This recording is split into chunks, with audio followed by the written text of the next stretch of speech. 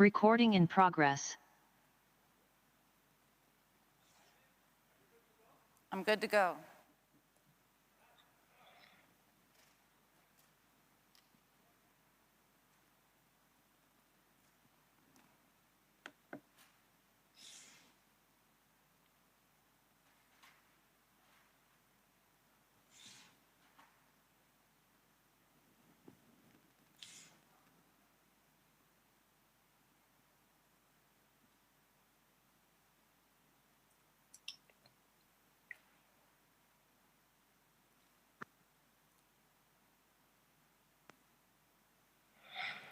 Good morning, ladies and gentlemen, and welcome.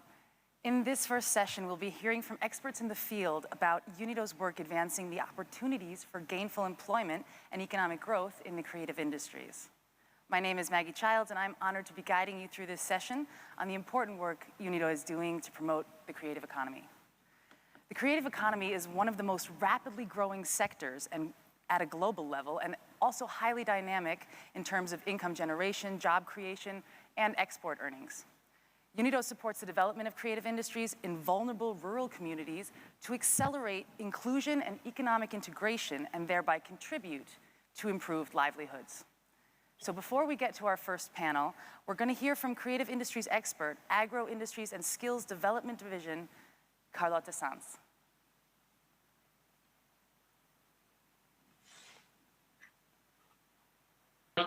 2021 marks the International Year of the Creative Economy for Sustainable Development. The United Nations General Assembly has acknowledged the role of the creative economy to achieve the Agenda 2030 and the Sustainable Development Goals. The creative economy builds on the interplay between creativity, ideas, intellectual property, knowledge, and technology. Creative industries, which includes design, arts and crafts, fashion, music, and film, among others, are at the center of the creative economy. And even though they are highly affected by the COVID-19 crisis, they are still amongst the most dynamic sectors in the world economy. At UNIDO, together with member states, donors, and sister UN agencies, we have been supporting the creative industries for decades. Excellencies, ladies and gentlemen, today, we are here to show what makes the creative economy such a powerful tool for change. And I would like you to keep three main ideas in mind. The first one is that there is an untapped potential for creative industries in developing economies. Creativity and unheard stories are everywhere. In every corner of our planet, there is a musician composing a new sound or a fashion designer trying to build her business. Every society, every continent has its unique creative and cultural capital. And today, thanks to increased connectivity and digitalization, developing economies can build on these unique assets to better integrate the global economy. The second idea is that the potential for job creation, especially in rural areas, is huge because factors of production are essentially human, are abundant, and are accessible. Those are creativity, ideas, knowledge, and know-how, rather than natural resources, lands, or factories. These industries have relatively low barriers to entry, which opens opportunities for many women, youth, and other vulnerable groups who typically face higher constraints to access capital. And third, the creative industries are a bond between our past and our future, and a great source of innovation. A dichotomy is often drawn between tradition and innovation, but one cannot innovate without previous knowledge, without heritage, and without history. Getting inspiration from the patterns of an ancient building or the colors of the spices in the local market and transform it into new innovative goods and services with a soul, with a story, which are increasingly coveted by international markets. This is what actors in the creative economy are doing, and this is why at UNIDO we want to keep supporting them. Excellencies, ladies and gentlemen, building upon the right tools such as design capacity building, digitalization, entrepreneurship and skills development programs, intellectual property rights protection, UNIDO supports actors in the creative industries to improve their economic opportunities. Our speakers today will provide us with concrete examples on the impact of supporting the creative industries, and I am sure that they will bring you the energy, the inspiration, and the ideas to build back a better future. Thank you for your attention and enjoy the session. Thank you, Carlota Sanz, for those inspiring words. I think we've all felt that the creative industries have suffered now during the pandemic, but digitalization is opening up new opportunities for them, and diversification is definitely key, and we'll hear more about that in the panels. But next we'll be hearing from the Minister of Cooperatives, Labor and Social Welfare for the Islamic Republic of Iran, His Excellency Hoyatollah Abdolmaleki.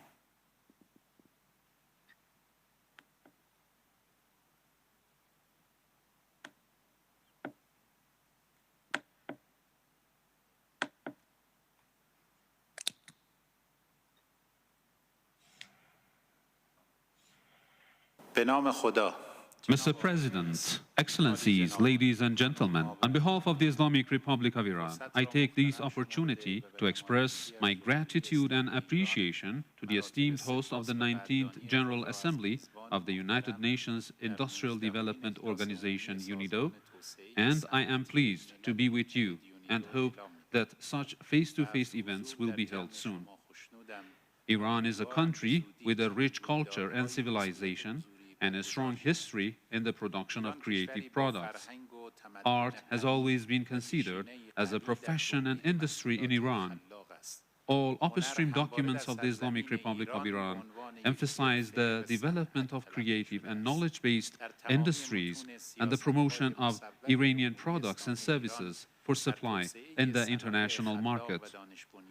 We believe that paying attention to and launching creative industries is an effective approach to overcome the existing problems such as poverty and unemployment in developing countries, as well as an effective way to create productive and decent employment for all and improve the quality of life of people, especially in rural areas. The Iranian government has created a conducive environment for empowerment to develop a creative economy and digital technologies by developing communication infrastructure in all cities and villages with more than 20 households. At the Ministry of Agriculture, Jihad, and with the help of the Ministry of Cooperatives, Labor and Social Welfare, we have been pursuing the development of the beekeeping industry for several years in cooperation with UNIDO, and now we are proud to announce the end of this project in the form of creative economy. In this project, new products with high added value have been produced through training and empowerment of beekeepers in all parts of the country and their familiarity with the new production technologies and networking among activists along the value chain. The value of products of Iran's beekeeping industry has increased up to 100 times through creative research and development activities. Also, by creating and introducing national brands, designing customer-friendly packaging, and launching new products and competing the value chain of beekeeping industry products, the income of beekeepers, including women activists in this field who often live in rural and low-income areas, increased significantly. In some important international festivals, Iranian products have won gold medals. Of course, the irreplaceable role of traditional and creative houses in Kermanshah and Sanandaj in the success of this project should not be overlooked. In the Islamic Republic of Iran, we are still very interested in the development and continuation of cooperation with UNIDO in order to improve the value chain of the Iranian beekeeping industry. In particular, we will support the promotion of new digital technologies for the development of healthy and organic products and the further development of research and creative development and branding of this industry. Finally, I would like to thank Mr. Riccardo Savigliano, head of the AIS department of the UNIDO Department of Agriculture, for managing this program in Iran. Thank you.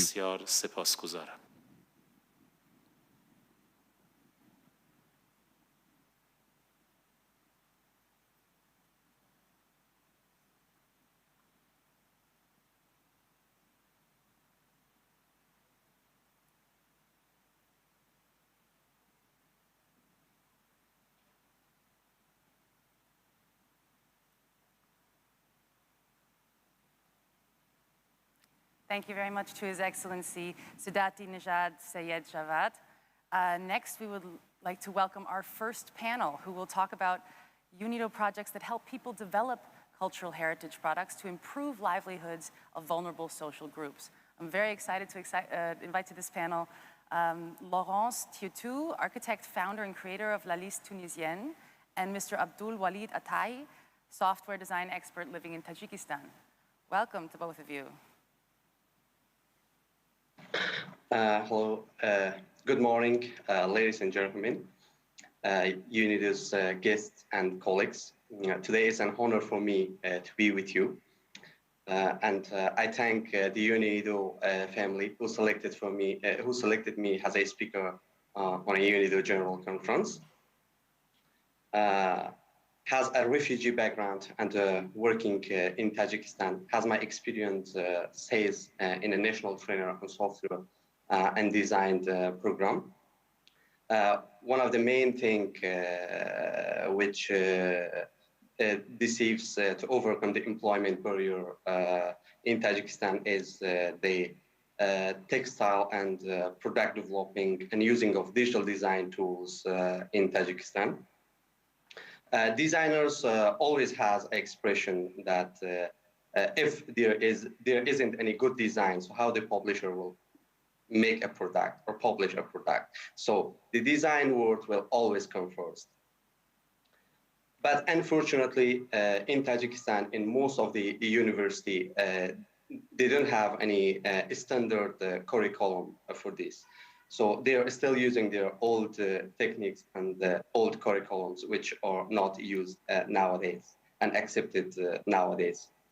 Therefore, when I start my first training with a group of the designers and a group of students with different universities of Tajikistan, they were actually using a pen and a pencil or with a paper for designing their products. But that's not the right way, and they face too many problems. And we show them the right way to using of a digital designs software, which is very accurate and designed for this type of tasks. When I started my first training in October 2019 with the different groups, include vulnerable social groups, who had the limited information and a basic information about the computer, using of a computer, and a little information about the design.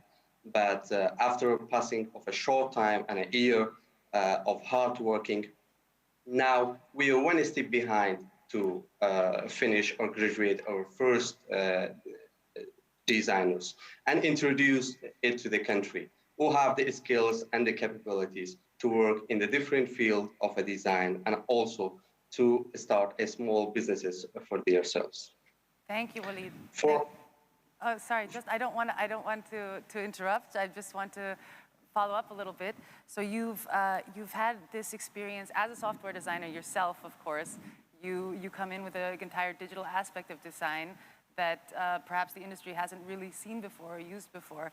I find that ties in very well with Laurence's experience of bringing young designers in to work with rural women together and coming from completely different backgrounds, kind of feeding in both of their expertise into the design and craft sector. So Laurence, could you share with us just a little bit of that project and how you approached it?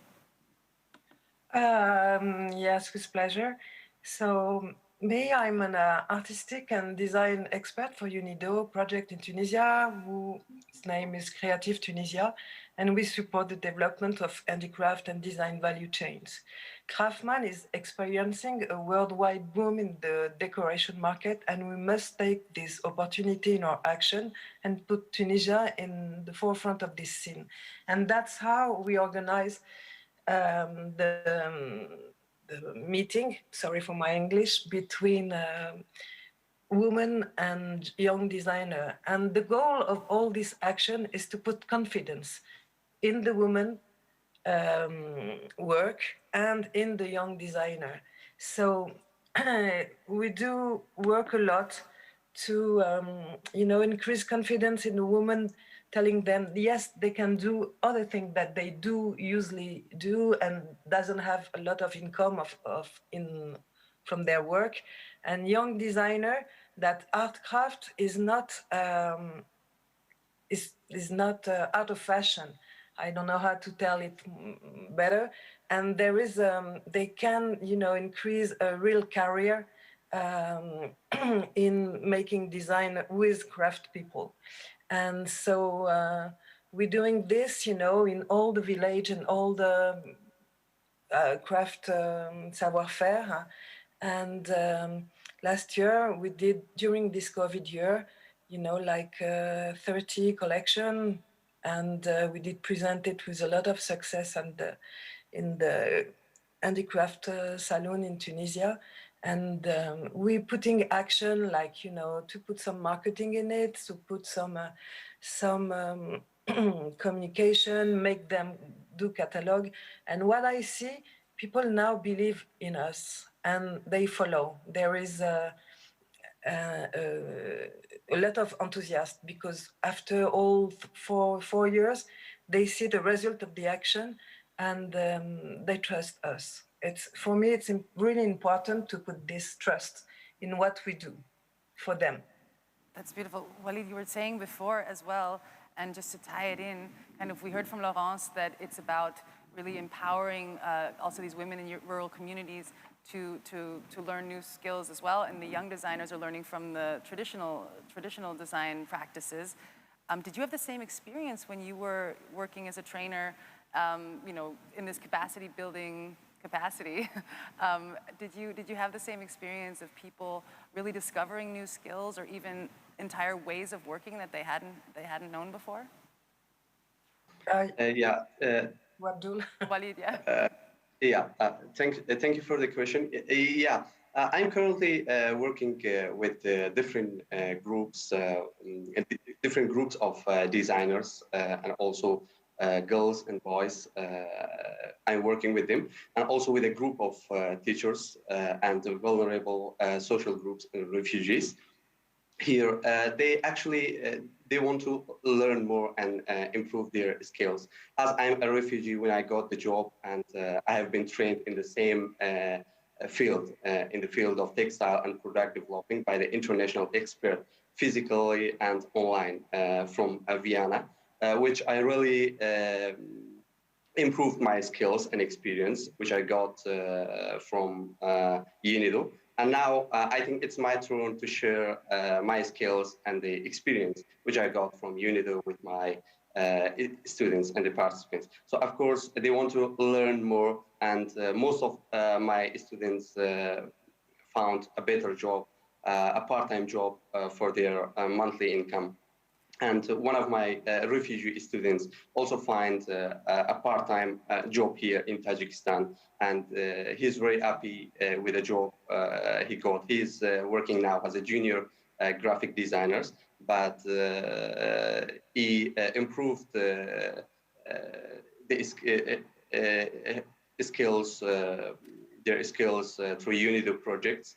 And they are also always saying that we are grateful of UNIDO for conducting this kind of training with us.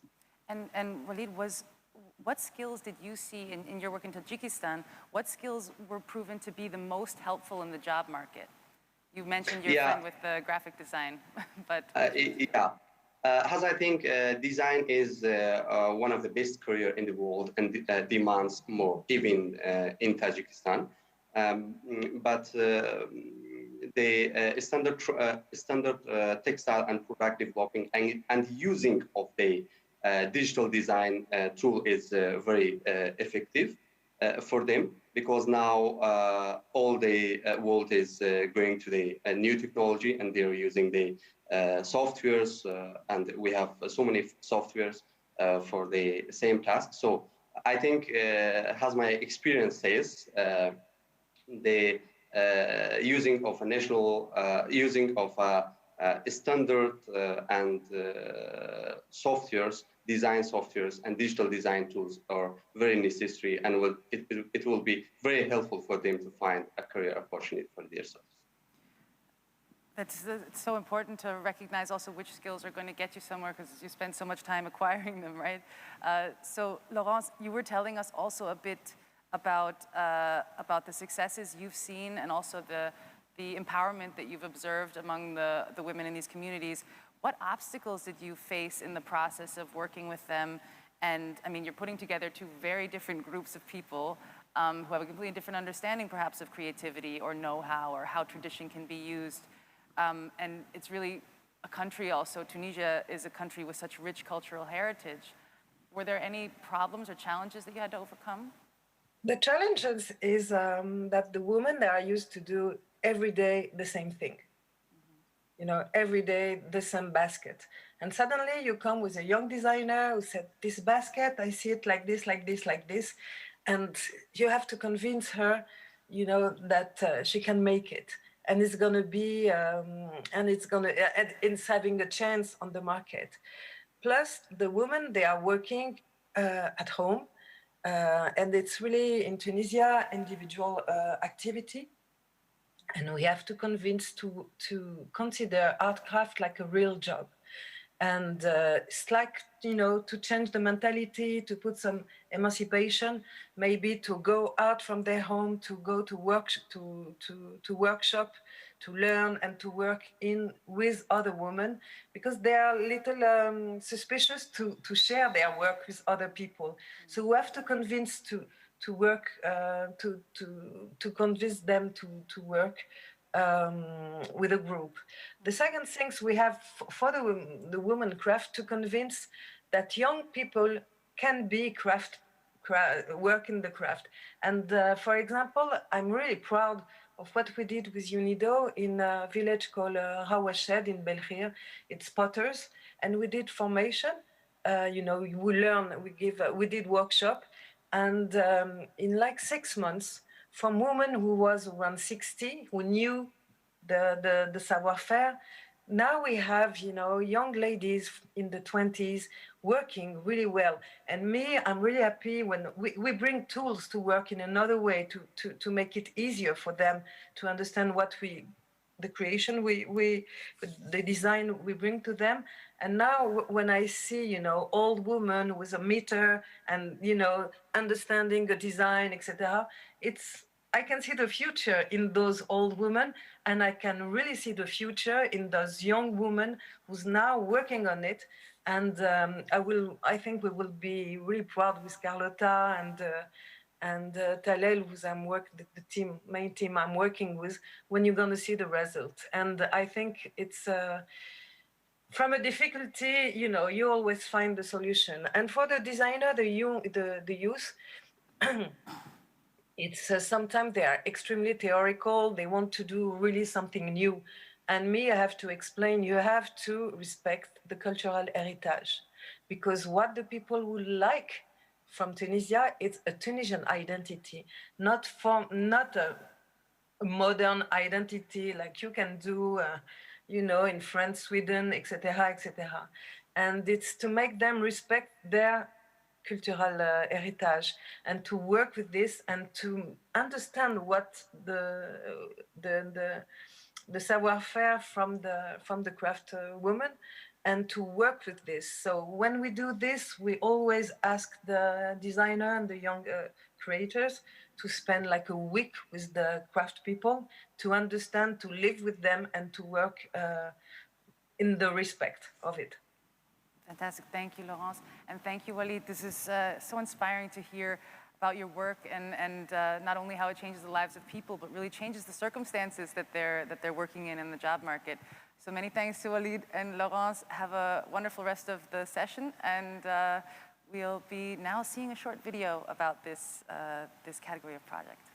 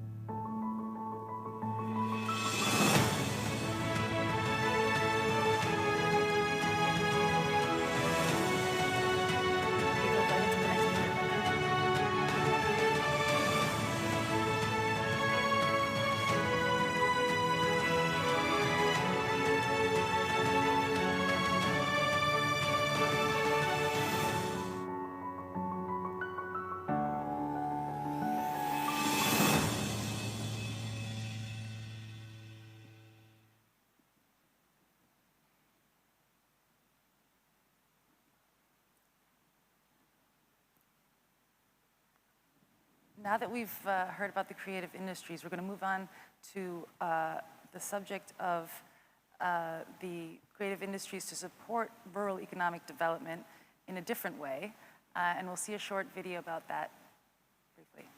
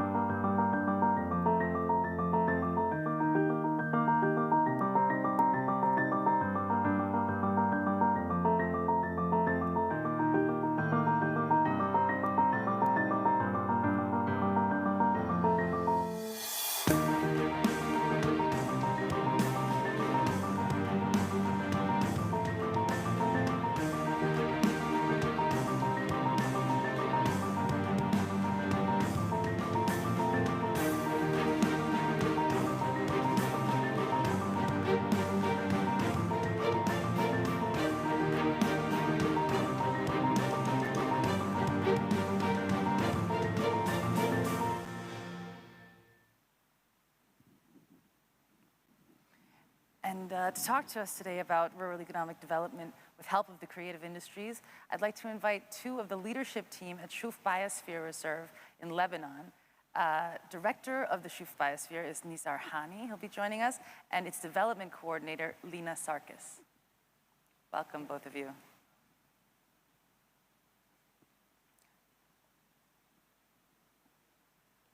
Great to see you both. So, Nisar, let's start with you. Rural areas in many countries often have two things in common. First of all, they have small-scale farming activities, and they also have very rich traditions and rich cultural heritage. So how can local communities harness that cultural heritage to really create not only prosperity, but also jobs for the community? Tell us a little bit, Nisar, about your projects. Good morning, all. First, the Shuf Biosphere Reserve is the largest nature reserve in Lebanon, located in Mount Lebanon. It is one of the largest protected areas in the southern side of the Mediterranean region, including 30% of the remaining famous cedar forest, which is the iconic tree which exists on the flag of Lebanon. And this part of the world is very rich in biodiversity. What we are trying to do and to promote in this protected area, what we call it forest and landscape restoration, which is looking to this landscape as one unit, involve all the stakeholders that are living in the surrounding area of the reserve. And in that case, farmers are playing a key role in this landscape because 30% of our landscape is the farming land or old abandoned terraces. So we try to work with all the stakeholders, with the small farmers. Lately, with the full support of UNIDO, we started many initiatives to highlight and to promote such local farming activities and to train the local farmers to revive their traditional knowledge and their traditional practices, really to be going in harmony with nature conservation, where we have this natural assets that can support agriculture, and agriculture can support the nature conservation activities in the region. Fantastic. Sounds like a very complex and multifaceted project as well. Lina, maybe you can tell us a little bit about some examples maybe of how Shuf Biosphere goes about facilitating things for creatives so that they can diversify, grow their business, or really make an impact in the community. What were some examples of how you've done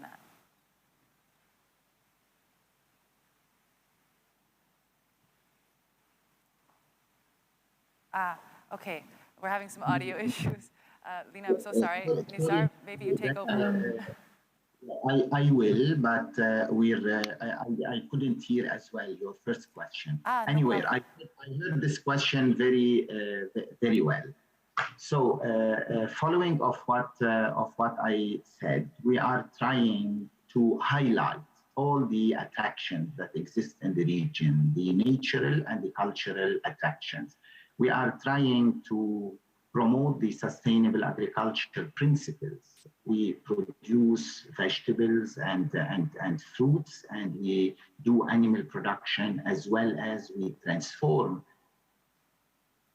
the agriculture crops, as well as we have a fourth important principle, which is the agritourism.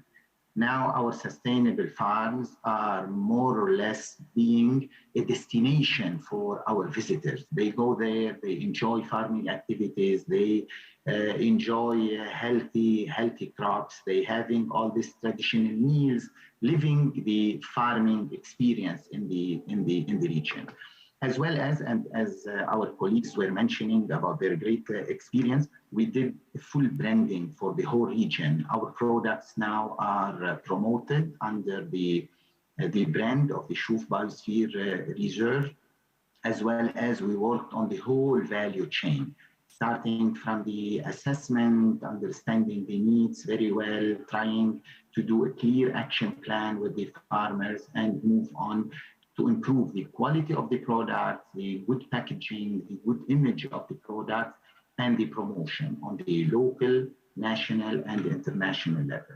One of the issues that we did it, and we helped the producers and the farmers to promote and to sell their products locally. We did linkages between the service providers and the producers and the farmers.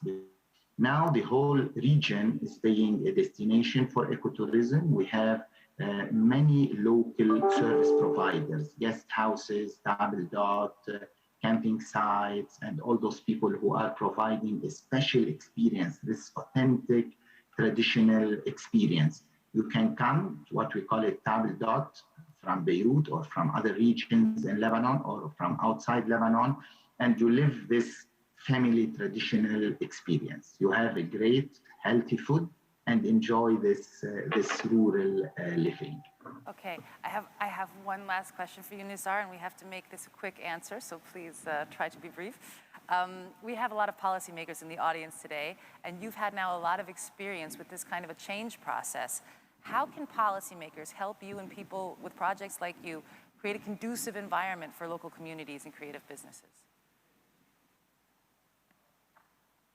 Yeah, the policies are helping a lot, but we need more policies taking into consideration the importance of nature conservation, the importance of the cultural practices, because the new way of successful of managing protected areas is to revive the cultural practices and really to let those practices meeting our current needs.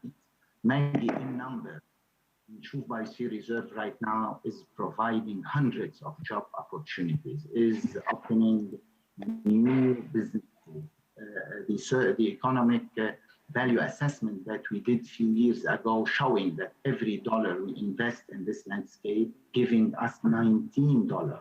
And this is a good investment for the rural areas. So for the policymakers, my message today that protected areas is a good investment for rural areas. Let's invest more in protected areas and let's support on policy level and on protection level those areas, which is now the Biosphere Reserve Network exists in 120 countries and covering 5% of the surface of the globe. So are laboratories for sustainable development. Let's continue supporting those areas to be able to support the local communities that are living in the surrounding of the biosphere reserves.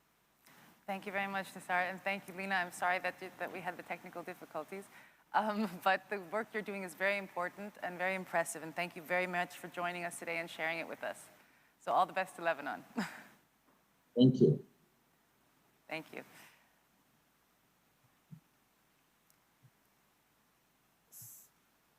So for our third panel, we're going to delve into the industrial design and branding for competitiveness and sustainable growth. We'll see a short video on that.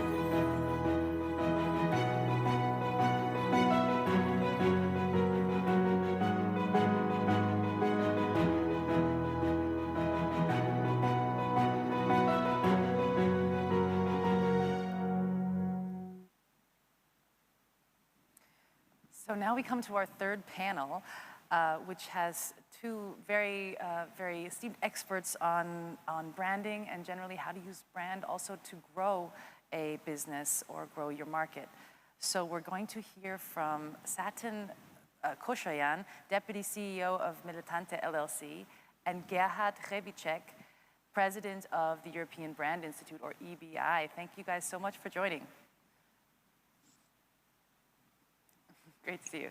So Satin, I'm going to start with you. Your company, Militante, joined the umbrella branding initiative supported by UNIDO and adopted a collective approach to marketing. So were you able to see improvements in your competitiveness, and also were you able to build credibility of Armenian fashion producers in Armenia and also around the world? What were you able to accomplish with that? Okay, hi everyone, and thank you for a very, very interesting question. So here I should highlight the importance of strong cooperation with Space 59. It's a really unique platform for manufacturers, designers, and other fashion-related enterprises to work effectively, cooperate, and achieve more. As a successful example, I want to talk about mainly umbrella branding and collective marketing initiatives that we jointly launched with Space 59. It's more than 4 years that we as an Armenian brand are represented in international exhibitions as one united brand. And here I should highlight the benefits which we receive from the cooperation, not only as a company, but also as a country. It's gain of more visibility in larger presence in the marketplace, better understanding the international markets, cost reductions, experience sharings, and of course, presenting our countries from the branding perspective. Also, while working with highly professional team, we learn new things like trend forecasting, right representation of collections, and importance of e-commerce. And these all were the benefits of working and creating and believing together as a one umbrella brand.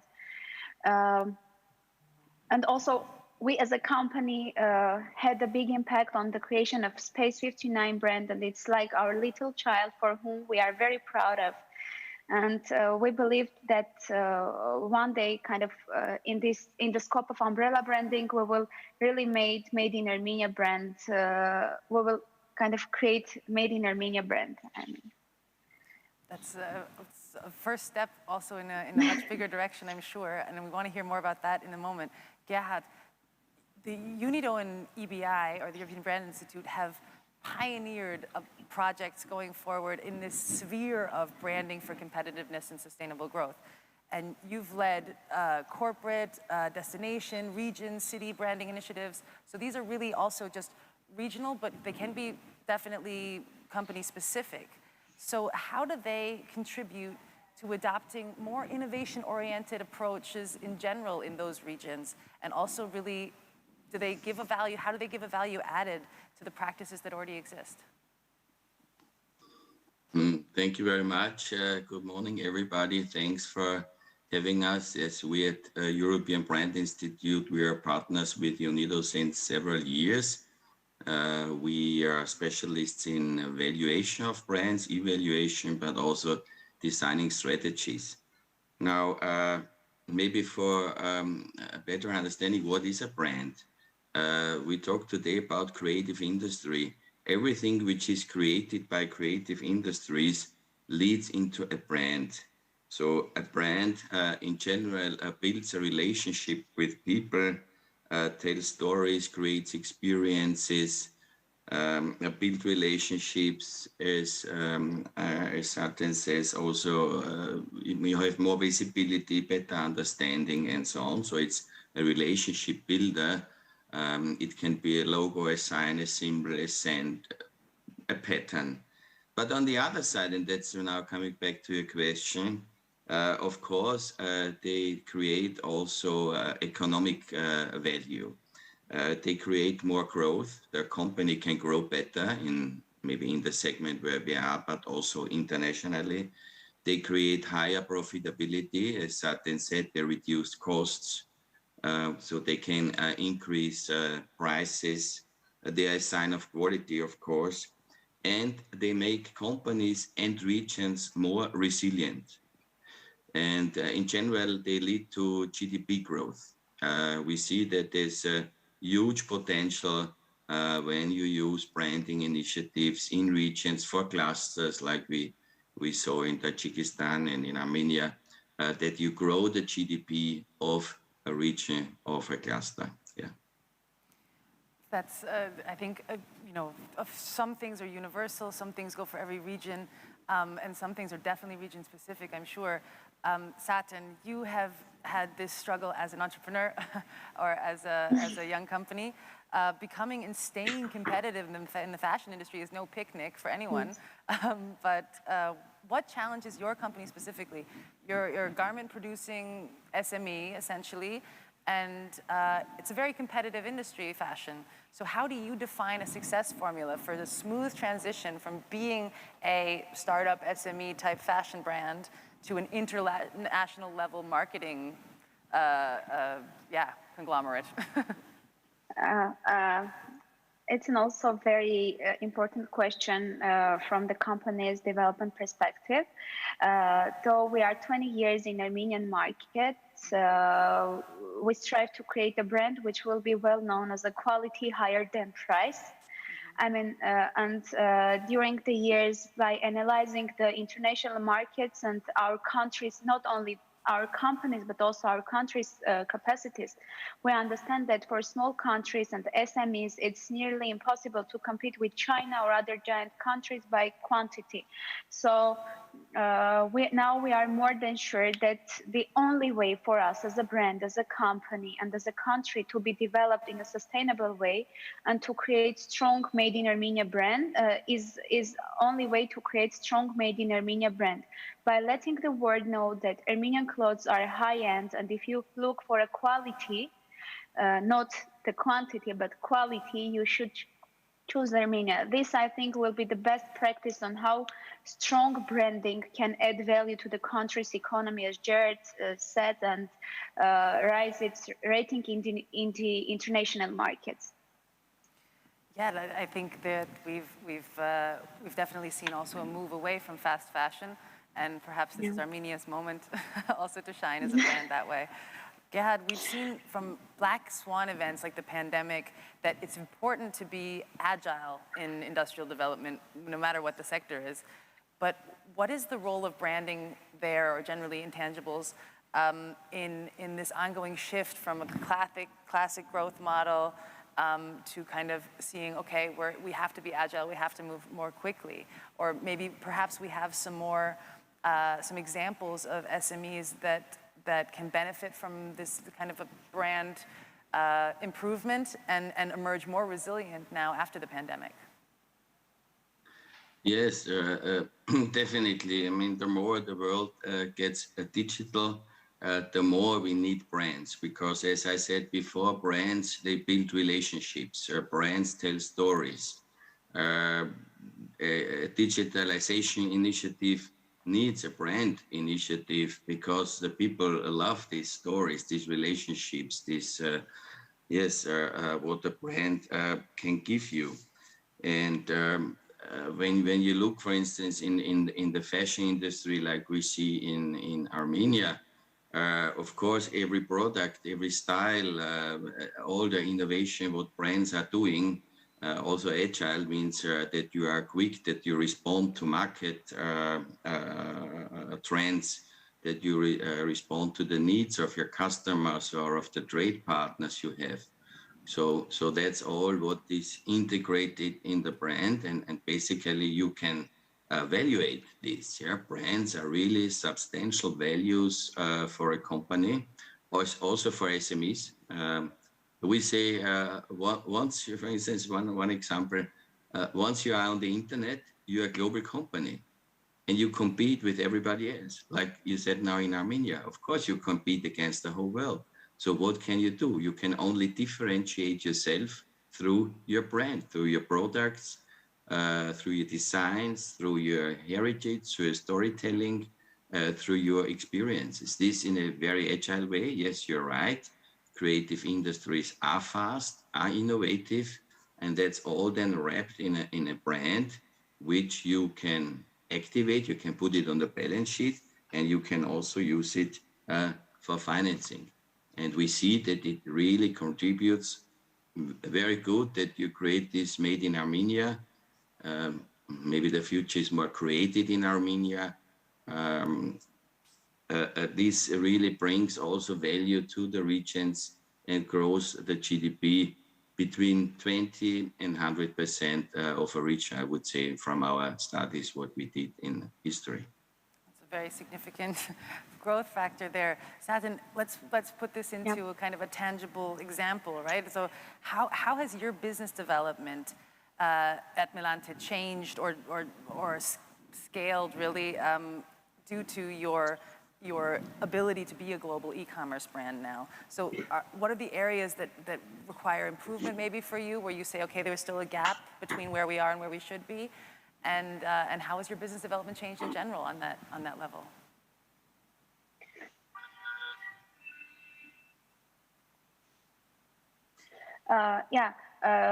Though for SMEs or for our company, creating our own brand is a hard, expensive, and sometimes long-lasting processes, we understood that in a long-term perspective, it becomes a valuable asset which generates income, even in crises and hard market conditions. And we had this good example of COVID-19, where we understand that if we want to exist in the marketplace, we should be also in e-commerce platforms, and we should have our e-commerce existence. So now we are changing kind of strategies. We are trying to make more investments on being represented in e-commerce platforms, and I guess this was the biggest gap which we are trying now to solve in order to be in the global marketplaces and to represent our country, company, and our brand. So. Well, Satin, it's very inspiring what you're doing, and both of you, also brands generally and their power is so underestimated. I think it's really great what we've heard from you today also about the power of brands, especially in the digital market that we're working in today and the current pandemic situation that the world finds itself in. Gehad, Satin, thank you very much for the conversation.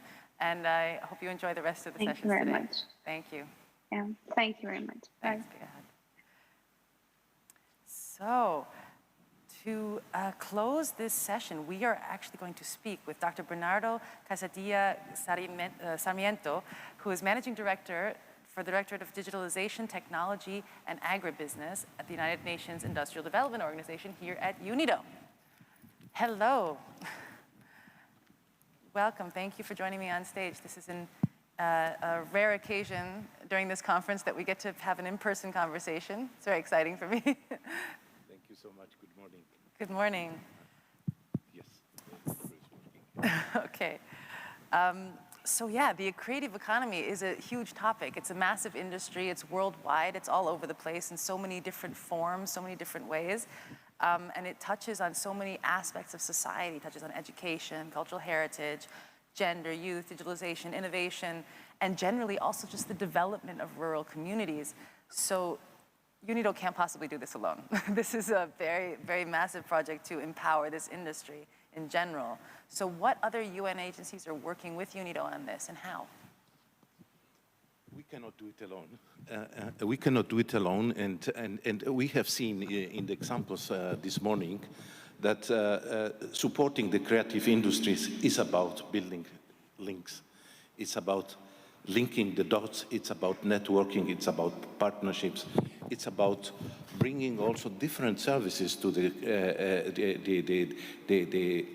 artist or to the producers. We need quality. We need especially clusters.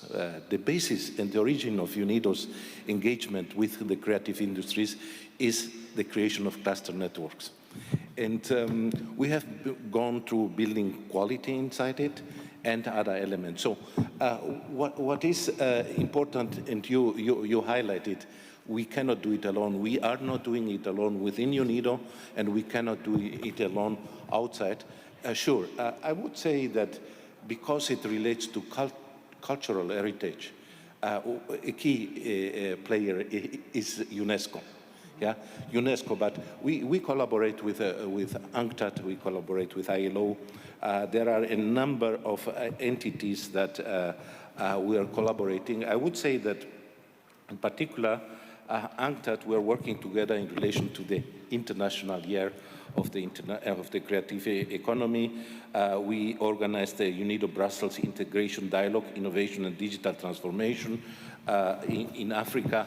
So we have been working in a number of cases with the other entities. With UNESCO, UN Habitat, UNIDO is collaborating in a project to develop Creative City. Creative City in Hanoi is to support creative hubs. So especially to have the possibility to go and get the services through the hubs as a reference for creativity, innovation, collaboration, today we have heard IT and digital products. So partnerships, again, I say, is the fundamental ingredient to address the variety of creative industries and the needs. And we need to work together in the UN family in relation to really highlighting the need to have this powerful tool to address the needs of women, youth, the vulnerable, and to unleash the creative potential that are in the communities and in the cultural heritage. In view also to link it to what is important for UNIDO, to industrial development. Absolutely. And I think what you mentioned just now, also strengthening the IT kind of capabilities of organizations, when you're talking about these kind of cross-departmental things within UNIDO, right?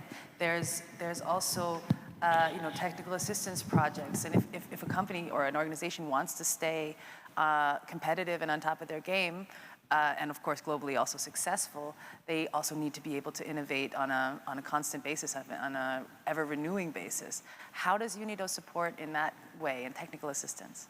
Well, I think that in the process of the lockdown and in the pandemic, we have learned to work closer together. We have learned to work closer together. First of all, we migrated in digital space. We have a different way of collaborating, but we have seen that it's fundamental to link the different services. We have, I said, we had clusters, we have branding, we have design. Design is very important. And I would call design the new element here, industrial design that we are introducing, because it brings us to link it to the circular economy. Because the circular economy needs to redesign the way products are going to do. We're doing it in an application here for the creative industries, but this is a very interesting element also because bringing the circular economy brings us to sustainability. And if you see the pandemic, the sector that is related to the creative industry that was more heated was the sustainable tourism. The tourism, you look everywhere, it's still a big problem. Imagine Barbados, I imagine the Caribbean, not to speak about Europe, but I'm just thinking Thailand, the losses that they have. So it is important to see that while we will help to recover, because UNIDO started to support, first of all, containment. And with containment was, how can we do business continuity? Business continuity was the first reaction. How can we help these small companies? And then we helped them to repurpose to produce artistic masks, yeah, that are creative. And then we had also to help them to come back in a safe manner to business. And certainly during this process that I call the migration to the digital space, we have learned the relevance of e-commerce.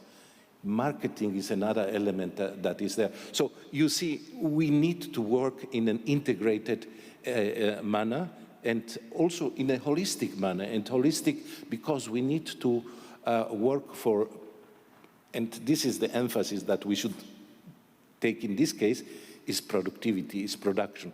Because the inclusivity is already inherent to the creative industry, because those who are producing these goods are the vulnerable groups. But we need to continue helping for competitiveness so that the products can be sold, but also we need to have a thinking from the outset about sustainability. Seems to me that there are almost two worlds converging here, industrial design and the creative industries in the classical sense, and as you talked about with cultural heritage. The technical assistance that you give with UNIDO, how does it address that kind of dichotomy, or how do you bring kind of Industry 4.0 into the fore for the creative industries? Well, I very much like the intervention of Mr. What is his name? Atahi? Atahi, yes, Mr. Atahi. It's a wonderful story, yeah? And I liked it because it has the story of the migrant that is coming, and is starting to train with IT tools. This is, and I like it because it's the start. It's where we have to start, is providing the tools for digitalization. When we talk about 4.0, the first element is digitalization, which may be not part of 4.0, is digitalization started way back. But if you don't have basic digitalization, you cannot think about transforming your company, but you have to start to do that. You have to develop the skills that are required. So you need to focus on production, but you need from the outset to focus on the skills. And this is what the story told us, is focusing on the skills for diversification of production, maintaining business continuity, and doing business and link it to the international market. I said, I think that the star of the services was e-commerce. During the lockdown, e-commerce has grown not only in the industrialized world, but also this was the only way these companies could survive. We have supported a lot in relation to helping the companies to do that job, and this relates also to training.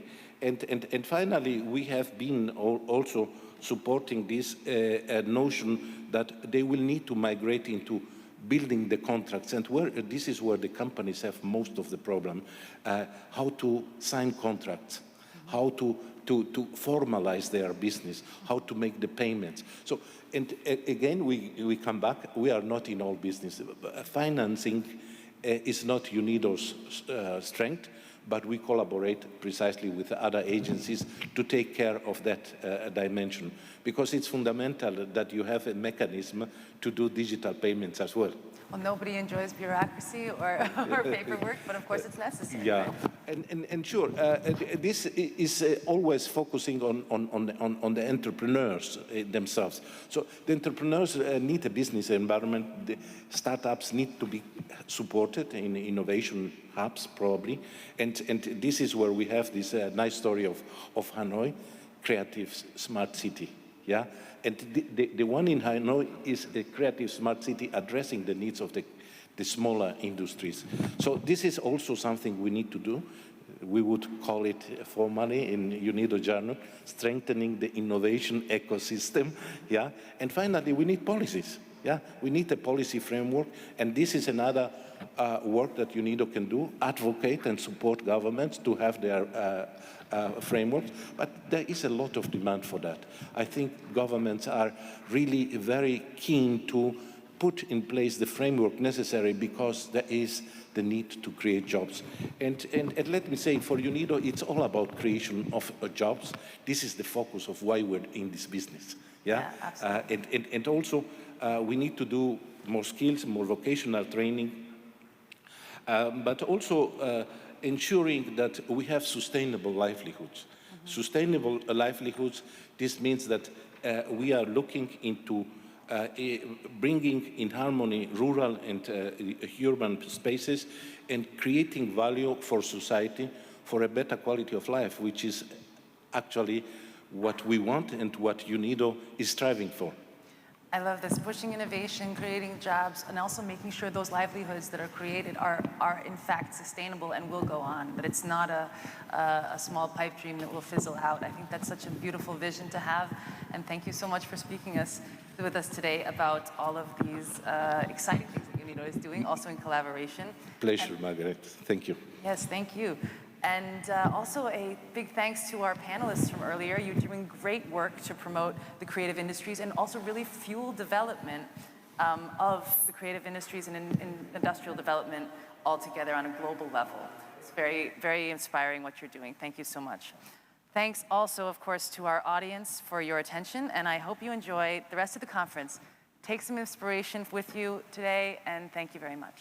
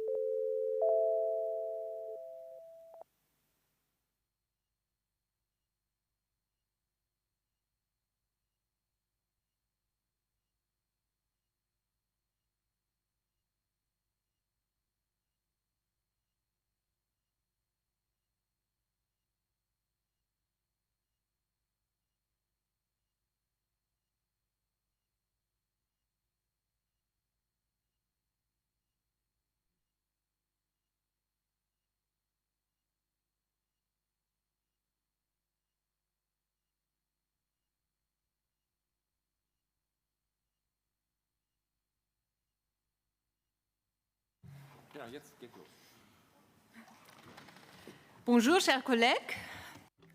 Dear colleagues, welcome to this session. It's a great honor and joy to chair this session. And as I said, I'm very happy. The fifth plenary meeting of the 19th session of the General Conference. I would like to remind you that the speakers list of the general debate will be closed today at 12 o'clock. The Credentials Committee is taking place in parallel to this plenary meeting from 9:30 a.m. to 10:15 a.m. in Boardroom D on the 4th floor of the C building. The next meeting of the main committee will take place on Thursday at 4:30 p.m. in Boardroom D on the 4th floor of the C building and on the Interprefy platform.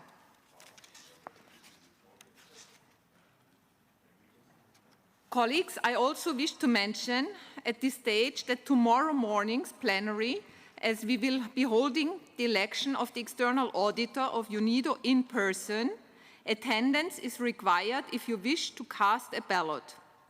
I therefore already call on all delegations taking part in the balloting to be represented in plenary tomorrow morning starting at 9:30 a.m. sharp.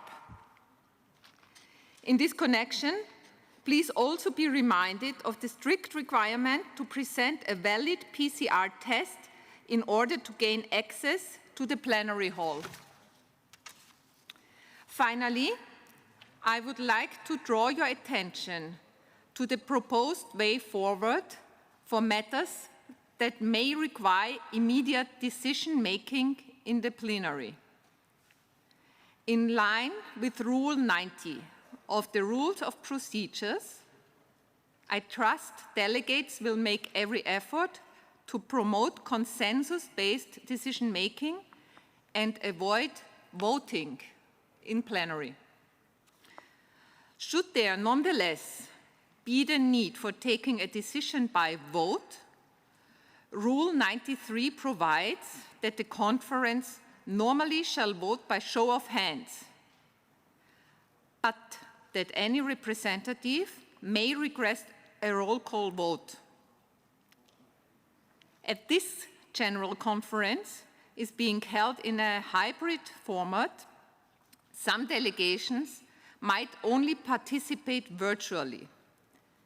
In order to enable these delegations to equally participate in all decision-making processes, I propose, as discussed in the General Committee, that the conference shall replace a show of hands with a roll call vote.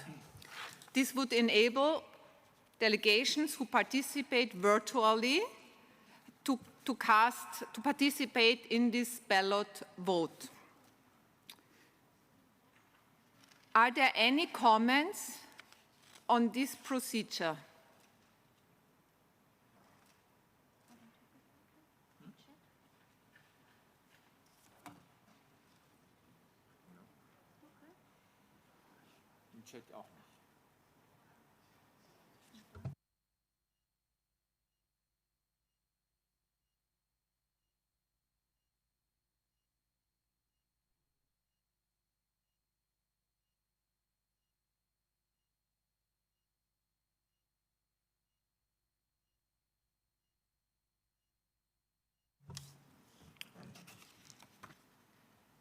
I don't see any comments.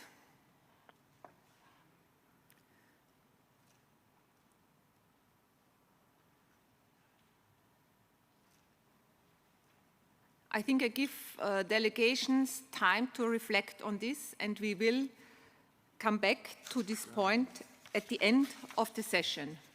Thank you.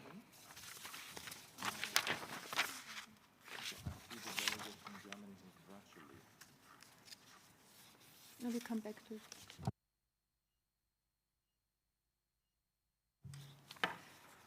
I now resume the general debate covering agenda items 8 to 29, and I give the floor to the next speaker on my list. And the first speaker this morning is Her Excellency Ms. Sekai Senza, Minister of Industry and Commerce from Zimbabwe. You have the floor.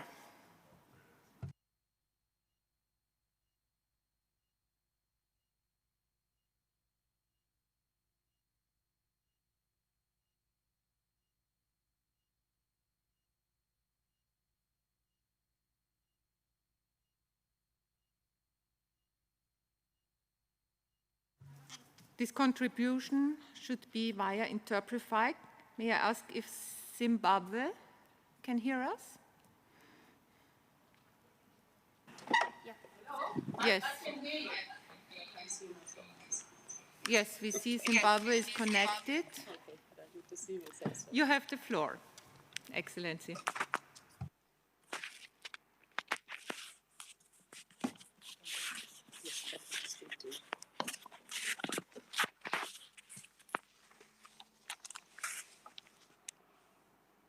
Good morning. President of the 19th session of the General Conference, Your Excellency, Director General Mr. Lee Yong, distinguished participants. Mr. President, this is the first time that my delegation is taking the floor during this session. I therefore must begin by congratulating you, Your Excellency, on your election as the President of the 19th session of the General Conference. I must assure you of my delegation's support and cooperation during your tenure. Let me also thank the outgoing President, the Honorable Minister of Energy and Industry of the United Arab Emirates, for his able leadership during the last session.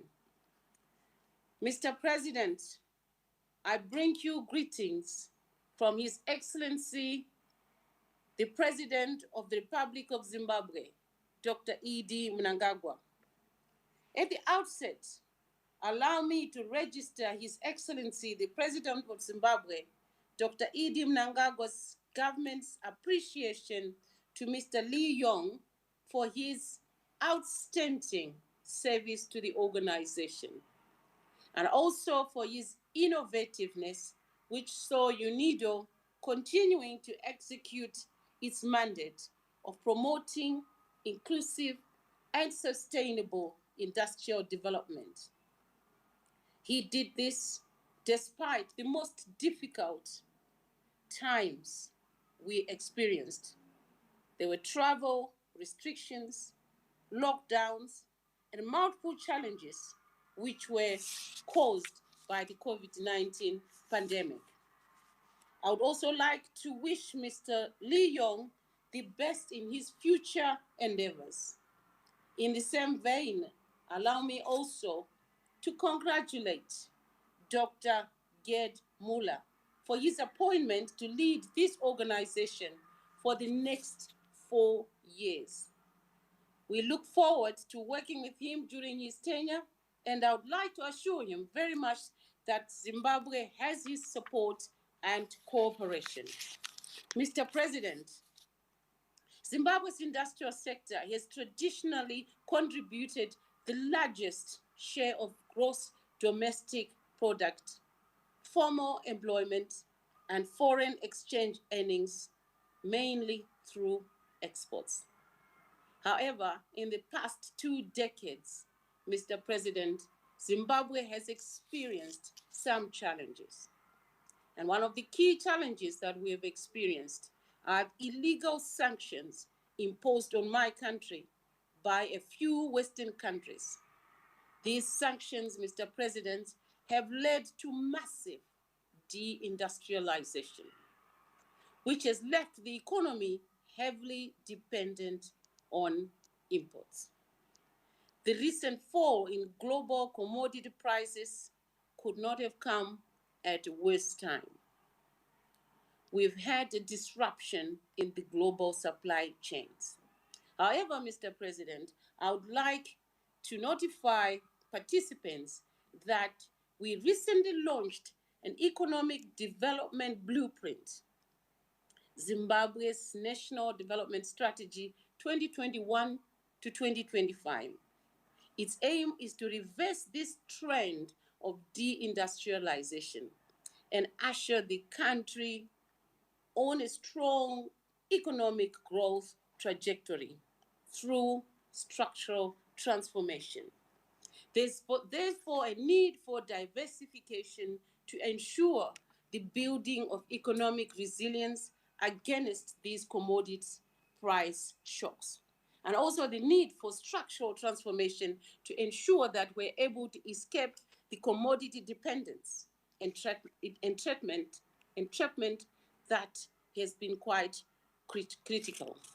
We are very much implementing ambitious reforms that will help us move towards an upper middle income status as shown by our National Vision 2030.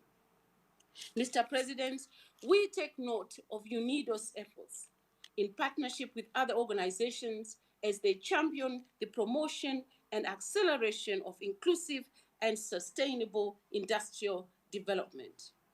We also note the challenges caused by COVID-19. Mr. President, we also wish to point out that we would like to have the solidarity which is collective as we mitigate against COVID-19 so that no country is left behind. Particularly, we wish to have support in the equitable distribution of vaccines in building forward better. Mr. President, we are concerned, however, with the recent travel bans that have been imposed on Zimbabwe and several other countries from the Southern Africa region. We think this is quite unfortunate. However, as we go forward, we should all collaborate and join hands to fight COVID-19. Mr. President, we welcome the program for country partnership modality that has taken shape in Africa and other regions. But Mr. President, we wish also to seek skills transfer, and not only skills transfer and capacity building, but the transfer of technology on favorable terms. We also appreciate UNIDO's continued support for Zimbabwe through the country program. It is our hope that the cooperation framework will be upgraded to PSP in the near future. The country's trust promoting special economic zones and industrial parks bodes very well with UNIDO's PCPs. Mr. President, before I close, we look forward that as the pandemic continues to wreak havoc across the world, there will be continued cooperation between Zimbabwe and UNIDO as we expand technical cooperation. Zimbabwe is at this moment going through an economic growth trajectory where we envision growth to go up 7.8%. So as we move forward, we seek strengthening relationships with the UNIDO.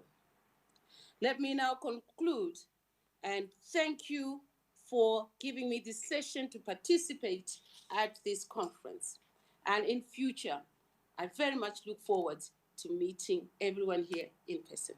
Thank you. Thank you, Madam Minister, for your statement.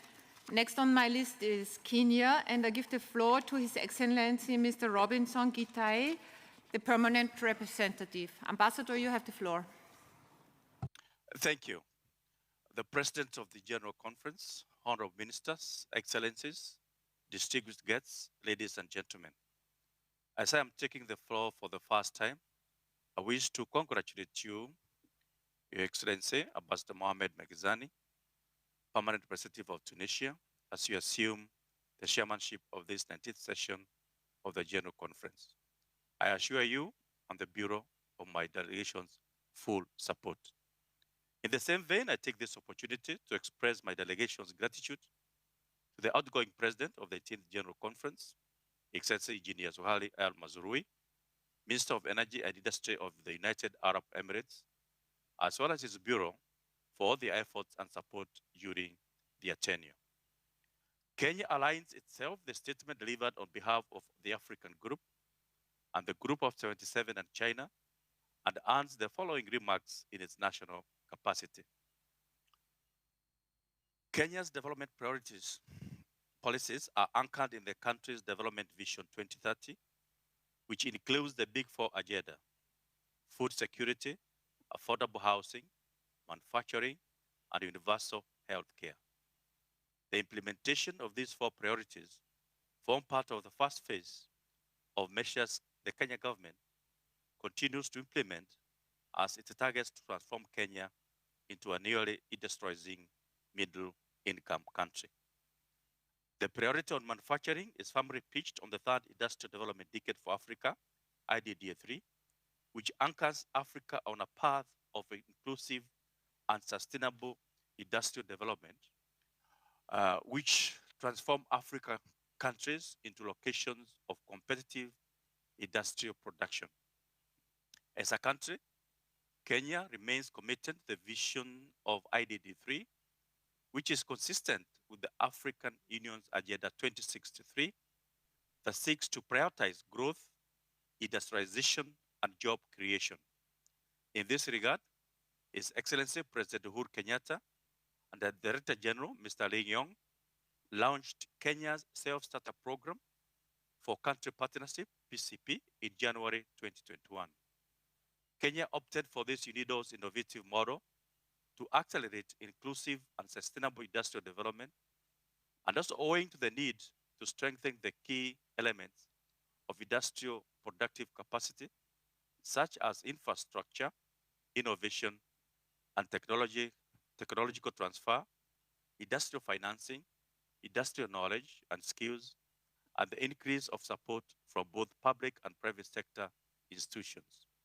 Further, Kenya and UNIDO signed joint declaration for the implementation of the PCP on 27 September 2021. Mr. President, the technical cooperation remains a priority and core activity for UNIDO, through which support is channeled to member states. In this regard, we encourage UNIDO to further increase its technical cooperation in areas such as digitalization and local manufacturing to enable countries such as Kenya to meet the demands and tap the opportunities offered by the fourth industrial revolution, as well as facilitate sustainable job creation and enhancement of supply chains to meet both domestic and regional demand. Further, we have confidence that UNIDO's value addition in the aforementioned sectors can complement the country's strategies to implement the African Continental Free Trade Area, AFCTFA, and ensure that Africa achieves its development objectives. Mr. President, the world suffered a setback following the advent of COVID-19 pandemic, which brought with it a devastating impact that resulted in severe constraints on production chains in all sectors of the economy. We commend UNIDO for its response to the pandemic, specifically its engagement and support to member states in developing countries to prepare for and respond to the challenges emanating from the ongoing COVID-19 pandemic. In particular, assisting countries in the development of contingency plans to mitigate the impact of the pandemic in line with the national response plans and priorities is quite commendable. Nevertheless, Mr. President, two issues remain a nagging challenge to the developing countries as the world continues to grapple with the virus. One, the heavily affected was the health sector of the developing countries, particularly due to the heavy reliance on imported pharmaceutical and other medical supplies produced by companies in developed nations. In our present situation, it reinforces the urgency in accelerating self-reliance in the manufacture of pharmaceutical and medical commodities. In this regard, we must find ways to bridge the gap and invest in pharmaceutical companies in developing countries. Local manufacture of such essential commodities holds much promise to the economies in regard to inclusive and sustainable development. We call upon UNIDO to continue its support on strengthening local pharmaceutical industry in developing countries such as Kenya towards evolving an efficient and effective regional pharmaceutical industry that can supply national, regional, and international markets with the efficacious and quality medicines. 2, the discrimination on the distribution of COVID vaccines. We are not safe until all of us are safe. Our cause has been given further impact by the desire to produce COVID-19 vaccines locally, following the lack of access and unequal distribution of COVID-19 vaccines globally. Kenya considers local production of pharmaceutical and medical as well as strategic industry and shall continue to support its growth and development in line with the African Union Commission Pharmaceutical Manufacturing Plan for Africa, PMPP, and the second EAC Regional Pharmaceutical Manufacturing Plan of Action 2017 to 2027, a regional roadmap to guide the East African community towards evolving an efficient and effective regional pharmaceutical industry that can supply national, regional, and international markets with efficacious and quality medicines. In conclusion, Mr. President, Kenya reiterates our commitment to UNIDO and remains ready to contribute to the Director General's efforts to spearhead industrial development in the world, particularly in developing countries. I thank you, Mr. President.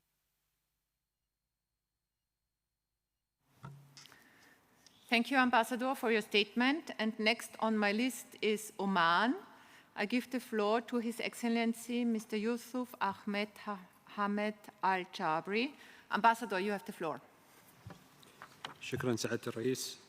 يطيب لنا في مستهل كلمتنا أن نتقدم لكم ولبلدكم الشقيق الجمهورية التونسية بخالص. Thank you very much. At the outset, we'd like to congratulate you and your country following your election to the chair of this session of UNIDO.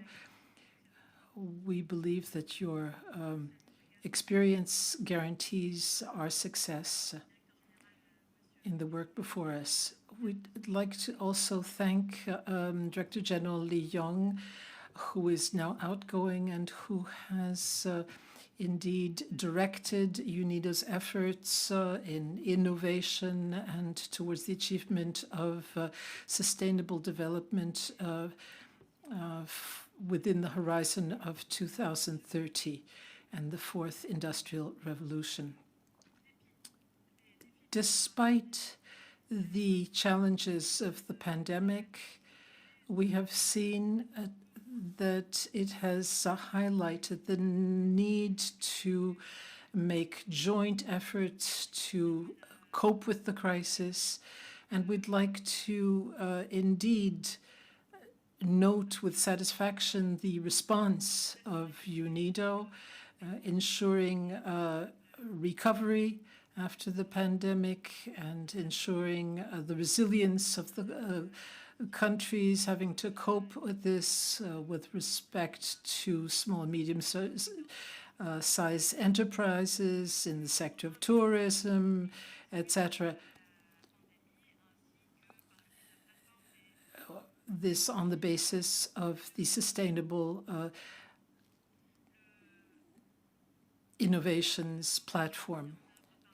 The cooperation program, which has been implemented by UNIDO, is one of the most important efforts ensured by this organization. Here I'm talking about the transition of knowledge and skills. Here we'd like to especially recognize the importance of the Industrial Strategy 2040 and the 2007-2020 statistical program. Both of these programs have been very successful. We also especially note with satisfaction the support that we've had with respect to our health sciences and the transition of skills in public procurement activities. And we would also like to confirm the Oman's the interest of our government in the work on sustainable development efforts. Chair.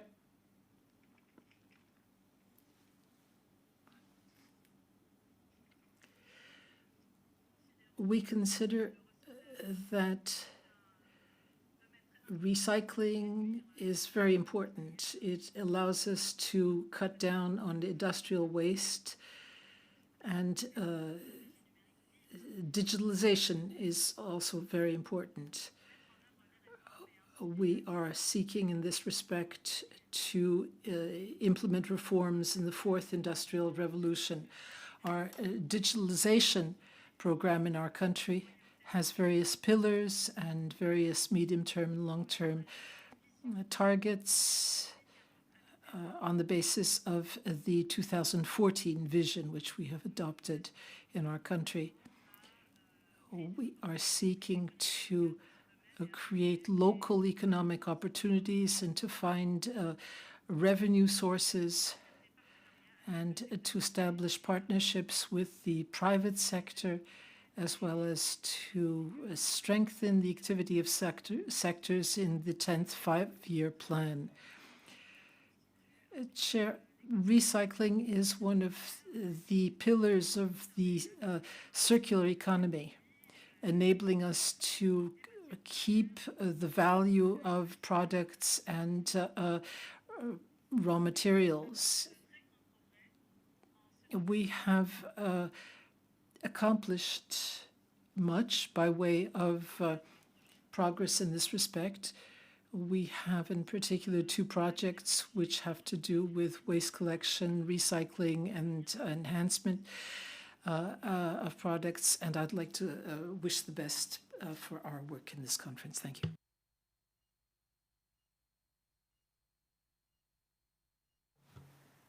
Thank you for your statement. And next on my list is the Syrian Arab Republic. I give the floor to His Excellency Mr. Hassan Kadur. Ambassador, you have the floor.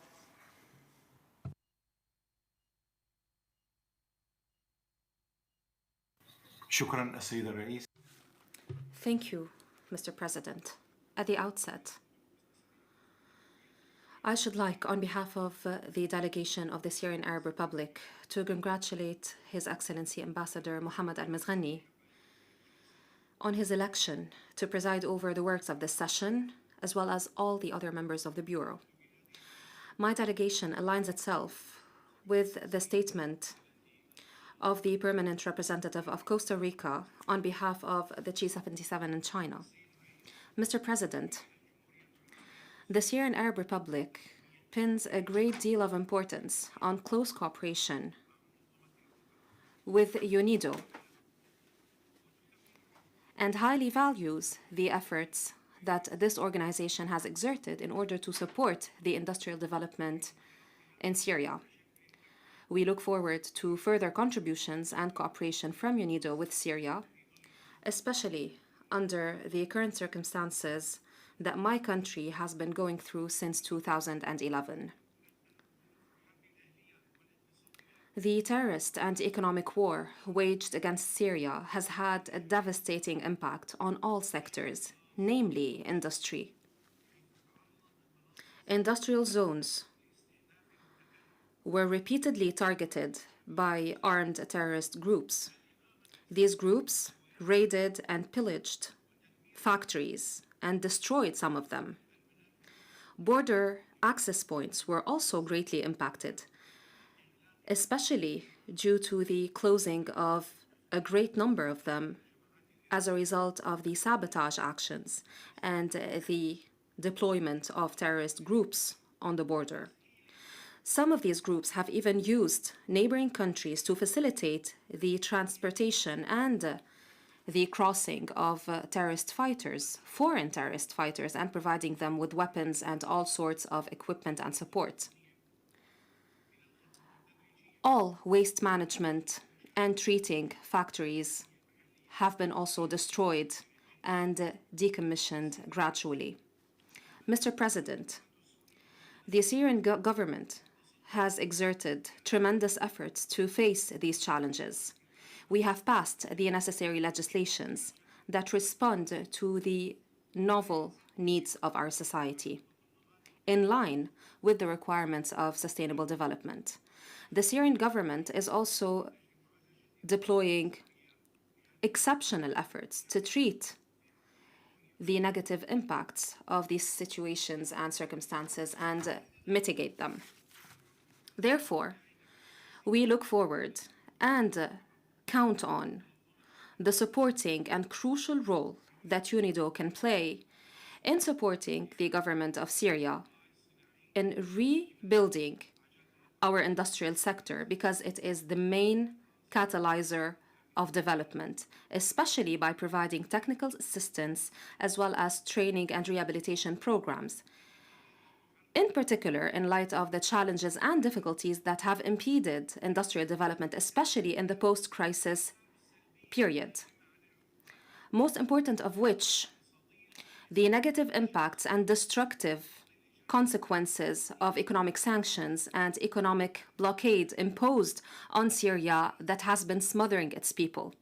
These coercive economic measures were unilaterally imposed on Syria and have undermined our capacity to develop our development and industrial sectors, especially in the field of modernization and industrial development. Mr. President, in conclusion, the Arab Syrian Republic looks forward to building international partnerships that are just and based on the respect of the principles of international law and the provisions of the UN Charter in order to support the efforts deployed by Syrian institutions so as to overcome the challenges that have ensued from years of terrorist acts and wars waged against Syria, in order to achieve sustainable development goals away from any politicization. Thank you very much, Mr. President. Thank you for your statement. Next on my list is Sri Lanka, and I give the floor to His Excellency Machinta Yasinghe. Ambassador, you have the floor.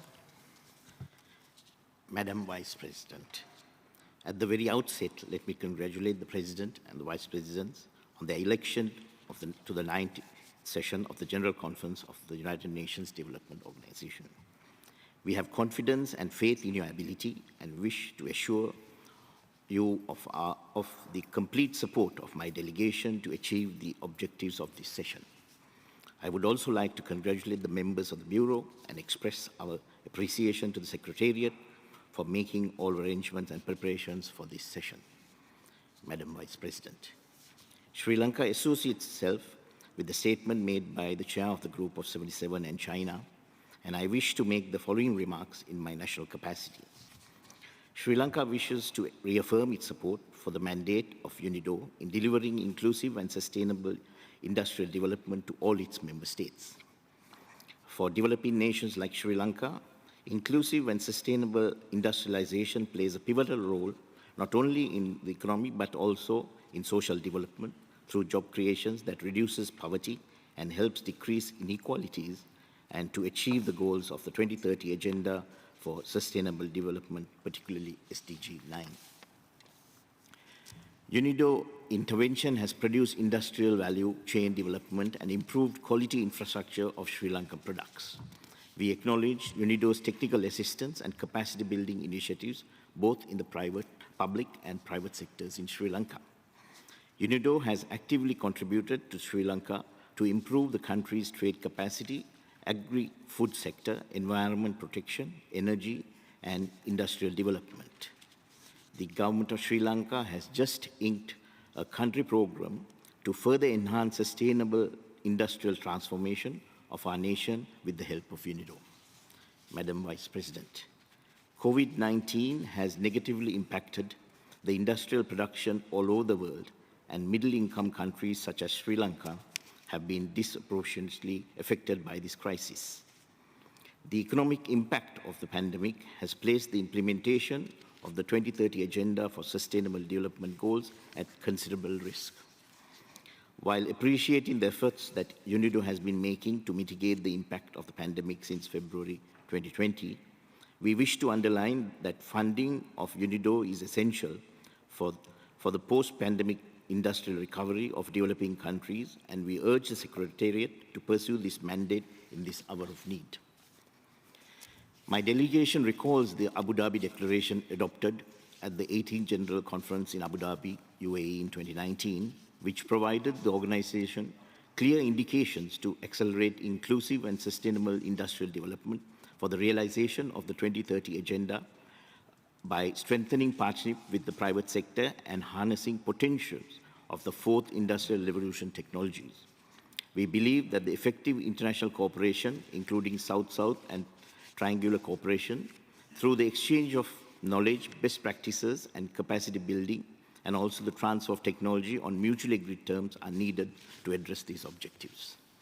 Having taken note of the report by the Director General on UNIDO activities related to agribusiness, trade, capacity building, job creation, and also the report on UNIDO activities related to climate change, environment, and energy, we wish to stress the crucial role UNIDO plays in providing technical assistance in developing sustainable agricultural system and shaping the fight against climate change, such as steering industrial development in the direction of a circular economy towards overcoming environment crisis and sustain humanity and our planet. Madam Vice President, on the dawn of the 55th anniversary of UNIDO, Sri Lanka's ambitions to further embody the motto of this year's General Conference, building a better future, by further enhancing engagement with the UNIDO, and remains fully committed to support UNIDO's activities in the years to come. I thank you. Thank you for your statement. Next on my list is Turkey, and I give the floor to His Excellency Mr. Ahmet Mutagün. Ambassador, you have the floor. Thank you. Good morning. Thank you, Madam President, Excellencies, distinguished delegates. Madam President, I congratulate you and your friends for your assumption to the presidency of the General Conference. We will work with you for a successful execution of this session. Madam President, Turkey has aligned itself with the statement made on behalf of the European Union. I would like to share 6 points in our national capacity. First, we commend UNIDO Secretariat and the outgoing Director General, His Excellency Lee Yong, for the introduction and ongoing expansion of the program for country partnership. With this streamlined instrument, UNIDO has been actively contributing to several developing countries, effectively delivering its core mandate. Second, we also appreciate UNIDO's activities regarding other global issues such as climate change, fourth industrial revolution, and circular economy. On this occasion, I am pleased to inform that Turkey has recently ratified the Paris Agreement and set its goal to achieve net zero emissions by 2053. Third, we also work on industrial digitalization under the guidance of our comprehensive national program called 2023 Industry and Technology Strategy. We scaled up our efforts towards circular economy practices. We hope to enhance our cooperation with UNIDO in these fields. Fourth, let me also inform that Turkey has recently ratified the extension of the agreement on UNIDO Regional Center in Turkey for another 5 years. Fifth, we believe that the efficiency of UNIDO largely relies on its financial resources. Bearing this in mind, Turkey fully paid its assessed contribution for 2021 and is one of the 15 member states which voluntarily renounced their share of unutilized balances from 2020. Sixth and last, Madam President, delegations are aware that the Turkish Court of Accounts is one of the candidates for the post of external auditor for the next term beginning from 1st of July 2022. We expect the support of all UNIDO member states for the nomination of the Turkish Court of Accounts in the upcoming election that is scheduled to take place on Thursday. Before I conclude, Madam, I wish to reiterate Turkey's commitment to work closely with UNIDO under the leadership of our new Director General Gerd Müller and UNIDO member states for the accomplishment of its mandate. Thank you very much, Madam President. Thank you for your statement. Next on my list is Pakistan, and I give the floor to His Excellency Mr. Aftab Ahmad Koka. Ambassador, you have the floor. Thank you, Madam President. First of all, allow me to congratulate you, Ambassador Mohammed Razghani, Permanent Representative of Tunisia in his capacity as President of the Conference, and all other members of the Bureau on their election. You have our full support as a member of GC as well as member of Bureau to steer this General Conference session to a successful conclusion. Let me also convey our gratitude to the outgoing President of the 18th General Conference, His Excellency Engineer Suhail Al-Mazroui, Minister of Energy and Industry of the United Arab Emirates, and his Bureau for their outstanding work. We are grateful to the Secretariat for making all arrangements for organizing this conference in the challenging times. Pakistan aligns itself with the statement of G77 and China delivered by Ambassador of Costa Rica. We have following remarks in our national capacity. Madam President, given the challenges and pressures caused by the COVID-19, industry all around the globe is under severe stress and decline. The impact is on industrial nations as well as on developing economies. Efforts to revive economic activities are frustrating due to lack of desired results. At this critical junction, UNIDO has a unique opportunity to guide and lead this global economy through innovative ideas, practical solutions, and result-oriented policy interventions. This is possible only through rules-based multilateralism, mutually beneficial collaboration, and deepened partnership amongst UNIDO member states and strengthened cooperation with non-member states as well. Madam President, we appreciate UNIDO's initiative of arranging global consultations on circular economy, which offers a promising solution to some of the most pressing global challenges. We believe that these consultations would be helpful to promoting circular economy principles and practices in developing countries, identify barriers and challenges, and suggest action-oriented solutions. In view of technological and financial constraints of developing countries, UNIDO should assist the member states for transfer of clean and innovative technologies and arrangement of adequate and predictable financing for promotion of circular economy principles and practices. Madam President, in view of the risks posed by climate change to the realization of inclusive and sustainable industrial development and implementation of Agenda 2030, we believe that UNIDO should develop a climate strategy to enhance efficiency and effectiveness of its activities related to climate change. However, UNIDO should not lose focus from its core mandate of inclusive and sustainable industrial development for developing countries. Pakistan appreciates the role and support of donor countries. However, we would like to emphasize that such support should be corresponding to the demands of member states and not driven by priorities of donors. For developing nations like Pakistan, inclusive and sustainable industrialization plays a pivotal role not only in the economic development, but also in the social development through job creation that reduces poverty and helps to decrease inequalities which have been exacerbated by the COVID-19 pandemic. Therefore, the role of institutions like UNIDO has become even more important for inclusive and sustainable industrialization of the developing countries. Madam President, development is a win-win option for both developed and developing economies. Development divide coupled with digital divide must not be further widened. Global economy is interconnected and interdependent. Digitalization has further solidified this linkage. UNIDO must steer the harmonization and collaboration between developed and developing countries. Pakistan's IT sector and industry is set to provide efficient, effective, and economic solutions to the challenges posed by digitalization. Madam President, we acknowledge UNIDO's technical assistance and capacity building initiatives both in the public and private sectors in Pakistan. So far, UNIDO has implemented over 50 projects in various areas for providing clean and sustainable energy, empowering women and youth, and ensuring food safety through horticulture and fisheries development. UNIDO has also assisted Pakistan for increasing competitiveness of our industry through testing, monitoring, standardization, and certification for conformity assessment. We appreciate UNIDO's support for development and effective implementation of the country program of Pakistan for enhancing the competitiveness of our industrial enterprises.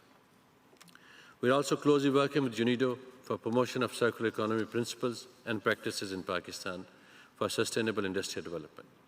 Madam President, Pakistan seeks UNIDO's continued help in promoting the competitiveness of local industry, especially in the context of fourth industrial revolution. Pakistan industry is in dire need of upgradation and in compliance to international best practices to face the challenges posed by this revolution. We are looking forward to enhance our cooperation with UNIDO for establishment of Investment and Technology Promotion Office, Industrial Intelligence and Governance Unit, and Medical Waste Management Project in Pakistan. Pakistan has been resolutely and successfully confronting COVID-19 and taking all possible measures to strengthen the existing health system. Pakistan's public health, economic, and poverty alleviation measures have been very effective to contain the pandemic. The Director General of WHO also acknowledged Pakistan's efforts in fighting the COVID-19, underlining that Pakistan was one of the countries to learn from. And we maintained the balance between health and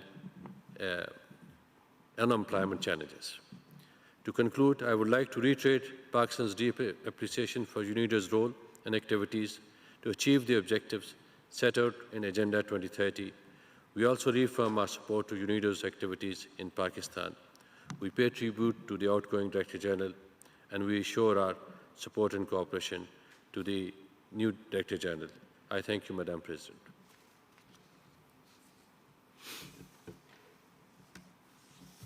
Thank you for your statement. Next on my list is Iraq, and I give the floor to Mr. Bakar Fatah Hussein. Ambassador, you have the floor. Thank you, Madam Vice President. السيدة الرئيس، السيدات والسادة الحضور. بداية يسعدني أن أتقدم باسم وفد حكومة.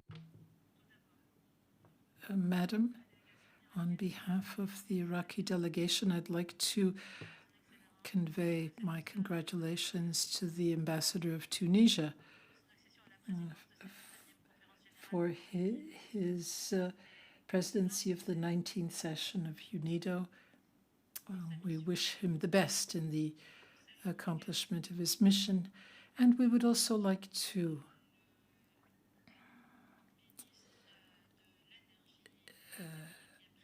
indeed salute the Ministry of the UAU who presided over last year's session. Would like to also thank the Secretariat for all their efforts in organizing the session. My delegation would like to endorse the statement of the Group of 77 in China and the group of Arab states that is going to be read out by Palestine, who is the chair of the group. We would like to thank UNIDO for its efforts over the recent years in assisting member states and this at a time of the 55th anniversary of the organization. UNIDO has been working to foster industrial development and to improve the conditions for sustainable development. We also are aspiring to achieve these objectives in spite of the difficult circumstances we've gone through, war and other crises, challenges which have certainly had a negative impact on our aspirations towards development. In spite of all of these difficulties, the Iraqi government, over and above its 5-year plan for the industry, in 2018 to 2023, has adopted a roadmap to reform the Iraqi economy to cope with the challenges facing us.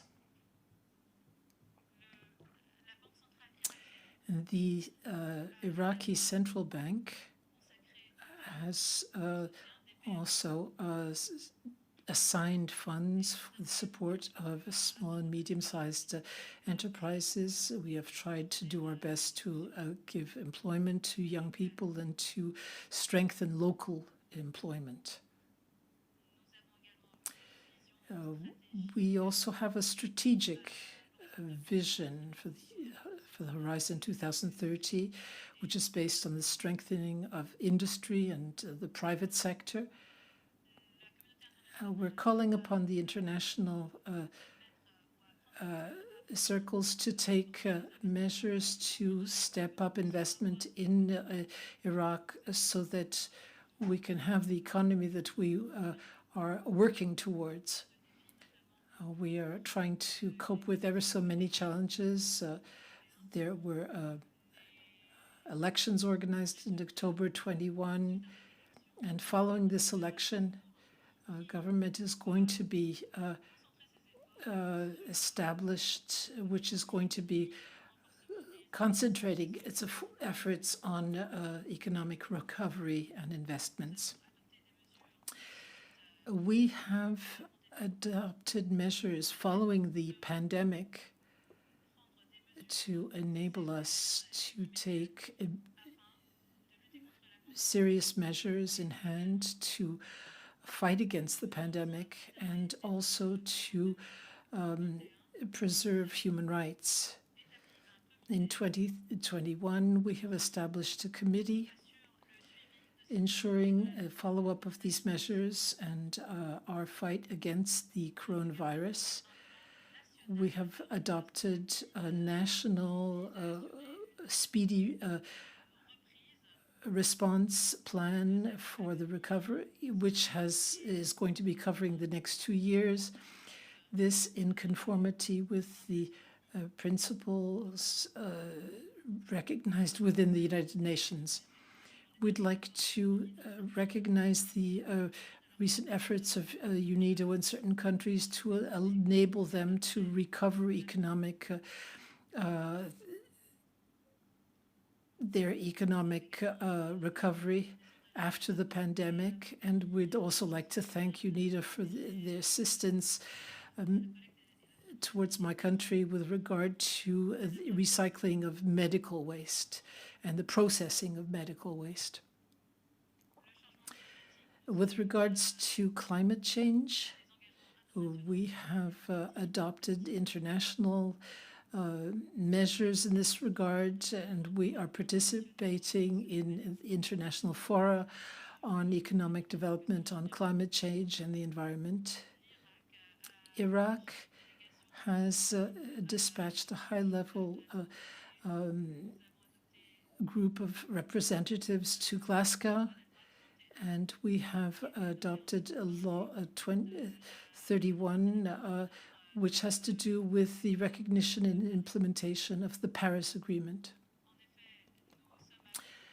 We are at the dawn of a new period, which should allow for the strengthening of renewable energy and efforts to cut down on carbon emissions. We are doing our best to cut down on greenhouse gas emission. We would like to draw our experience in this field, including in UNIDO's experience, to strengthen our work by way of strengthening our capacity to allow for us to ensure a flexible transition to sustainable development. My delegation would like to express its appreciation for all the efforts made by the organization in this regard. In support of our efforts, we have received, we have gotten 1.5 million displaced persons arriving in our country, and this is certainly a challenge. We have been able to have 500,000 of these people return home.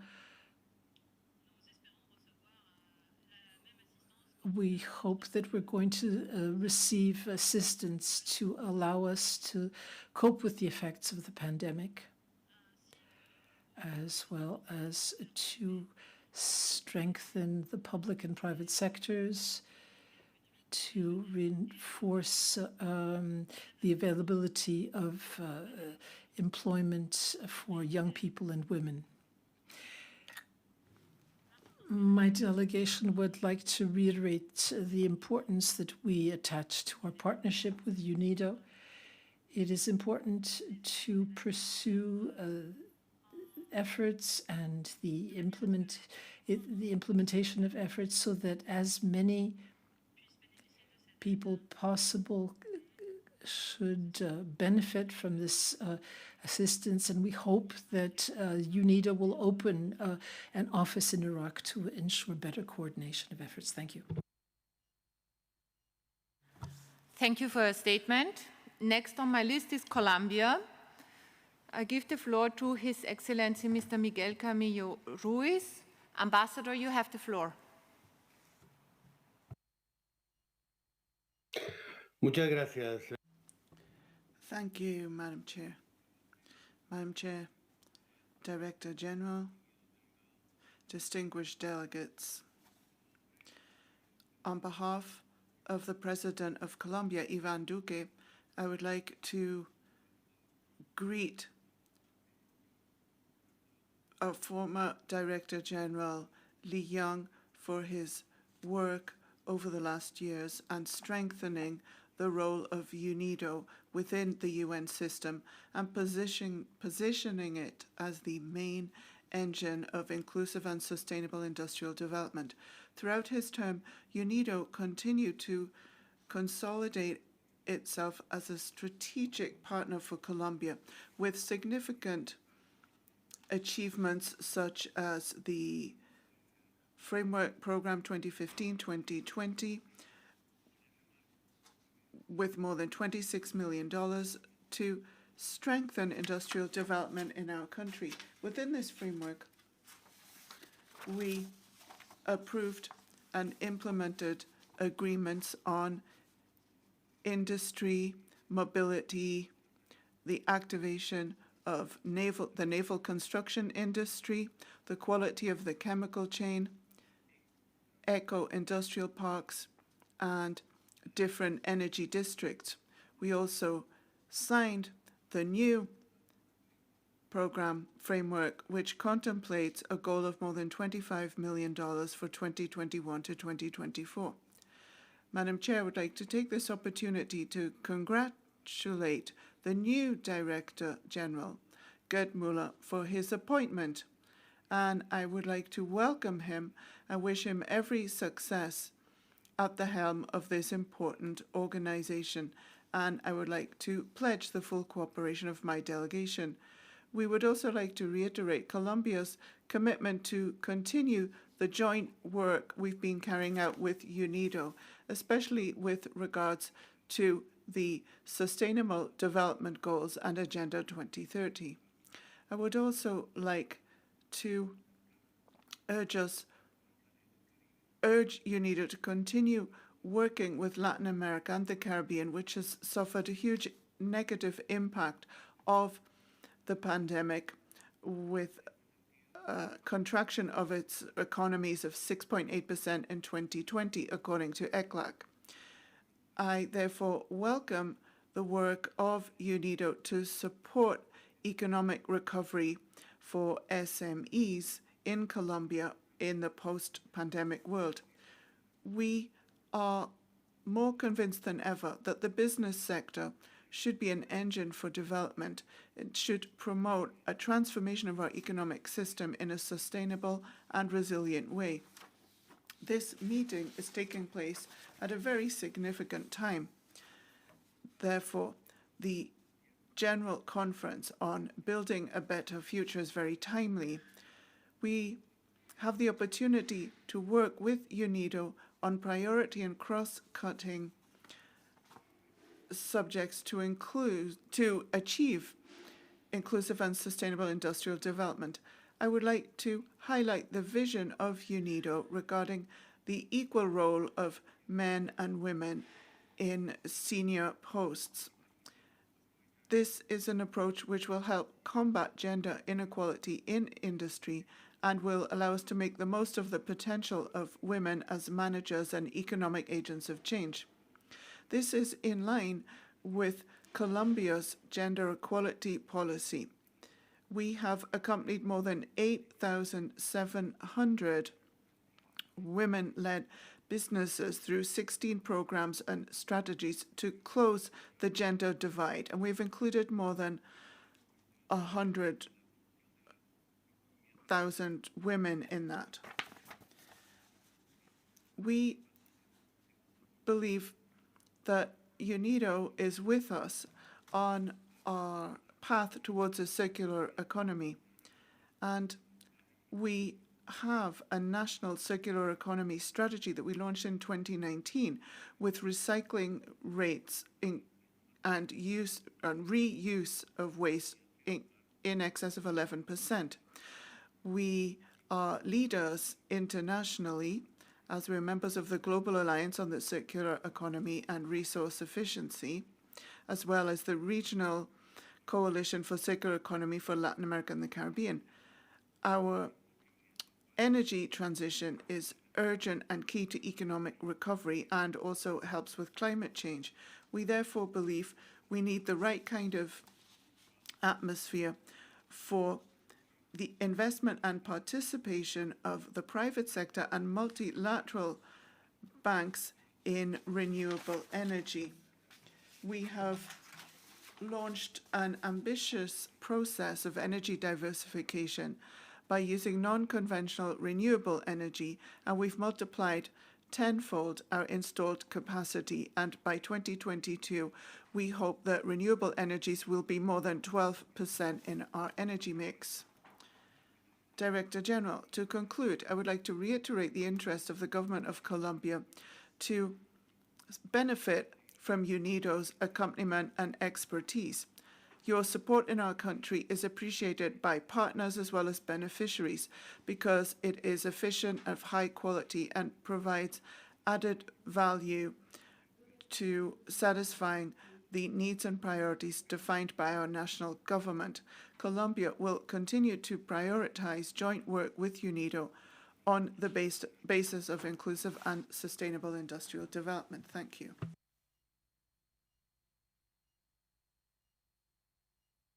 Thank you for your statement. Next on my list is Qatar, and I give the floor to Mr. Sultan Salman Al Mansouri. Ambassador, you have the floor. Shukran. Thank you, Honorable Chairperson.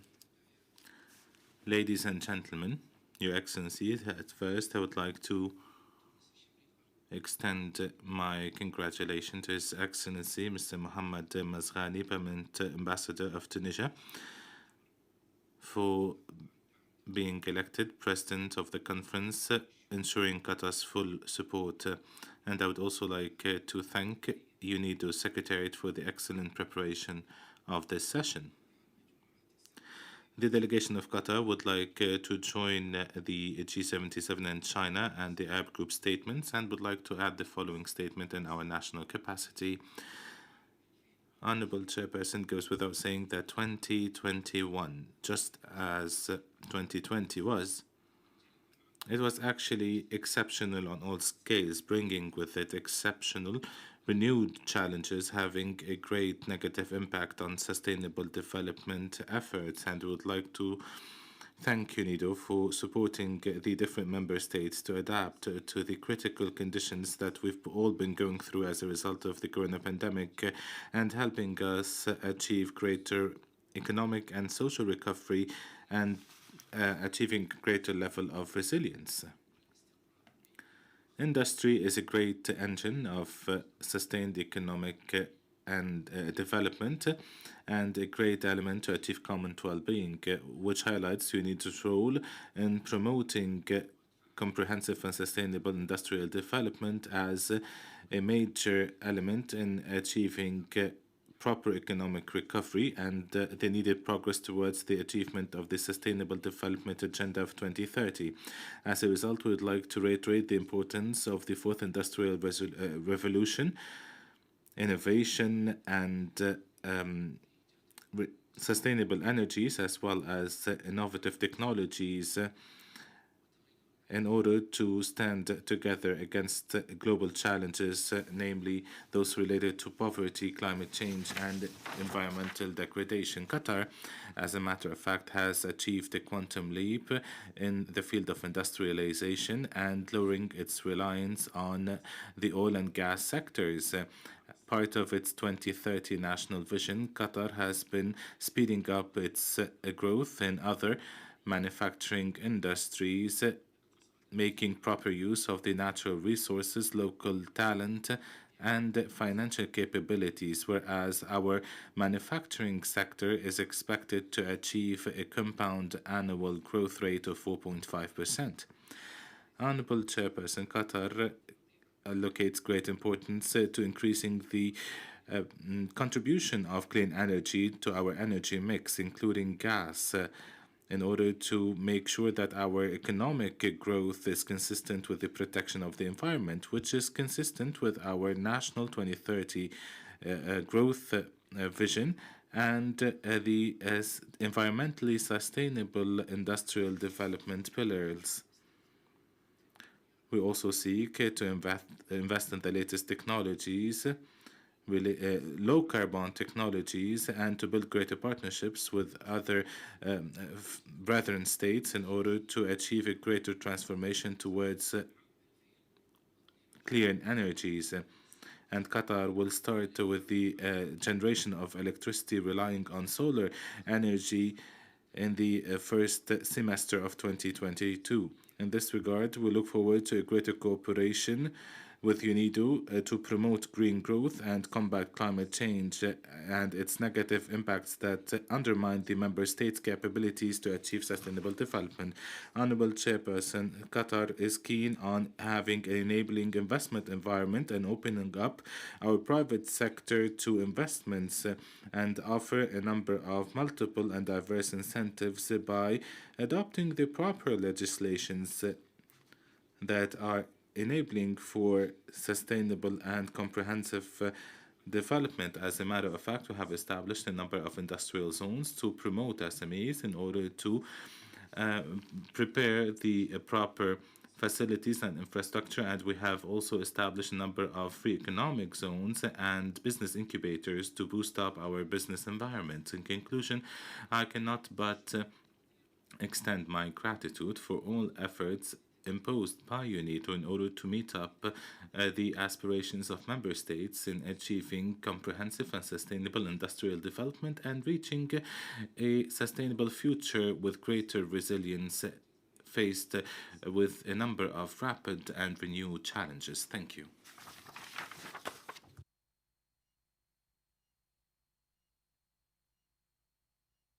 Thank you for your statement. Next on my list is the League of Arab States, and I give the floor to the State of Palestine for the League of Arab States, His Excellency Mr. Salah Abdel Shafi. Ambassador, you have the floor. شكرا السيدة الرئيس. Thank you, Madam President. Excellencies, ladies and gentlemen. I would like to begin by congratulating His Excellency the Ambassador of Tunisia, Mr. Mohammed Al-Mazgani, for his election to preside over the works of this conference. I would also like to extend my congratulations to all ladies and gentlemen, members elected to different main committees in this conference, and I wish them all success. Our group, the Arab Group, would like to thank Director General Li Yong for his efforts along with his secretariat throughout the past period in order to prepare for this conference and our agenda.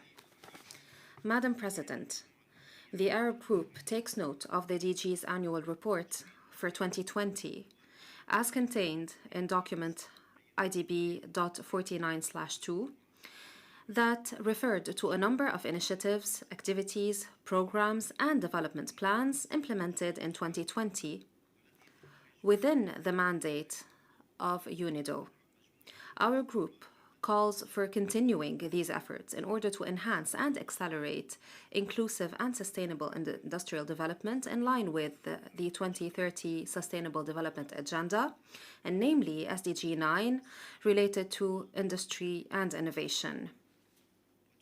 We would also like to underline the importance of continuing the work of UNIDO in general and the importance of strengthening cooperation between Arab states and UNIDO in particular, so as to best benefit from the potentials and activities of this organization and scaling up both the quantity and quality of UNIDO projects in Arab states.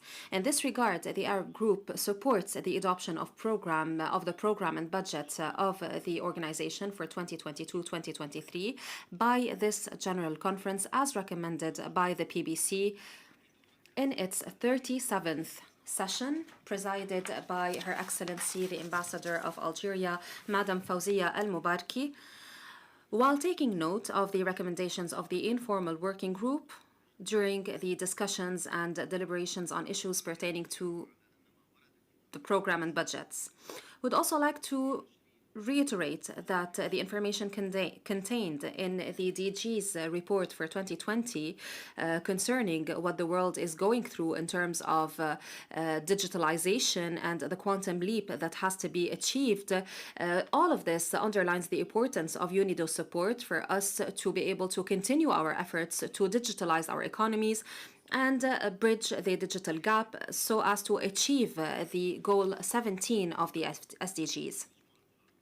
In order to achieve these goals, regionally speaking, in the Arab region, the Arab Group looks forward to the strengthening and scaling up of efforts by UNIDO so as to achieve inclusive and sustainable industrial development in the upcoming period by contributing to the support provided to governments and peoples of Arab states, especially those going through severe crisis. We look forward to more cooperation with UNIDO in coordination with the resident coordinator as well as other UN representatives working in different Arab groups so as to strengthen the efforts aiming at providing technical, financial, and consultative support in order to scale up industrial systems in Arab states so as to create better and more decent job opportunities for women and youth, and combat poverty, transfer knowledge and technology, and build capacities to allow all sectors of society to benefit from opportunities to establish and develop MSMEs, especially in countries that suffer a great deal of scarcity and vulnerability in their markets. It is also of utmost importance to remember that these efforts have to go in parallel with the support and development of large-scale industries according to national priorities and needs, and while taking due consideration and account to different developmental needs in the economic and industrial sectors. Madam President, gender equality and women empowerment are two key elements to discharge UNIDO's onus and mandates in the field of inclusive and sustainable industrial development. In this regard, the Arab Group would like to recall the Abu Dhabi Declaration in document GC.18/1, which stressed the importance of continuing to give due consideration to gender equality in the policies and programs of sustainable development, especially also in the field of industrial development, while expressing our appreciation to UNIDO's policy in this regard, as contained in document DGB/2019/16 and dated the 18th of September 2019, as well as the strategy of UNIDO for the period 2020-2023 in document GC.18/15. And we call upon UNIDO to keep member states informed on the latest updates related to the implementation of these two strategies. Madam President, I cannot but thank UNIDO for its PCP efforts, including two Arab states, which are the Kingdom of Morocco and the Republic of Egypt. We look forward to the scaling up of this initiative so as to include more Arab states. Also, we look forward to the strengthening of CPs and scaling them up so as to include more states that are willing to be part of such projects, while stressing the importance of continuing the efforts aiming at reforming the UN system and avoiding any negative impacts thereof on local and country field offices. In this regard, I would also like to express our deepest thanks to UNIDO for the projects and programs pertaining to the third industrial decade for Africa and all efforts pertaining to inclusive and sustainable industrial development in the region. In this regard, we would also like to assure the confidence of the Arab group in UNIDO's capacity to create the necessary partnerships and synergies with international financial institutions so as to serve the vital and crucial goals of the Arab region and the Middle East. In this regard, we would like to welcome the ministerial conference for least developed countries that was held on the 25th of November in Vienna, aiming at accelerating industrial development, especially ISID, in least developed countries. Our group would also like to reiterate the importance of taking into consideration their priorities when devising and implementing various projects and providing the necessary support to job creation while giving the utmost priority to women and youth and supporting pioneer and entrepreneurship projects with a special focus on the most needy regions, in addition to focusing on industry, innovation, and basic infrastructure. Arab states deem it necessary for the implementation of these priorities to focus on the following fields. First, helping Arab countries in increasing the fourth generation industrial technologies in different and various manufacturing sectors. Second, modernizing industries. Third, supporting industries related to the agricultural sector in order to increase the value of agricultural produce. Fourth, helping Arab states to support and attract local and foreign direct investment.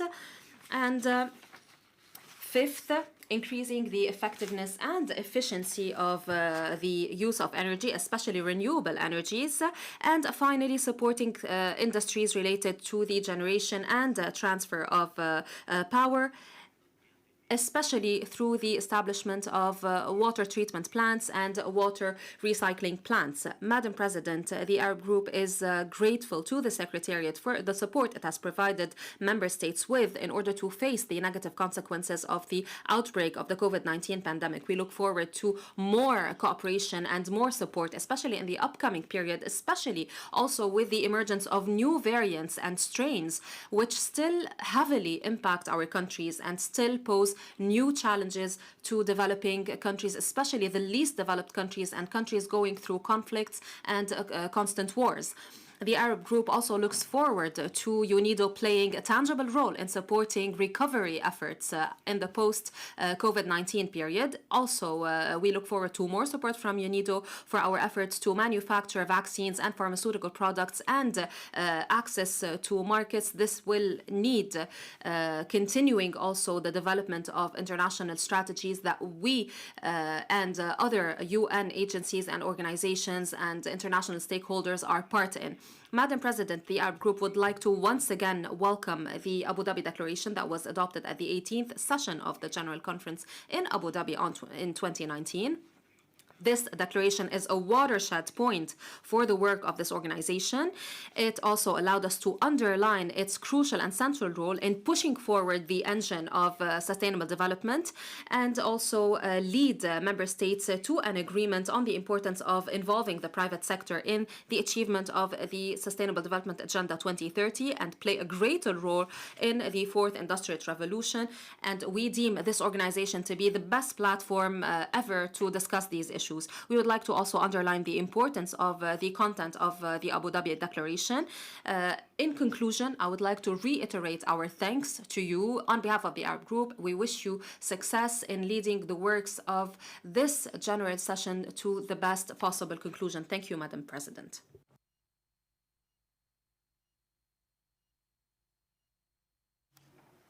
Thank you for your statement.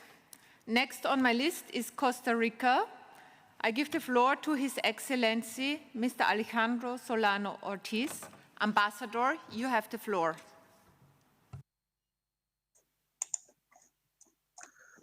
Buenos días, señora. Good morning, Madam Chair. On behalf of my country, I would like to wish the Chair every success in their task. Our world is living through huge challenges: climate change, loss of biodiversity, and the devastating impact of COVID-19, which affects our daily lives. Advocating sustainability of the environment, especially our oceans, firm commitment to combating climate change, especially with regards to funding, mitigation and adaptation, as well as promoting green and inclusive economic recovery from COVID-19, means we have to seek immediate and effective responses based on solidarity. We also need international organizations that are completely aligned with those priorities and needs, with clear objectives, and which are fully efficient and effective in the implementation of their mandates. This is the only way we can achieve the Sustainable Development Goals in Agenda 2030. We'd like to congratulate UNIDO on its 55th anniversary, and we're sure that it can play a significant role with regards to these challenges. It's a specialized agency in industrial development, and it has the tools and knowledge to support developing countries with new models of production and consumption, which are both sustainable and inclusive. And it can have an impact on our populations. Bearing in mind the 17 SDGs and 169 targets, we realize we have to focus at national, regional, and global level.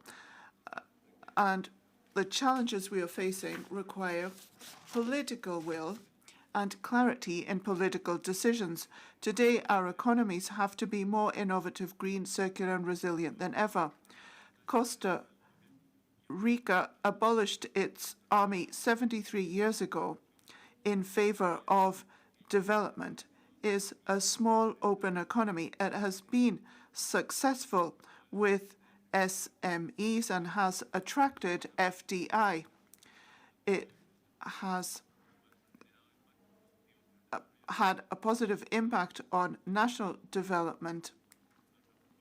Our value-based proposal based on the Triple P, planet, people, and prosperity, includes a highly educated labor force and can carry out sophisticated added value work. We are strategically located. We are committed to sustainable development. We have a stable political and economic framework and a wide-ranging network of free trade agreements. And we have access to 2.5 billion potential consumers all over the planet. Micro, small, and medium enterprises have been part of our economies for years, and yet they have suffered so much from COVID-19. They have lost jobs, their income has plummeted, and Costa Rica has been no exception. This crisis has meant that many companies have had to reinvent their business, change the way they promote and sell, find new ways to market and deliver their products. Innovation, circular economies, and creativity are more necessary than ever before and have been great allies for many entrepreneurs. we're pleased to announce that on the 24th of November, Costa Rica launched a series of UNIDO pilot seminars for Latin America and the Caribbean to generate forums for debate and discussion on the circular economy for SMEs in the plastic sector. We hope to provide companies with tools to respond to new environmental challenges, but also to add value to their business and help achieve the SDGs.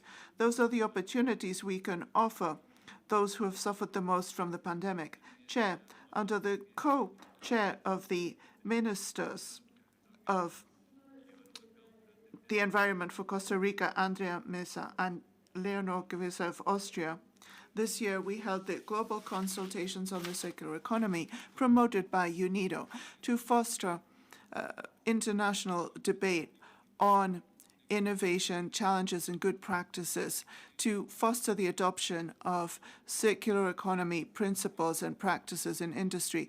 This is of great value because it means that we can keep using resources as long as possible. We extract maximum value from them, and waste is also used, and we give this waste a new life. This is a good way to generate employment and income, and is a highly profitable business. We hope that the resolution we are co-sponsoring will be successful, and therefore we will all have a tool to foster dialogue, cooperation, and activities leading to a transition towards a circular economy. This is hand in hand with UNIDO in order to implement Agenda 2030, including climate change actions. We reiterate our call to increase the use of Spanish in UNIDO as proof of the value of multilingualism. We hope to see more gender equality, both in staff as well as policy focus. We would like to thank the outgoing Director General Li Yong for his excellent work and commitment, and we wish him every success in his new activities. And we'd like to congratulate Dr. Gerd Muller as new Director General. We're sure that he will be able to respond to future and present challenges. Thank you. Thank you for your statement. Next on my list is Spain, and I give the floor to Her Excellency Ms. Esther Monterrubio Villar. Ambassador, you have the floor.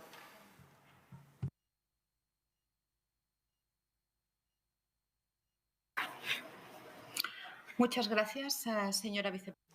Thank you, Madam Vice Chair. First of all, please allow me to congratulate all the members of the Bureau on their election and to pledge the support of my delegation.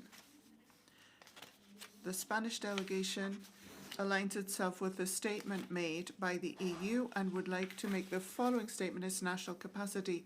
Spain is strongly committed to the UN system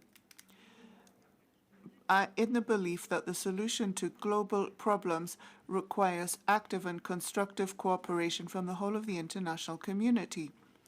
Our country is strongly committed to the alignment of all UN agencies and Agenda 2030.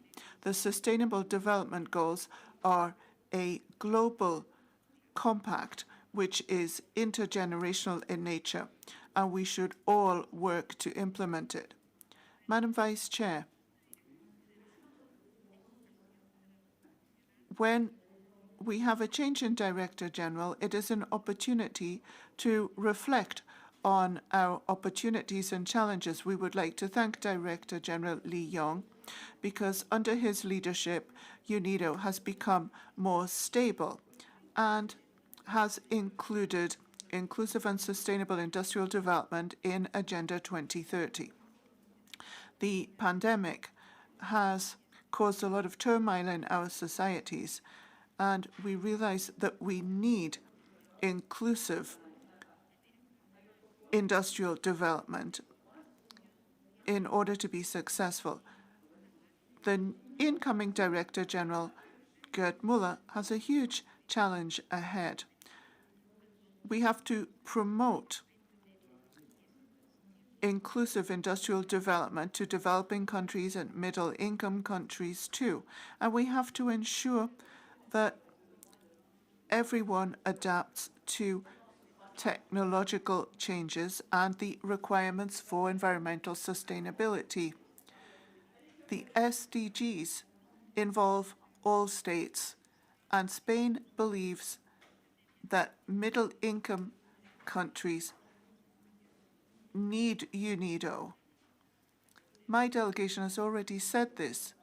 The ambition of economic commitment has to go hand in hand with social changes and a guarantee that the most vulnerable will not suffer.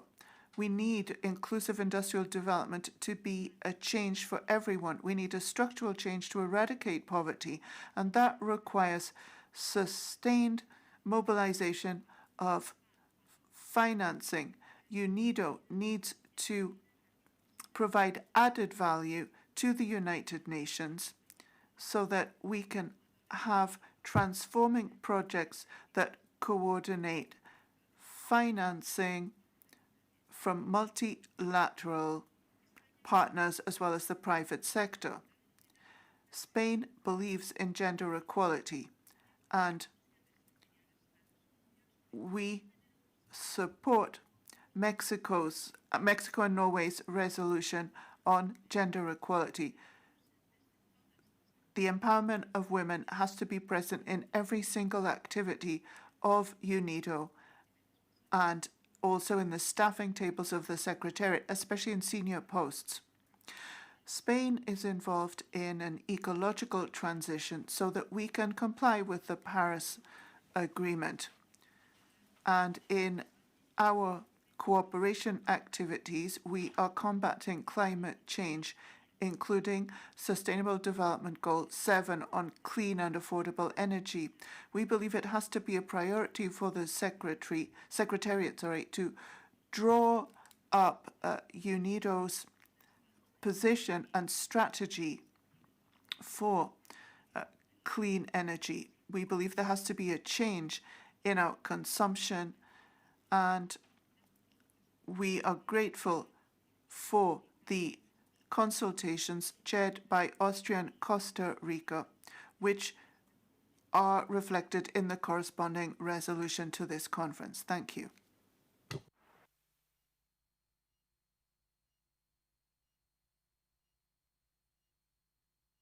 Thank you for your statement. Next on my list is Slovenia. I give the floor to Her Excellency Ms. Barbara Švojkej, and Ambassador, you have the floor. Thank you, Madam Vice President, and good morning to everyone. Madam Vice President, let me start by congratulating Ambassador Mezcani for his election for President and wish him every success, as well as to you, Vice President Ambassador Selner, dear Gabriela, and other members of the Bureau. I would also like to assure you of Slovenia's full support.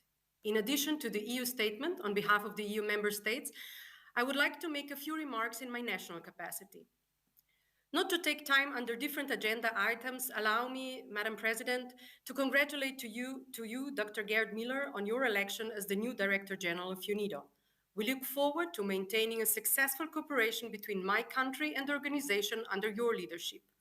Let me also express our appreciation to the outgoing Director General, Mr. Li Yong, for leading this organization with passion over the past 8 years. Slovenia values your devotion to UNIDO's unique mandate on inclusive and sustainable industrial development. We also appreciate your efforts in expanding partnerships. We see these as crucial for UNIDO to be recognized as a strategic partner in addressing the global challenges, including the climate change. Just a few weeks ago, the COP26 Climate Change Conference concluded. The summit brought countries together to accelerate action towards the goals of the Paris Agreement and the UN Framework Convention on Climate Change. As the country holding the presidency of the EU Council, Slovenia is proud to have contributed to the overall result. In this connection, let me express our strong support to the resolution on the development of a UNIDO strategy in response to climate change, which has been submitted by the EU and its member states. While recognizing the need for strengthening our climate action, it is also important to acknowledge the potential of digitalization in minimizing the impacts of climate change. In this sense, we welcome UNIDO's 4IR strategic framework, which also aims to advance smart production for climate action. Being aware of the opportunities offered by Industry 4.0, digital transformation, and increasing competitiveness of the private sector stand high in our development agenda as well. This is also why the month of December is marked by Industry 4.0 and robotics within the main economic event of the Slovenian EU presidency. A full array of events on this topic, both for professionals and for general public, several also dedicated to youth, is being organized in a hybrid format. Furthermore, Slovenia is also contributing to sharing knowledge, experiences, and best practices in the field of Industry 4.0 through UNIDO Technical Cooperation Project financed by our government. Madam Vice Presidents, Excellencies, distinguished delegates, as we gather here this week under the motto Building a Better Future to mark the 55th anniversary of UNIDO and reflect on its achievements, I must also underline the need for UNIDO to keep on track in the implementation of its 2020-2023 gender strategy. Only this way we can ensure that no one is left behind. I thank you, Madam Chairperson.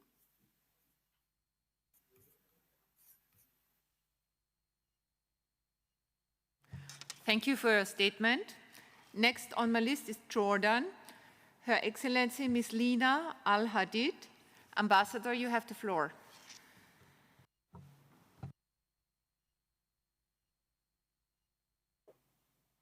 شكرا سيد الرئيس. يؤيد وفد بلادي ما جاء في بيان كل من Thank you very much, Madam. We'd like to endorse the statement of the Arabic group as well as the group of 77 in China, and we'd like to make some comments in our national capacity. On behalf of my delegation, I'm very happy to convey my most sincere congratulations to Mr. Ghani, the ambassador of Tunisia, to the head of this 19th session of UNIDO. We're sure that your experience and wisdom are going to be helping us along to the achievement of our goals, and we'd also like to wish the best to all of the members of the international community here at this session. I'd like to also thank the Emirates for the welcome extended to the Abu Dhabi session. The declaration of Abu Dhabi resulted, and that's a very important stage in the work of our organization. We'd also like to congratulate Mr. Gerd Müller upon his election to the Director Generalship of UNIDO, and we wish him all the best in the accomplishment of his mission. We also would like to recognize the efforts made by the organization in the past to support ISID in all countries in conformity with the objectives of the 2030 development plan, especially objective goal 9, having to do with sustainable development. This conference is taking place in the face of a pandemic which has been unleashed upon us for 2 years already, and this is a new challenge, compounding the other challenges faced by Jordan. There are regional conflicts accompanied by serious humanitarian crises. We've had millions of displaced persons and refugees in the region, and in consequence, we have ever so many refugees in our country. This, of course, has had an impact on the development projects and the infrastructure projects in Jordan, and it has compounded the effect in our country with respect to development, energy, etc. We are still experiencing difficulties in these sectors in spite of the support of the international community in seeking to manage the crisis faced by Jordan. We have adopted a strategic plan for 2020-22 to strengthen the local economy, to open it up to international markets. It also seeks to allow our market to absorb Jordan's manpower, which is constantly growing. This is a plan which involves various stimuli to reinforce the industrial sector and local productivity and our products' international competitiveness. We appreciate the assistance given us by UNIDO in the field of industrial development, and stimulating investment. We have set up ever so many effective projects in this regard. We'd like to thank the organization for the implementation of these pilot projects. And we wish to continue our partnership and work with the organization in inclusive sustainable developments. In the sector of water, we are one of the countries with the lowest water resources, and we'd also like to develop more industrial zones, reinforcing our competitiveness in the green economy to encourage investment and to create employment for our youth. Given all the challenges we're facing, we hope that the number of projects implemented with the organization is going to be increasing in order to improve the economic environment, to reinforce our productivity and competitiveness in the technological sphere and the sphere of renewable energy applications. This without forgetting all of the projects to empower women in the various economic sectors and to reinforce the contribution of young people to the national economy.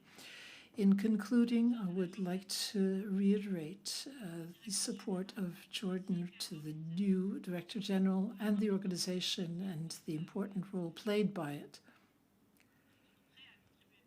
We stand ready to fully contribute to the success of the work of this country. Thank you. Next on my list is Malaysia, and I give the floor to His Excellency Mr. Ikram bin Mod Ibrahim. Ambassador, you have the floor. Madam Vice President, Malaysia associates itself with the statement by the G77 in China. I would like now to add some important points to my delegation, Malaysia. The adverse impacts of the COVID-19 pandemic has underscored the importance of further bolstering multilateralism. The mission of UNIDO now is indispensable in this post-pandemic period. The inclusive and sustainable development agenda is central in our undertakings to revive our economy and to tackle the growing inequalities during these challenging times. In this regard, and in spite of the various constraints, my delegation is pleased to note with satisfaction of the efforts by UNIDO, in particular its assistance in implementing the 2030 Agenda for Sustainable Development and the Paris Agreement commitments. Malaysia and UNIDO have enjoyed a sustained beneficiary-benefactor partnership. Malaysia remains committed to strengthening its partnership with UNIDO through the promotion of South-South cooperation and triangular cooperation. In this regard, we would like to thank the Secretariat of UNIDO and its representative office in Bangkok. Madam Vice President, industrial development plays an important role in economic growth and social development. Malaysia is taking the strategic move to lead the way in spearheading the adoption of smart manufacturing and Industrial Revolution 4.0 and to transition the industry players towards the adoption of automation and smart manufacturing concepts and technologies. We have formulated a national policy that aims to transform the manufacturing sector and related services within the period from 2018 to 2025. The 12 Measure Plan 2021-2025, which was launched just last September, emphasizes not only economic development, but also has a special focus on the need for greater inclusiveness. To achieve the targets set in our plan, emphasis is given to enhancing productivity growth and promoting quality investment in higher value-added industries. Our plan also includes new sources of growth, including IR 4.0, digital economy, aerospace industry, integrated regional development, as well as growth enablers such as sustainable energy sources and infrastructure connectivity. In conclusion, Madam Vice President, Indonesia firmly believes that the successful functioning of UNIDO is contingent upon a sound financial footing. This requires the collective will of member states to provide sufficient, assured, and predictable resources to our organization. It is for this reason that Malaysia continues to honor its contributions to UNIDO in full and on time. Therefore, all member states and potential partners with the capacity to do so should pledge their full support and contributions to UNIDO. Thank you, Madam Vice President. Thank you for your statement. Next on my list is Saudi Arabia, and I give the floor to His Royal Highness Prince Abdullah bin Khaled bin Sultan Al Saud. Your Royal Highness, you have the floor. Thank you, Madam Chair. Bismillah ar-Rahman ar-Rahim. Sayyid al-Ra'is, Sayyid. In the name of God, the Clement and the All-Merciful, may the peace of the Lord be upon you. We would like to congratulate Mr. Gerd Müller upon his election. We would like to thank him for the efforts made to organize this conference, and would also like to congratulate Mr. Li Yong, the outgoing Director General, for the efforts that he has made to reinforce some inclusive and sustainable industrial development, especially in the developing countries. We'd like to congratulate the ambassador of Tunisia upon his election to the presidency of this conference. We attach great importance to the role played by UNIDO in support of all member states, especially the developing states. We recognize the contribution of the organization to implementing the Sustainable Development Plans for the Horizon 2030. We hope that the organization will continue concluding partnerships with the international community members. This would be of importance for the entire world.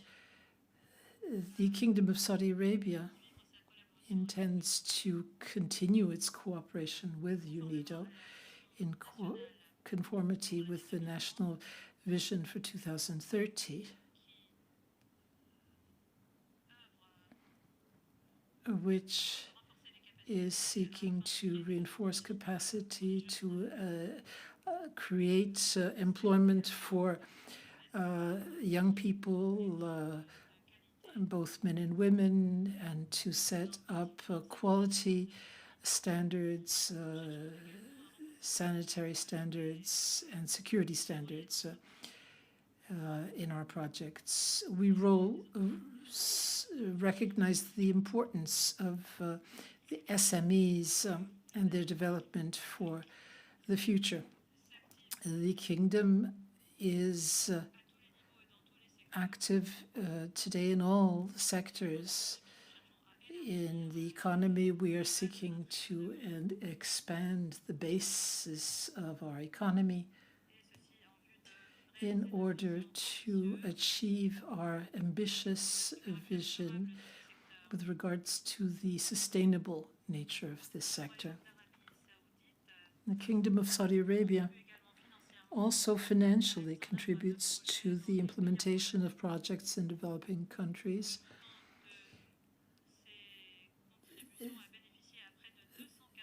Almost 240 projects just for the year 2020 have benefited from this support of ours. We are also working on environmental protection, and we are seeking to cope with climate change by participating in local, regional, and international initiatives, such as the Green Saudi Initiative, as well as the Green and Middle Eastern Initiative. In the context of these projects, we're trying to expand vegetal coverage, cut down on carbon emissions, and we are also working to reinforce the circular economy. To conclude, we'd like to thank you for the efforts that you have made to strengthen inclusive and sustainable development around the world. We would like to thank the Secretariat for the efforts that it has made in preparing this conference. Thank you. Thank you for your statement. Next on my list is Thailand, and I give the floor to Her Excellency Ms. Morakot Srisvasti. Ambassador, you have the floor. Thank you, Madam President. Madam President, Excellencies, distinguished delegates, I wish to express my sincere congratulations to His Excellency Ambassador Meskani and to you, the Ambassador Gabriela, and all members of the Bureau on the elections. You can rest assured of my delegation's full support and cooperation.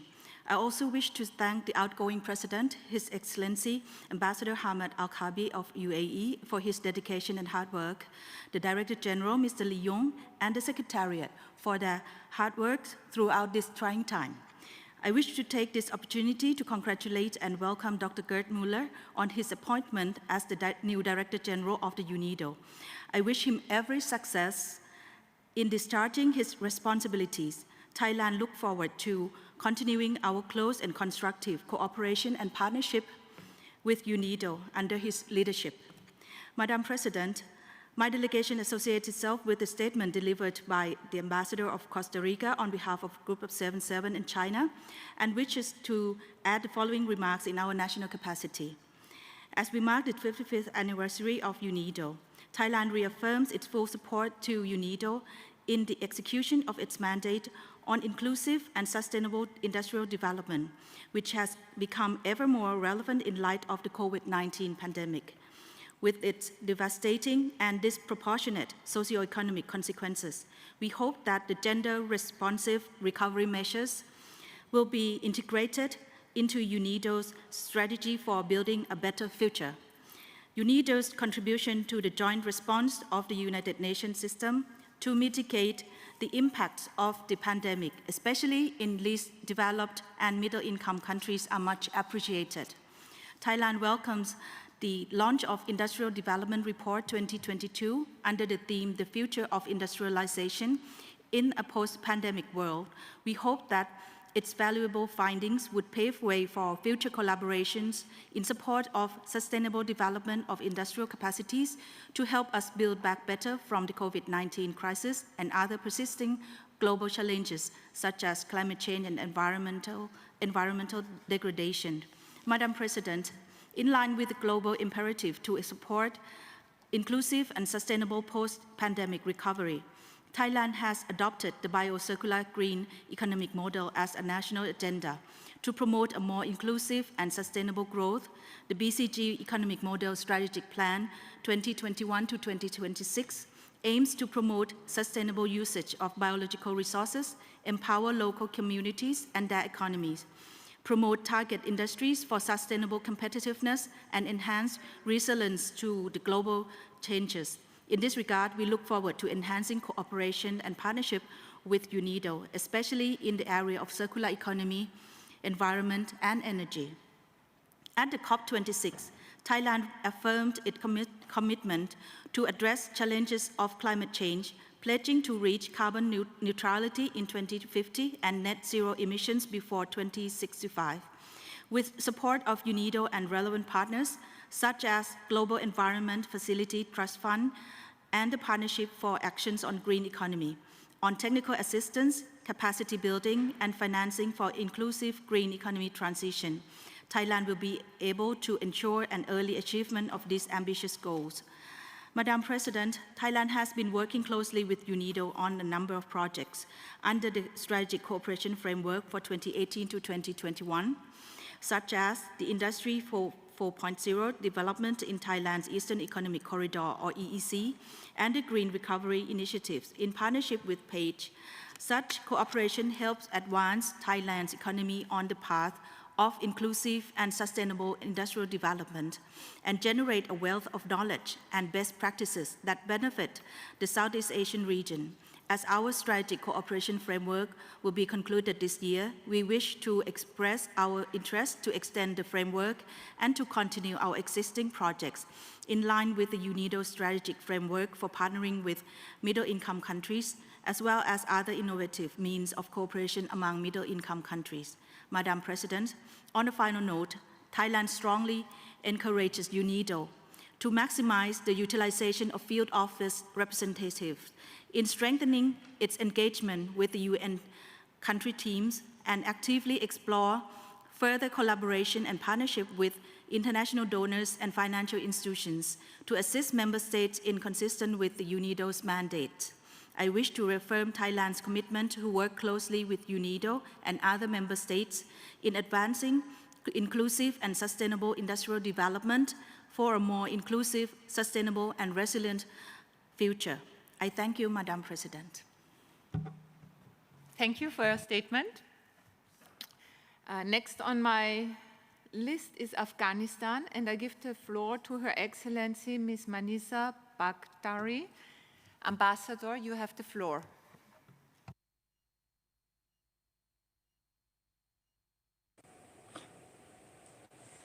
Madam Chairperson, at the outset, I would like to congratulate Excellency Ambassador Mohammad Meshghani, Permanent Representative of Tunisia, on his election as the President of the 19th session of the General Conference, and other members for their election to the Bureau of this session. Under your leadership, we are confident that this session will be successful. Let me also take this opportunity to thank the outgoing President, His Excellency Suhail Al-Mazuri, Minister of Energy and Industry of the United Arab Emirates, and the Bureau members for their outstanding work and contributions at the previous session.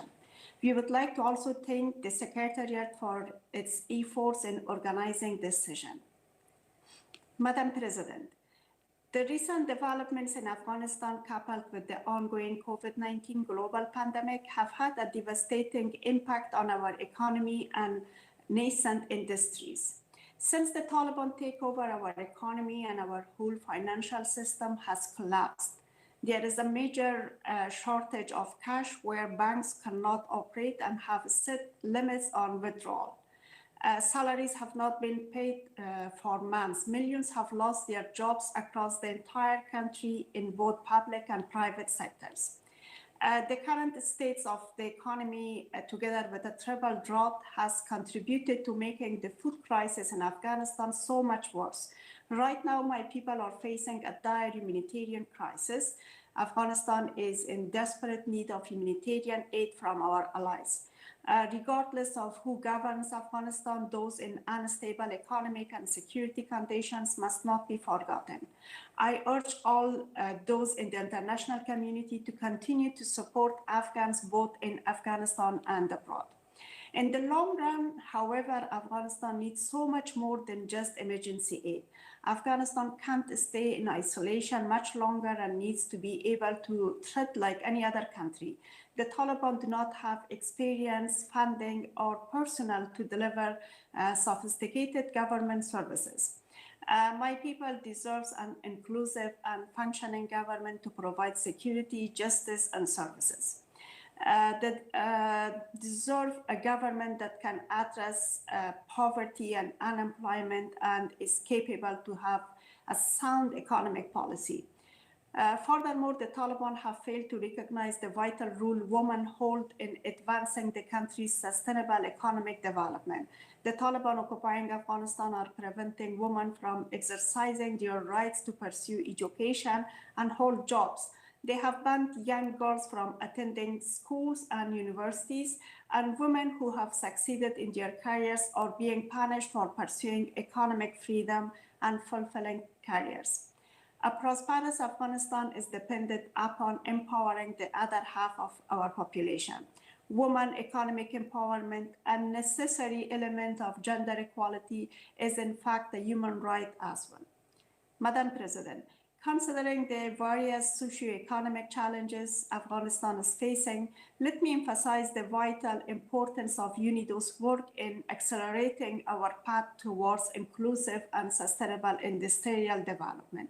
We heavily rely on UNIDO's expertise in our efforts at recovery and revival of our industrial infrastructures. We call on UNIDO to continue providing technical cooperation and assistance to Afghanistan to foster our competitiveness and sustainability in the global market. With the unique occasion of the incoming of a new Director General in this session, I take this opportunity to stress that Afghanistan has new needs and challenges to be addressed towards achieving inclusive and sustainable industrial development. UNIDO's new leadership need to consider the catastrophic challenges Afghanistan is facing and strengthen its engagement in the country to address the needs of the people of Afghanistan. As I conclude, allow me to express my appreciation once again for UNIDO's continued engagement and cooperation. Our joint efforts can have a significant impact on Afghanistan's sustainable economic transformation, which is a prerequisite for global prosperity, peace, and security. Thank you, Madam President. Thank you for your statement, and thank you also for respecting the time limit. At this point, I invite all delegations to consider that we have a very long list of speakers and to respect the time limit. Thank you. Next on my list is Chile, and I give the floor to Her Excellency Ms. Belén Sapag. Ambassador, you have the floor. Muchas gracias. Thank you, Madam President. Chile would like to congratulate the President, the Ambassador of Tunis, and we are also, Madam, very pleased to see you leading our work today. We wish the General Committee every success in this session. We would also like to thank the Secretariat for the excellent work undertaken already and the work that is being undertaken by the interpreters included. Chile would like to align itself with the statement delivered by the G77 and China by the permanent representative of Costa Rica, and also align ourselves with the GRULAC statement delivered by the permanent representative of Peru. In the midst of the economic difficulties caused by the pandemic, we believe it's very important to strengthen UNIDO's role in inclusive and sustainable industrial development, and to do so through concrete contributions to economic recovery, to build back better. In particular, this applies to least developed countries, for example, by creating the conditions to expedite job recovery, in particular for women. UNIDO should be more actively involved in projects in Latin America and become an ally in projects that have value added for our economies. In the case of Chile, we are interested in working to generate clean energy to address climate change. As such, Chile is rolling out significant projects to generate green hydrogen. This is a key pillar of our policy that will allow us to fulfill our environmental goals and achieve carbon neutrality by 2050. This will be an industry that can drive development in terms of new skills and human capital, and also diversify our productive matrix by creating new jobs and investment hubs in the various regions of our country. In addition, we are interested in working with UNIDO to generate spaces for South-South and triangular cooperation in clean energies. As countries of the South, we can contribute with knowledge, good practices, experience, and technologies on a local level that are more adapted to our realities than those of other regions. The fourth industrial revolution is a reality. It is marked by the convergence of digital, physical, and biological technologies that will definitively change the way in which we live, work, and relate to one another. With the assistance of UNIDO, emerging economies can become more involved in this process to increase our levels of income, mitigate the impacts on the environment, and improve the quality of life of our population and eradicate poverty. Madam Chair, for Chile, it's of the utmost importance to make progress when it comes to empowering women in work and industry. We have no doubt that UNIDO can provide an important impetus through sustainable development strategies that facilitate the empowerment of women in these areas. According to UNESCO statistics, globally, just 1/3 of STEM students in higher education are women. We must make more of an effort to ensure that companies adjust their strategies when it comes to the labour force and harness the skills of women better when it comes to contributing to digitalization. This is a critical economic challenge. Without the input of women in wealth creation, we will not achieve an economy that is strong, dynamic, inclusive, and equitable that all our countries need. The success of businesses will increasingly depend on our relationship with technology. We just a few days ago had an opportunity to learn more about this situation at the 3rd Vienna Discussion Forum 2021. This was organized by Finland, Norway, and Sweden with the support of UNIDO and the UNODC. It was moderated by Chile and focused on equality and digital inclusion. We very much look forward to the report emanating from the event, which will be presented soon. Madam President, it's vital to address the inequalities and socio-economic difficulties that women and girls face when it comes to digital transformation. It's vital to achieve equitable representation, close the digital gaps, and guarantee that women and girls are users and creators of ICTs, irrespective of their ethnic origin, nationality, or religion. The contribution of women is vital to achieving inclusive and sustainable industrial development. We commend the UNIDO strategy for gender equality and the empowerment of women 2020 to 2023. We are pleased to be one of the co-sponsors of the resolution on this subject presented by Mexico and Norway. Lastly, Madam President, we wish to convey our thanks to Mr. Lee Yong and his staff for having led UNIDO over the last 8 years and for having, through projects to promote inclusive and sustainable industrial development, broadening the country programme and the green economy through others, driven the work of the organisation. We welcome his successor, Mr. Gerd Müller. We have a great hope that he will be able to guide the organisation to overcome the pandemic's effects on our global economy. We hope to boost channels of communication between our region and UNIDO so that our challenges and needs are better understood. Now, we want to assure Mr. Gerd Müller of our support in his role and in the work of UNIDO. Thank you, Madam President. Thank you for your statement. At this point in time, I would like to remind delegations that we will close the list of speakers in 10 minutes at 12 o'clock. The next speaker on my list is Peru, and I give the floor to His Excellency, Mr. Eric Anderson. Ambassador, you have the floor. Muchas gracias, señora. Thank you very much, Madam Vice President.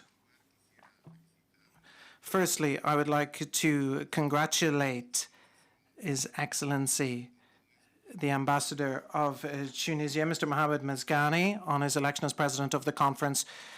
We also extend congratulations to the entire Bureau. We're sure that under your able leadership, this conference will be a success. In the same vein, we would like to take this opportunity to express our gratitude to the Secretariat for the excellent work that has been carried out to ensure this session is a success.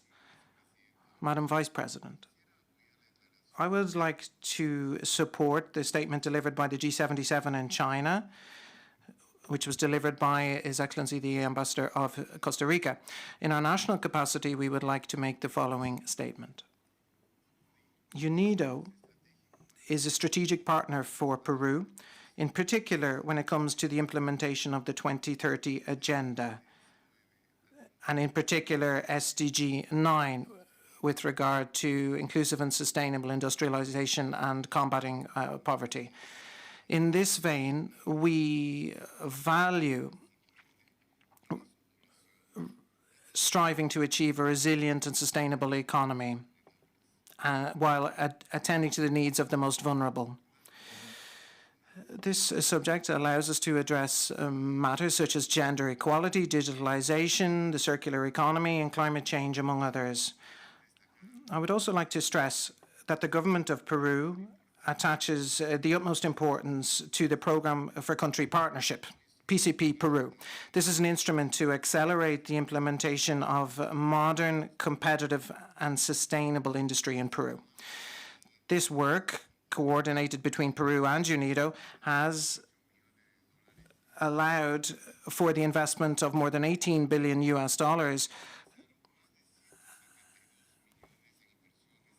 while total investment has reached 72 million, all under the context of the PCP. This funding translates into the strengthening of the high-quality infrastructure system in Peru, in particular initiatives relating to products such as coffee and cocoa. We are developing and adding value to value chains while strengthening support for biodiversity. In the same vein, through the PCP, we have received technical support for the development of new policies, in particular with regard to industry, and formulating a national development plan for industrial parks. In addition, we have received assistance to develop a roadmap to move towards a circular economy in the industrial sector, among other areas.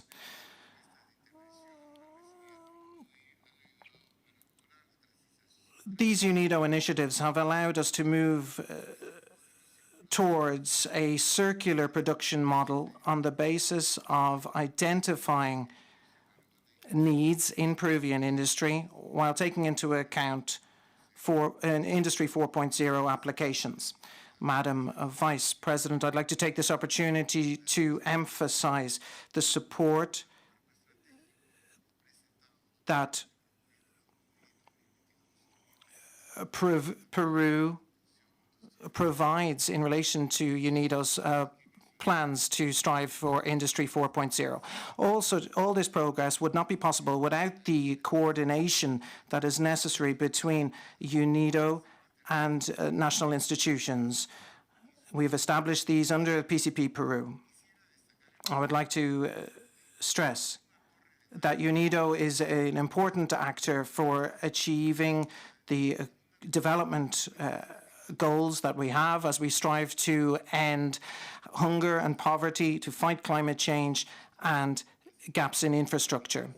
These problems have all been exacerbated by COVID-19, and we are striving to reach a post-pandemic situation. Lastly, Madam President, I would like to recognize the historic cooperation between UNIDO and Peru to promote competitive, high-quality, inclusive of industrial development in the long term, as we strive to put an end to unemployment and poverty. The PCP is a very valuable instrument in this regard. In the same vein, I would like to express gratitude for the contributions of donor countries under the PCP, and we request that they continue to actively participate in the various UNIDO projects in Peru. Thank you, Madam President.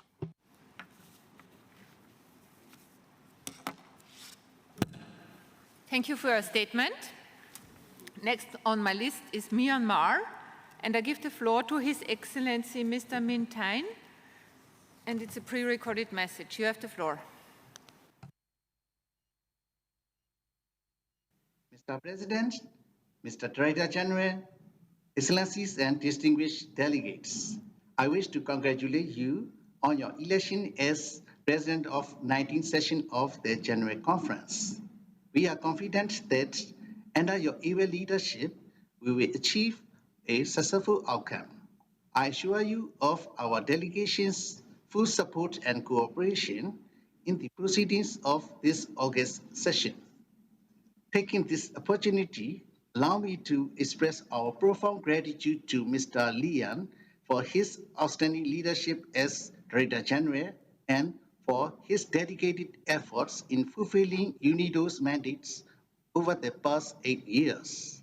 Likewise, I am very pleased to congratulate Mr. Gert Muller, the newly appointed Director General, to lead this important organization. We will render our full support to you in your endeavors to achieve the goals of the organization. Mr. President, Myanmar recognizes the important role of UNIDO in helping developing countries accelerate ISID and achieve 2030 Agenda for Sustainable Development, particularly SDG 9. We are confident that UNIDO's medium-term program framework for 2022 to 2025 will effectively contribute to the member states' effort to achieve their sustainable development and their global efforts to build better for COVID-19 pandemic. We appreciate UNIDO's continuing initiative in assisting LDCs within the context of ISID, as well as for hosting the 9th Ministerial Conference of the Least Developed Countries, recently held in Vienna. Myanmar commends the ministerial declaration adopted at the conference, requesting for UNIDO's support in the areas of poverty eradication, capacity building, transfer of knowledge and technology in catching up with the fourth industrial revolution, achieving SDGs, developing circular economy, and transforming domestic productive sector, enhancing international trade of LDCs, addressing climate change, recovering from COVID-19 pandemic, and building resilience against future shocks. Mr. President, while being an agro-based country, Myanmar's industrial sector accounts for 32% of GDP. It is mainly composed of energy, mining, processes and manufacturing, electric power, and construction sectors. 82% of registered industries are SMEs and 18% large-size industry. We are currently implementing national projects under Myanmar Sustainable Development Plan adopted in line with the UN SDGs. However, due to the devastating impacts of COVID-19 pandemic, Myanmar is facing a series of challenges in multiple sectors, like many other countries. Mr. President, my delegation truly appreciates UNIDO and the donors for their kind assistance to Myanmar for implementing the country program for 2015 to 2020.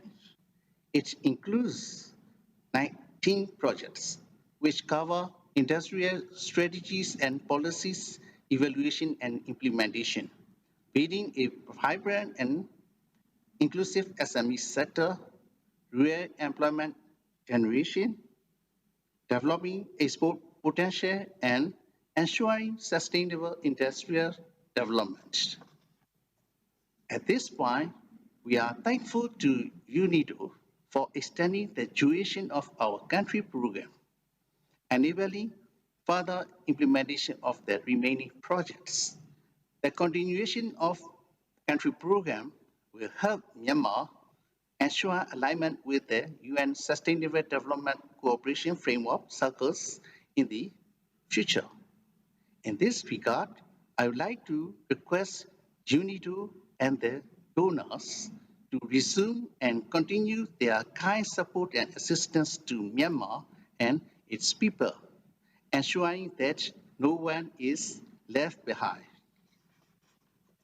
Mr. President, allow me to conclude by reaffirming Myanmar's commitment to work hand in hand with UNIDO and development partners in promoting ISID and achieving the United Nations Sustainable Development Goals. Thank you. Thank you for your statement. And next on my list is Egypt. I give the floor to His Excellency, Mr. Mohammed Hamdi Mohammed El Molla. Ambassador, you have the floor.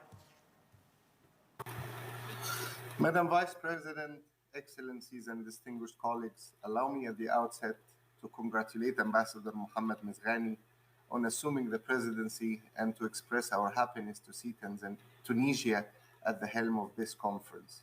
My sincere thanks also go to the United Arab Emirates for its exemplary leadership during the tenure as a president. I also commend your guidance and wisdom, Madam Vice President, in conducting our work.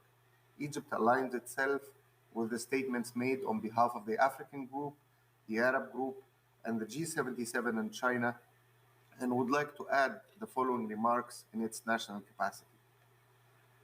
The strategic partnership between Egypt and UNIDO goes very deep, as UNIDO's projects in Egypt contribute significantly to achieving Egypt's Vision 2030, the Trade and Industry Development Strategy, and Egypt's National Structural Reform Program 21 to 24, and the MSMEs and Entrepreneurship National Strategy 20 to 25.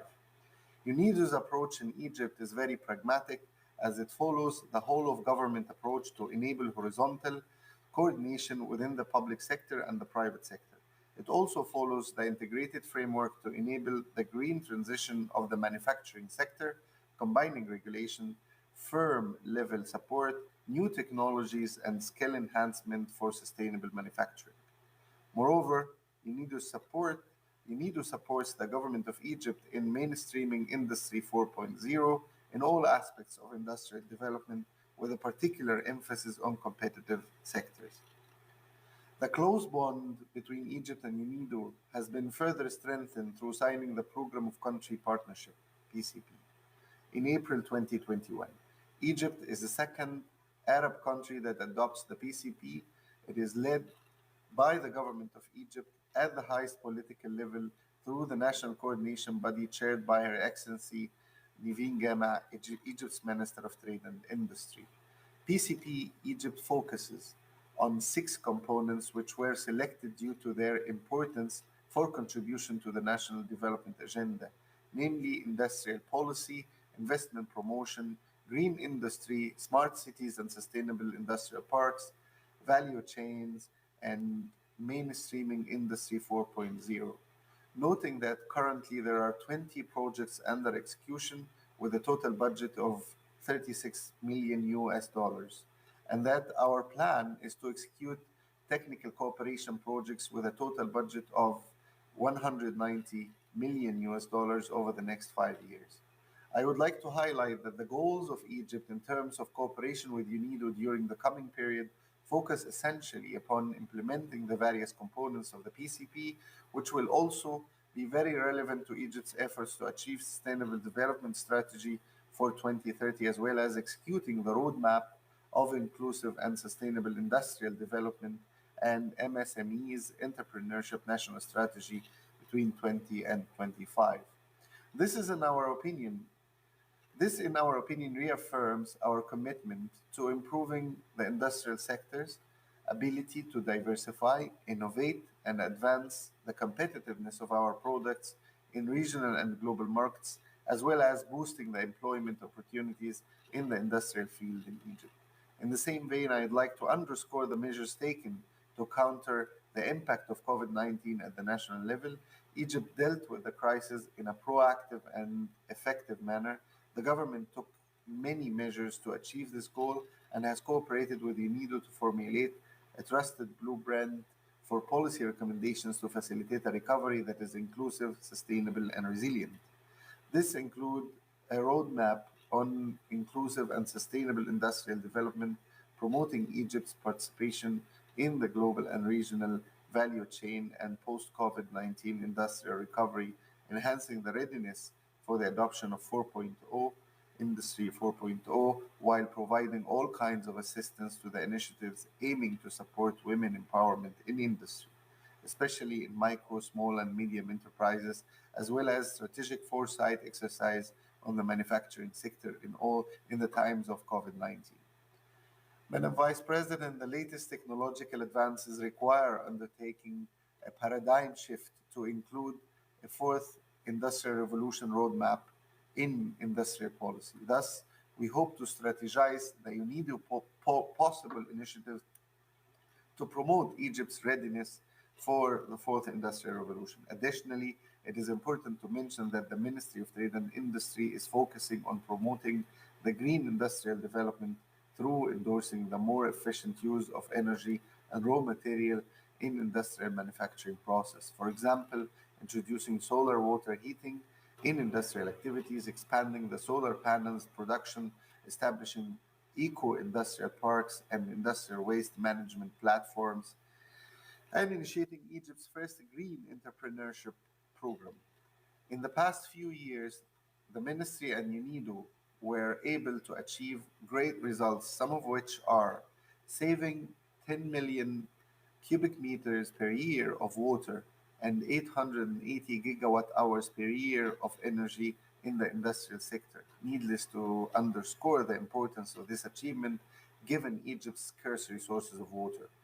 Reduction of CO2 emissions by 90,000 tons per year, reduction of solid waste by 15,000 tons per year, reaching an annual saving of almost 25 million euros. In this framework, it is important to point out that Egypt has sought and succeeded in hosting the next UN Climate Change Conference, COP27, due to be held in November 2022 in Sharm el-Sheikh, which confirms its commitment to the green industrial development. Finally, it is important to reconfirm that Egypt, with its inclusive and sustainable industrial development path, is confident that it can be one of UNIDO's main gateways to Africa, and subsequently we are more than prepared to further our cooperation with UNIDO, the member states, and the international financial and developmental institutions to expand the collaboration on the regional and continental levels in order to achieve the desired industrial development outcomes. I thank you, Madam President.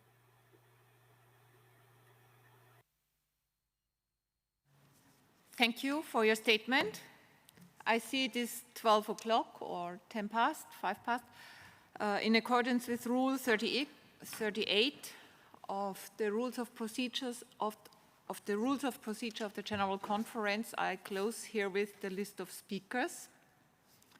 And I give the floor to the next country on my list of speakers, and this is Mexico.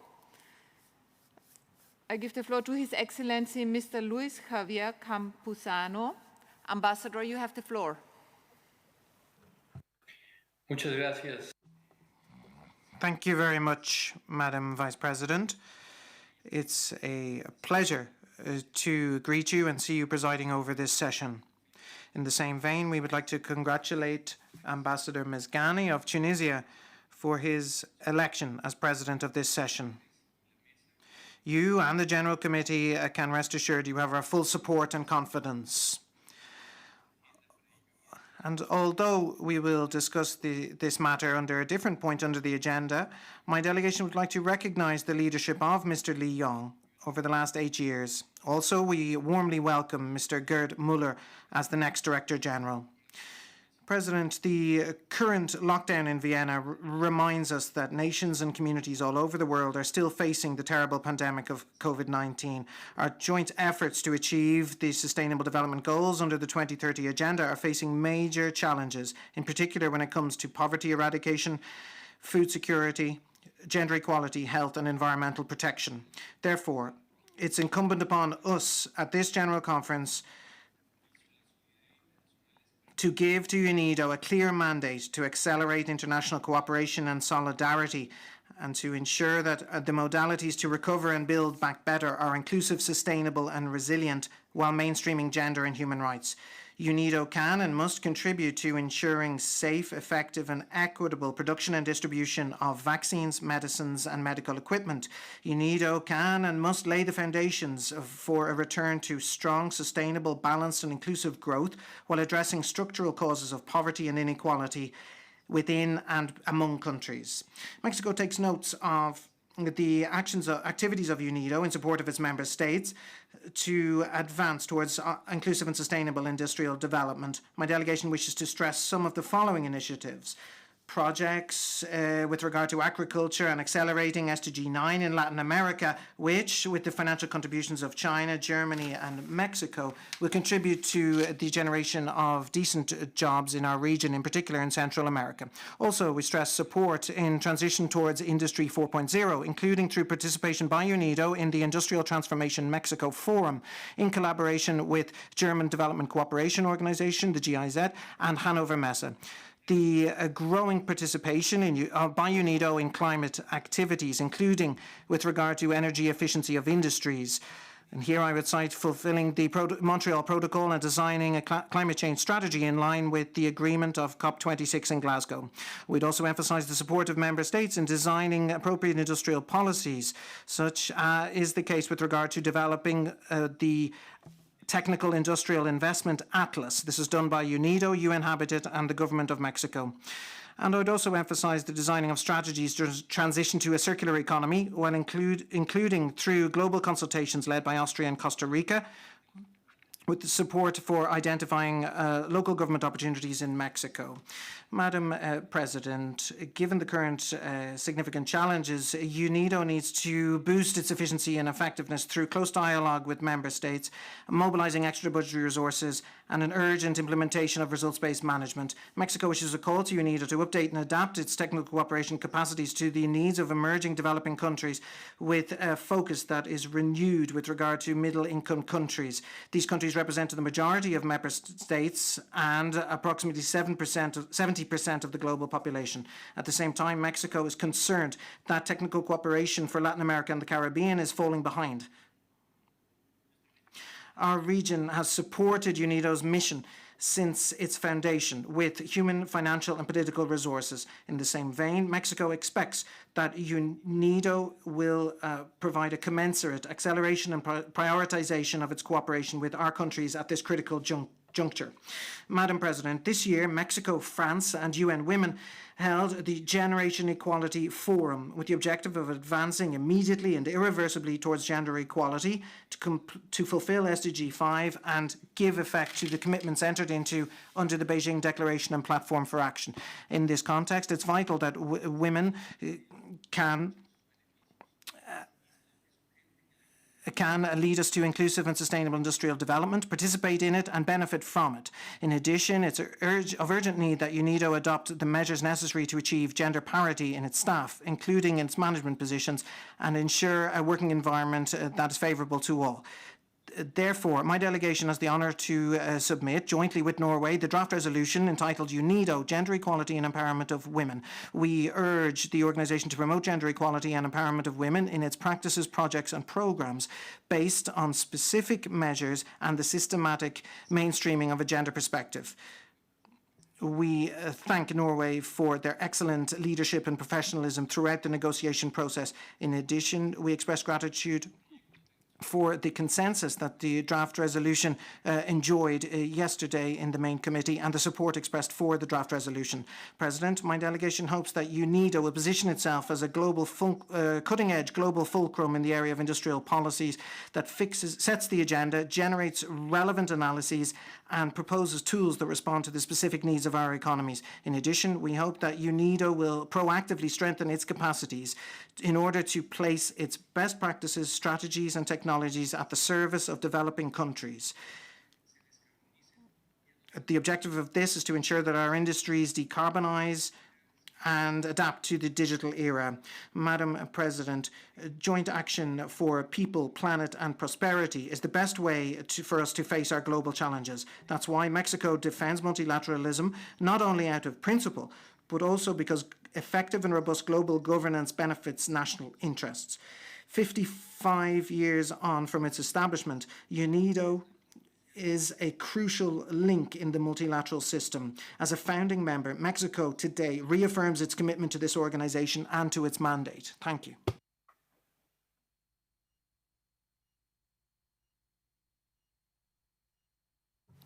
Thank you for your statement.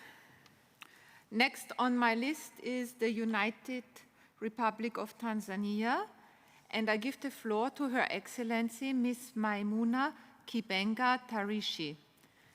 Ambassador, you have the floor.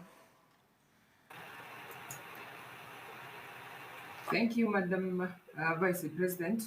Before I start to deliver my statement, please allow me to make my presentation without video. I have a technical challenge.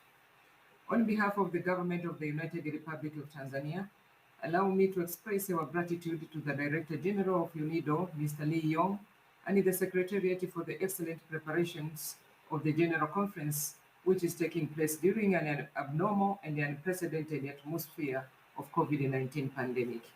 I would like also to congratulate you, Chair, for your appointment to preside over this August meeting.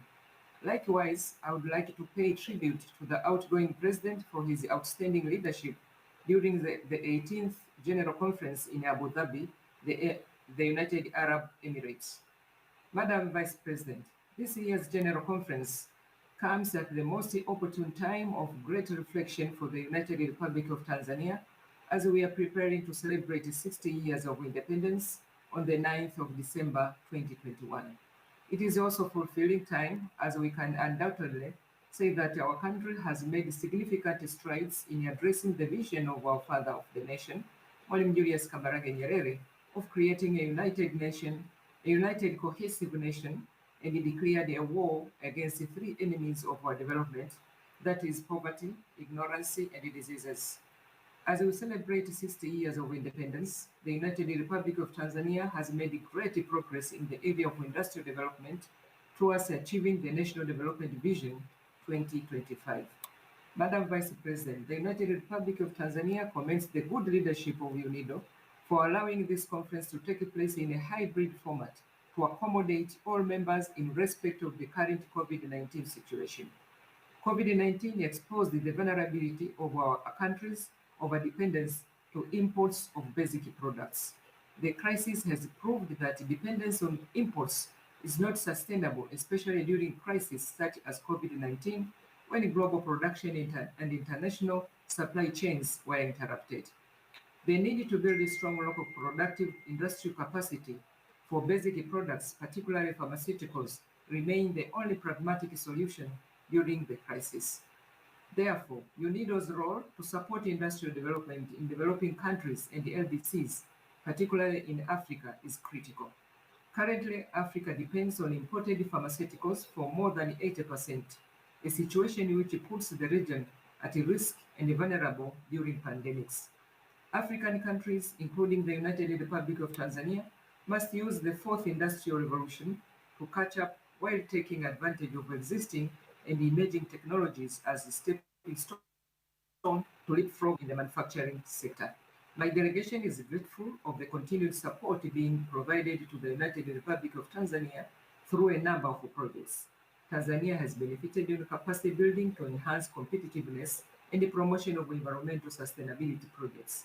Some of the recent projects implemented in the country included the promotion of rural electrification through mini grids based on small hydropower sources, the waste of energy applications in agro industries, and the promotion of use of alternative energy, specifically bioethanol for environmental conservation. The United Republic of Tanzania would like to assure UNIDO members that it will continue to endeavor in the implementation of the Sustainable Industrial Development. Similarly, it will continue to improve its business and investment environment to attract foreign investment and provide a conducive environment for business to thrive. Meanwhile, the government of the United Republic of Tanzania is implementing the blueprint for regulatory reforms to improve the business environment. The blueprint is aimed at easing and removing hurdles related to starting and running businesses and industries in Tanzania. It is an integrated multi-sectoral approach of interventions to harmonize policies, legal, and regulations in strategic sectors such as agriculture, manufacturing, mining, tourism, infrastructure, and services. Madam Vice President, my delegation would also like to express its gratitude to UNIDO and its member states for the inclusion of the United Republic of Tanzania into the Program for Country Partnership, that is PCP. The President of the United Republic of Tanzania, Her Excellency Samia Suluhu Hassan, highly values the importance of PCP implementation due to its potential to fast-tracking industrial development in developing and LDCs through partnership between the government, private sector, donors, development partners, and UNIDO. In 2018, Her Excellency President Samia Suluhu Hassan, while she was the Vice President of the United Republic of Tanzania, presented to the UNIDO's Director General, Mr. Lee Yong, the request to include the United Republic of Tanzania into PCP, of which in October 2020 it was approved. Despite the ongoing challenges of COVID-19, the United Republic of Tanzania is committed to fully implement PCP. In conclusion, Madam Vice President, I would like to reaffirm Tanzania's commitment to the continued cooperation with UNIDO in promoting the inclusive and sustainable industrial development towards achieving the 2030 Sustainable Development Goals, that is SDG. I thank you for your kind attention. Asante sana.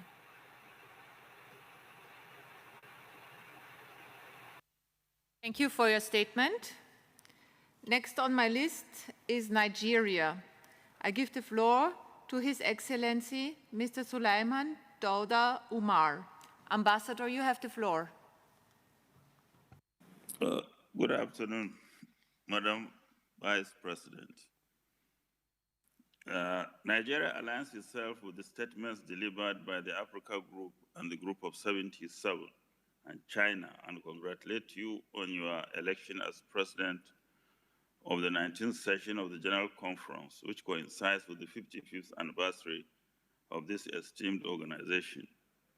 We wish to assure you of our full support. Furthermore, we acknowledge the untiring effort of the Secretariat during the preparations of this session. We wish the outgoing President of the 18th General Conference, His Excellency Engineer Suhail Al-Mazri, Minister of Energy and Industry of the United Arab Emirates, the best in his future endeavors.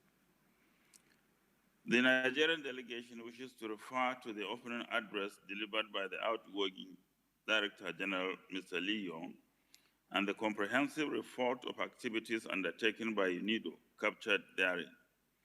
We commend his profound effort, especially at expanding the PCP network, and his commitment to inclusive, sustainable industrial development, among other strides, as we wish him the very best in his future endeavors also. Our sincere congratulations once again go to Dr. Gerd Muller on his appointment as Director General of UNIDO. His remarks in the third plenary no doubt captured the drive of the Sustainable Development Goals in all ramifications. This reflected that his experience, skill, and dedication will indeed come to bear on his tenure. We therefore remain confident that UNIDO will witness sustained achievement of the goals of the 2030 Agenda for Sustainable Development under his able leadership, as we reassure him of our full support and cooperation. My delegation encourages the Director General to continue the implementation of the third Industrial Development Decade Roadmap and looks forward to its commissioning in good time.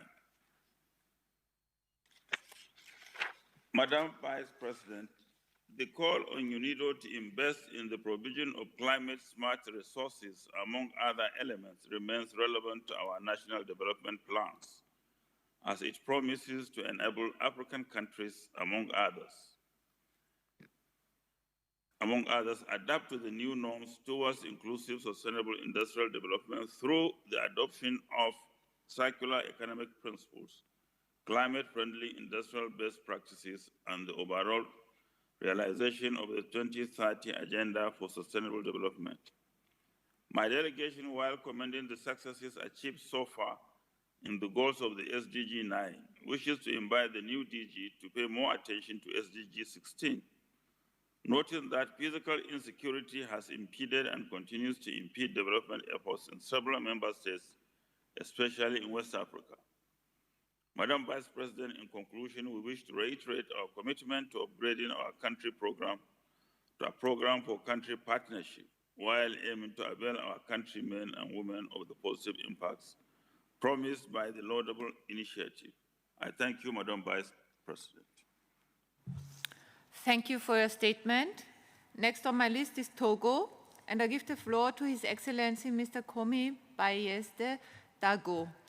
Ambassador, you have the floor.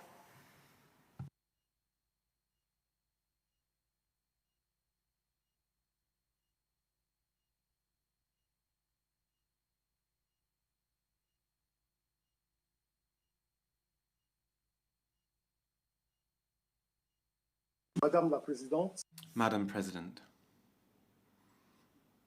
allow me first, on behalf of my delegation, to convey to you and to the members of the Bureau our most sincere and heartfelt congratulations upon your election to preside over the 19th session of our conference. Togo wishes to reassure you of its full cooperation. To the outgoing Director General, Mr. Lee Yong, Togo wishes to express its sincere appreciation for the quality of the work he has carried out in the higher interest of the organization and its member states during his tenure at the helm of UNIDO. We wish to particularly endorse his appeal for the structural transformation and inclusive and sustainable industrialization of African countries. Togo wishes to pay him a glowing tribute. Furthermore, my delegation would like to extend to Dr. Gerd Müller, the new Director General of UNIDO, its warm congratulations upon his remarkable election to this high post. We recognize Dr. Gerd Müller's proven competencies and his praiseworthy commitment to development, the economy, and the environment, among other things. My delegation would like to kindly inform him that member states, particularly those in Africa, have high expectations so as to advance further towards industrial development with a view to ensuring shared prosperity. In this regard, member states are counting on his spirit of initiative and accountability that he has always demonstrated with wisdom and humility. Madam President, the 19th session of our conference is being held at a time still marked by the COVID-19 pandemic, with its ramifications for human life, economic life, and social life. This period is also marked by climate change, with its profoundly negative impacts on the present and future of humankind, whose very existence is under threat. These various changes, which are affecting our planet in all kinds of ways, mean that our organization must remain a vigorous and active framework for stimulating reflection, initiatives, and operational endeavors geared towards industrialization policies. Madam President, The matters on the conference's agenda, such as women as levers of change for sustainable industry during COVID-19 and beyond, and the UNIDO Forum on Inclusive and Sustainable Development, among other things, are of paramount importance for our countries. In this regard, it is essential that particular attention be paid to industrialization, innovation, and infrastructure as the bedrock of sustainable development. At this juncture, I wish to mention the governmental roadmap spanning the years 2020 to 2025. Strategic Thrust 2 particularly highlights the creation of genuine extractive and processing industries for job creation by leveraging the strengths of the economy. This central objective is currently being implemented with the establishment of the Aditikope industrial platform. This is an industrial zone of global scope seeking to ensure the industrial and economic development of Togo. The ultimate goal is to significantly reduce poverty through job creation, with a particular focus on young people. This goal will be achieved in accordance with measures for effective environmental protection. In this regard, the Togolese government intends to build suitable capacities in a sustained manner by harnessing new technologies required in this area, encourage the involvement of women in the creation of industrial units and the development of small and medium enterprises, actively involve the private sector in implementing this policy, ensuring the availability of good quality and competitively priced agricultural raw materials. And lastly, facilitate the conveyance of these products towards processing plants. The Togolese government, under the leadership of His Excellency Mr. Faure Gnassingbé, President of the Republic, has put Togo onto a path of inclusive industrial development so as to achieve the sustainable development goals in our country. To this end, Togo counts on UNIDO support. Thank you very much, Madam President. Thank you for your statement. Next on my list is Poland. You have the floor, sir. Madam Vice President, Mr. Director General, Excellencies, distinguished guests. Poland associates itself with the statement delivered on behalf of the European Union. I wish to highlight a few points of particular importance to my country. Madam Vice President, let me congratulate you on your election as a member of the General Committee of the 19th session of General Conference, presiding under the leadership of His Excellency Ambassador of Tunisia. We wish you all success towards which we will also contribute. Director General Lee Young, we would like to thank you for your personal engagement and the professional and engaged stewardship of UNIDO during the last 8 years. Director General Gerd Miller, our best wishes. We have full trust that you will guide us through the challenging time with strong and creative leadership. Excellencies, distinguished delegates, we are pleased to express our satisfaction that the budget of the organization for the next biennium 2022-2023 was prepared with the consent of all member states and great support of UNIDO Secretariat, and awaits safely the approval by the GC. It's important since it secures the stable functioning of the organization in the next 2 years. It is results-based and underpinned by the medium-term program framework 2020-2025, which sets out the UNIDO strategic direction over the next 4 years. Madam President, a few remarks on the programmatic issues highlighted in the resolutions under consideration. Poland strives to implement the goals mentioned in the resolution on gender equality and the empowerment of women.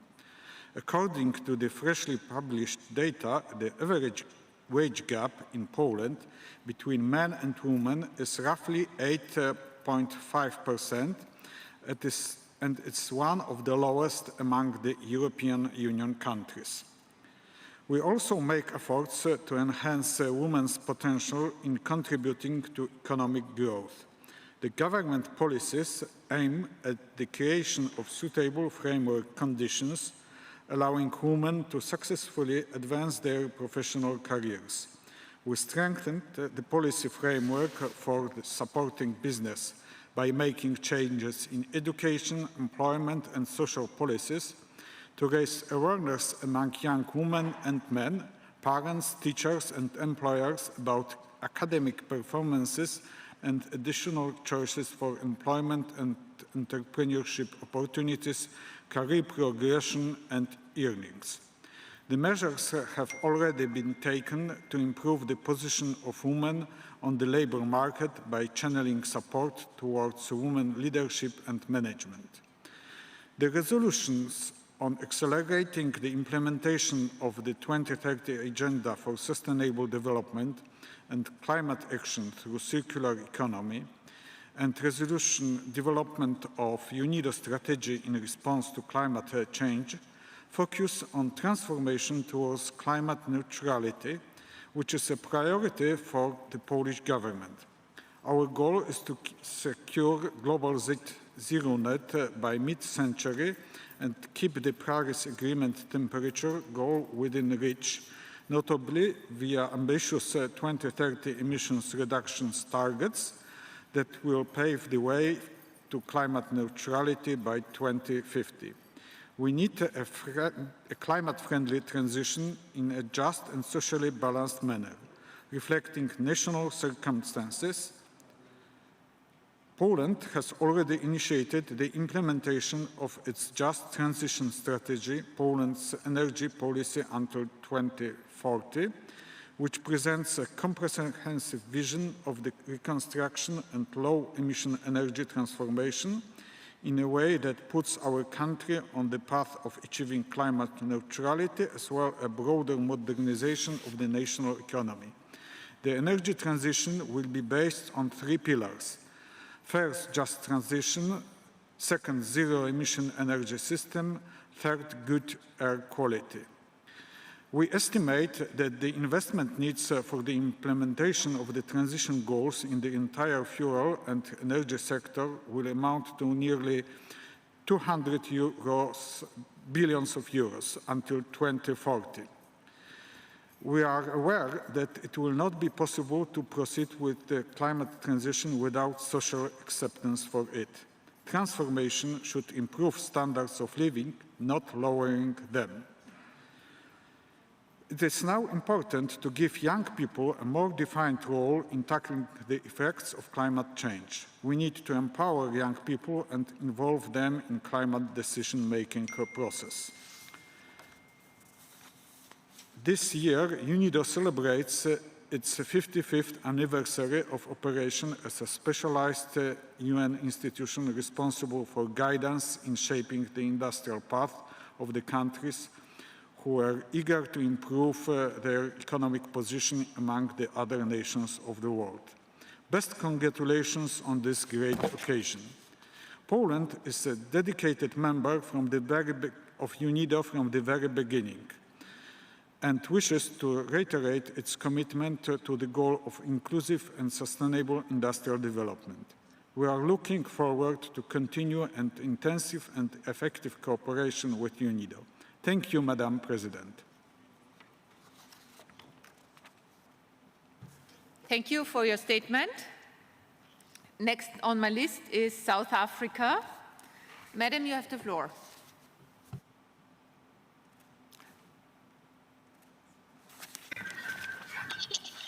Excuse me. Good afternoon, Madam Vice President.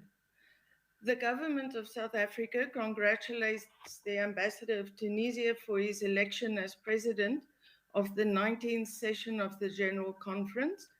We wish to reiterate our support to you and the other members of the Bureau and the Secretariat for the successful conclusion of the conference. We associate ourselves with the statements delivered on behalf of the African Group and the Group of 77 in China. Madam Vice President, the pandemic has exposed the fragile nature of globalization as well as that of our interconnectivity and interdependence in realizing the goals of the 2030 Agenda for Sustainable Development. It has also transformed our approach to development and highlighted the necessity for strengthened and deepened international cooperation to build stronger and more resilient economies and production structures. Vaccine inequality has clearly exposed the unfair and deep inequalities and disadvantages developing countries face. Vaccine nationalism is short-sighted as it prolongs the pandemic and feeds the evolution of vicious mutations. We reiterate our call for capacitating developing countries with the essential rights, tools, and capabilities to produce vaccines locally to accelerate the global vaccination program and to end the pandemic. We reiterate our call on UNIDO to collaborate with relevant stakeholders to facilitate the transfer of knowledge, skills, and equipment to developing countries and to do so urgently. Remember, no one is safe until everyone is safe. We also call for the urgent and immediate lifting of the unfair punitive travel bans placed not only on South Africa, but on most of our neighbors. The reasoning for these decisions are spurious and seem politically motivated, as these bans have not been equally applied to all states where the variant has been detected. Our excellent, transparent, and constructive scientific contributions should not be punished, but applauded and replicated. These unreasonable and ill-advised measures will further damage economies, increase unemployment, and add to human suffering in our countries. The measures are also against international commitments and pledges. We therefore call on all member states to A, urgently and unconditionally lift the travel bans, and B, to adopt honest, timely, and transparent scientific measures in monitoring and reporting on the virus and all its mutations. With more information now available, it seems that Omicron variant may not have originated in Southern Africa after all, and yet we are the ones being punished.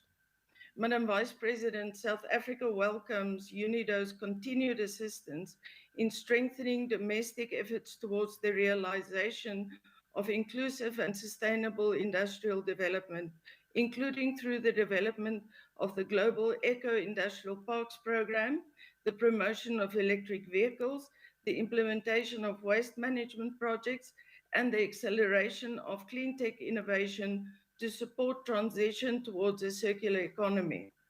With SADC, UNIDO is supporting human capital development through the effective management of natural resources in the forestry sector and water resource management. This initiative follows on the SADC Phase 3 project, through which UNIDO collaborated with South African stakeholders to deliver training programs in the forestry sector. We call on UNIDO to continue these efforts and to support our region's pursuit of the implementation of the AU's Agenda 2063 and the attainment of its goals. We welcome the efforts made towards the implementation of the third industrial development decade for Africa, including through the Programme for Country Partnerships. These efforts can be enhanced through the expansion of collaboration with all relevant development partners in the continent, such as the African Development Bank. South Africa urges the completion of IDDA 3 and urges the completion of the IDDA-3 Secretariat recruitment process to fully operationalize the IDDA-3 roadmap. Madam Vice President, my delegation also notes UNIDO's strategic framework for the fourth industrial revolution and encourage investments in technology transfer and capacity building in reskilling employees to adopt to new frontier technologies. We further note the outcomes of COP26 and join other countries in expressing our concern over the impact of climate change on all areas of life and livelihoods, especially in Africa. In fact, climate change is the single largest threat to socio-economic development of our continent. While sustainable industrial development is strongly linked to energy efficiency, green initiatives must be implemented in a pragmatic manner to avoid job losses within energy-intensive manufacturing sectors. South Africa is deeply committed to a just energy transition and encourages developed countries to provide the necessary support and finance to assist developing countries with mitigation and adaptation efforts. We expect that the financial pledge made to South Africa at COP26 will be implemented speedily and based on mutually agreed terms, taking into account our national priorities of job creation, equality, and debt reduction. We also anticipate that the agreement will serve as a model of a truly collaborative partnership between developed and developing countries, and that it will assist in the transition to clean energy in a just, fair, and sustainable way. I thank you, Madam Vice President.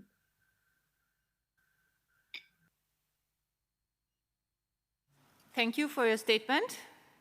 Next on my list is Ghana. You have the floor.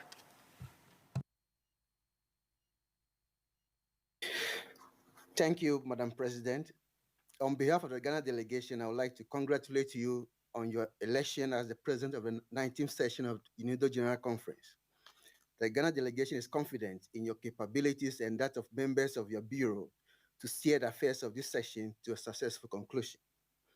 The Ghana delegation also wishes to convey sincere appreciation to the president of the 18th session of the General Conference, His Excellency Engineer Suhail Al-Mazuri, Minister of Energy and Industry of the United Arab Emirates, and members of his bureau for their commitment and dedication to the work of the previous session.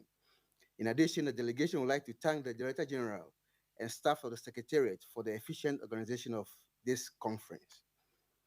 The Ghana delegation associates itself with the statements delivered on behalf of the Group of 77 in China and the African Group, and wishes to make the following statement in Ghana's national capacity. Madam President, the 19th session of the General Conference marks a crucial moment in the history of UNIDO. The organization is commemorating its 55th anniversary and has appointed a new Director General who will manage the implementation of programs of the organization aimed at supporting member states to recover from the devastating effects of the COVID-19 pandemic and build robust, inclusive, and resilient economies going forward.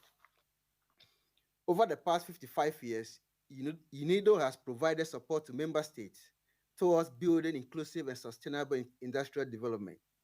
It has also developed the capacity and expertise in the various facets of sustainable development to support member states to build back better following the COVID-19 crisis.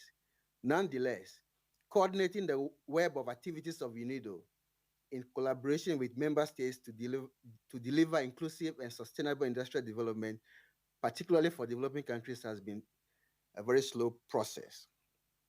The theme for this year's General Conference, Building a Better Future, is therefore not just appropriate, but a clarion call for the expansion of cooperation between UNIDO and member states towards inclusive and sustainable industrial development for a resilient recovery from the COVID-19 pandemic. Ghana acknowledges the important role played by UNIDO during the COVID-19 crisis and the greater role it must play in support of member states to build back better. Madam President, while the pandemic has created severe economic challenges for Ghana, the country equally recognizes the pandemic as an opportunity to remodel and build a worthy, inclusive, sustainable, empowered, and a resilient Ghana, a wiser Ghana, a country that is industrialized and established as a regional hub for goods and services. In this regard, the Ghana Cares Obatampa program of the government serves as the blueprint for the country's post-COVID-19 economic recovery and structural economic transformation. Through the Ghana Cares program, the country seeks to build stronger institutions to deliver efficient services, provide the necessary infrastructure to support business, and improve access to long-term finance, build skills to deepen the quality and impact of services, and maintain financial sustainability. The program also falls within the framework of the industrial policy of Ghana, whose key developmental objectives are to expand productive employment and technological capacity in the manufacturing sector, as well as promote agro-based industrial development and special distribution of industries to achieve reduction in poverty and income inequalities. Now more than ever, Ghana will seek to expand its financial partnerships, investment partnerships, and knowledge centers of excellence. Ghana will build on its successes in agriculture, achieved through policies such as the Planting for Food and Job, the One Village, One Dam, by scaling up technologies to reach millions of farmers. Ghana will add value to what it produces and provide creative and high-tech opportunities for massive youth engagement in agriculture and agribusiness. Madam President, in all this endeavor, Ghana will seek UNIDO support in terms of resources, capacity, and expertise in fostering inclusive and sustainable industrial development, as Ghana remains committed to the ideals of this noble organization. I thank you, Madam President. Thank you for your statement. Next on my list is Nepal. Madam, you have the floor. Madam President, first of all, I would like to congratulate His Excellency Mr. Mohammad Mezghani on his appointment as the President of the 19th session of the General Conference. I also like to take this opportunity to extend warm felicitations to all the Bureau members. I also avail myself of this opportunity to congratulate Dr. Gerd Muller on his appointment by this conference as the Director General of UNIDO. Nepal associates itself with the statement made by the permanent representative of Costa Rica on behalf of G77 and China. I would like to add the following on my national capacity. Madam President, Nepal appreciates the efforts and tremendous work done by UNIDO towards promoting and accelerating inclusive and sustainable industrial development in member states. Nepal aspires to achieve industrialization at a sustained pace to bring a meaningful transformation in the social and economic life of its people. Nepal is gradually becoming an attractive investment destination for domestic and foreign investors. We have undertaken several legal, institutional, and procedural reforms for creating an enabling environment.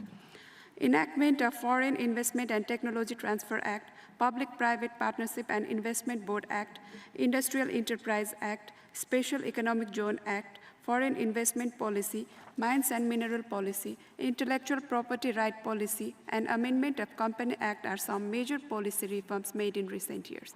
Similarly, Nepal also offers several tax and export incentives. Establishment of hedging fund, special economic zones, industrial estates, and industrial villages are the provision of one-stop service are some of the concrete steps taken by the government to help doing business in Nepal.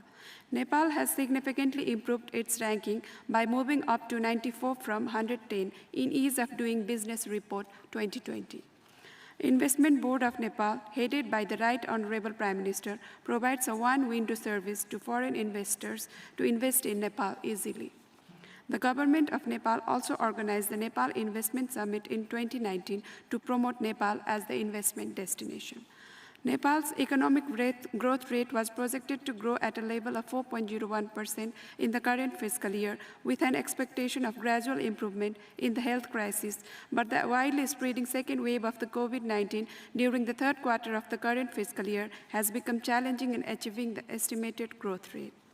Being a landlocked developing country and a country graduating from least developed country, fast-paced industrial development is a difficult task for Nepal.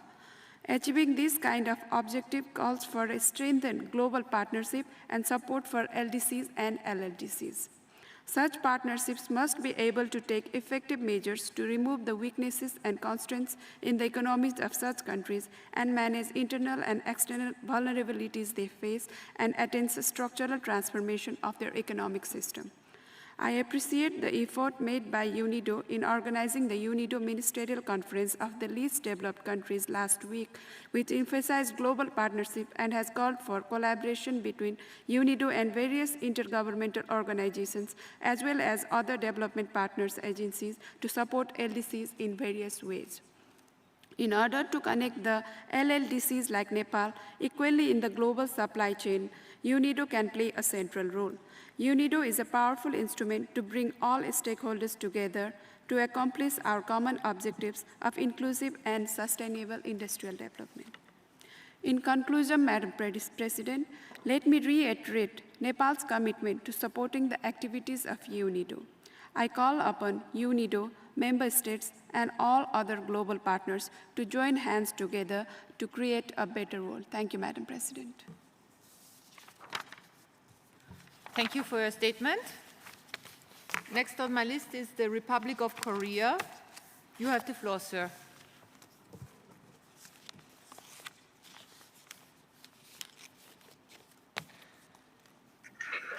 Madam President, Director General, Excellencies, distinguished representatives of member states, I join other delegations in extending my sincere congratulations to you, Madam President, on your election as President of the 19th General Conference. My delegation has every confidence that with the benefit of your outstanding leadership, we will achieve much needed success at this important conference. The Republic of Korea welcomes this opportunity to share the vision of the vision on inclusive and sustainable industrial development, or ISID, and our partnership vis-à-vis UNIDO against the backdrop of COVID-19. I would like to share this with you from three perspectives. The first is what we aspire to, the second is what we look forward to, and the third is what we are committed to. First, in the emerging post-COVID-19 era, the Republic of Korea aspires to emerge as a nation that plays an even greater role for the inclusive recovery of all. If there is one lesson humanity has learned in the face of global crisis of such a huge scale, it is that inclusiveness and solidarity are key. The coronavirus knows no borders. It does not discriminate on the grounds of gender, race, nor religion. The efforts of any single country alone can be no guarantee of a way out. In the process of moving on and moving forward from COVID-19, we need to be inclusive and leaves no one behind. This is precisely why I would like to reaffirm our strong commitment to continue to support and expand the UNIDO's program for country partnership, or PCP. I encourage UNIDO and other member states to follow suit to include more member states, bringing new opportunities for future cooperation. For our part, we have been witnessing steady and meaningful progress in the capacity building project with Cambodia on industrial development policy. We are ready and willing to share the lessons we have learned from experience, both the successes and the failures. To echo what my president stated at the 76th session of the UN General Assembly, Korea will take the lead in presenting a vision for the partnership and coexistence, which can be embraced by both developed and developing countries. Secondly, we look forward to UNIDO's greater engagement with vulnerable people of our society. Indeed, they are more vulnerable to new and emerging threats. The part of our society that have been hit hardest by this pandemic are low-income families, the elderly, and especially women. With the advent of these increasing inequalities, UNIDO has an even more significant role to play than ever. It is called upon to fulfill its responsibilities as a specialized agency of United Nations to advance economic competitiveness in the developing countries, create shared prosperity, and work towards building a better future for all. My delegation would like to reiterate the importance of women's empowerment in promoting ISID. The empowerment of women has a force multiplier effect. In the Republic of Korea, women are playing leading role not only in civil society, but also in the political and economic fields, and in fact, in all aspects of life. We fully support UNIDO's continued efforts to mainstream a gender perspective in its various development programs. We also welcome the Secretariat's decision to hold a special Gender Equality Mobilization Award ceremony to carry this spirit forward. Thirdly, we are committed to playing a leading role in achieving the Sustainable Development Goals, in particular the SDG 9. Madam President, SDG is a central element for an effective recovery from this pandemic. The Republic of Korea is reinforcing employment and social safety nets to realize an inclusive recovery. In promoting the Korean New Deal policy, the Republic of Korea plans to expand its ODA and initiatives in green, digital, and healthcare areas that have been a clear surge in demand during the pandemic. Indeed, we are taking this strategy forward in cooperation with the UNIDO as well. In particular, I'd like to invite your special attention to the project on the development of STI, Science, Technology, and Innovation Strategic Framework, which has entered its second year of operation this year. This project with UNIDO has potential to contribute to shaping and developing the right strategies and approaches that will help developing countries advance closer to us attaining SDGs much sooner. We are committed and are happy to take on role to this end. I would like to emphasize once again that the Republic of Korea is and always will be a wholehearted supporter of UNIDO. We will sincerely stand by your side on the journey of realizing ISID and making it a tangible reality for all. I thank you, Madam President.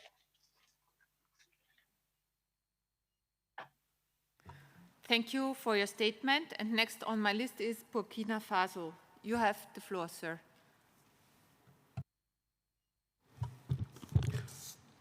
Madame la Vice-Présidente. Madam Vice President, I have the honour to take the floor on behalf of the delegation of Burkina Faso to convey my heartfelt congratulations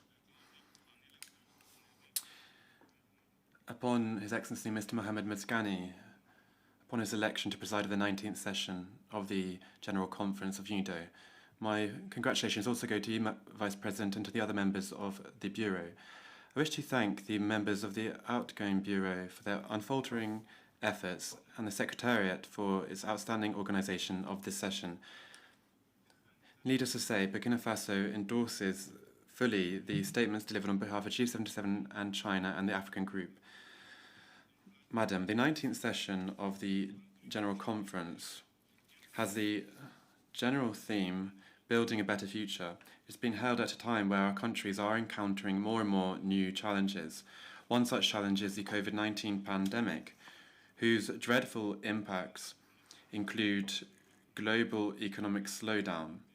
This, in turn, is impacting the implementation of the Sustainable Development Goals of the United Nations.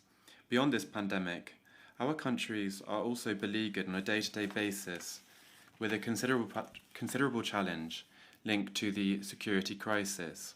This crisis is having dire consequences on our industrial bases, the very cornerstone of our economies. This situation requires our constant attention, and we have the crucial and urgent duty to find swift and lasting solutions. Madam Vice President, promoting inclusive and sustainable industrial development aimed at fully leveraging the potential of industry to serve development and lasting prosperity for all is crucial. Doing so will allow our countries to build a better future. In this vein, my country wishes to reiterate once again its commitment to the 2030 Agenda for Sustainable Development. This agenda enables member states, in particular the least wealthy ones, to derive more benefits from inclusive and sustainable development. Madam, Burkina Faso and UNIDO, just over a year ago, proceeded to review the priorities and prospects of their cooperation. These consultations enabled us to review together all policies, strategies, plans and programs established. The goal of this was to lay the groundwork for resilient industry to make Burkina Faso an industrialized country. This also allowed us to express our desire for support from UNIDO to implement our national industrialization strategy.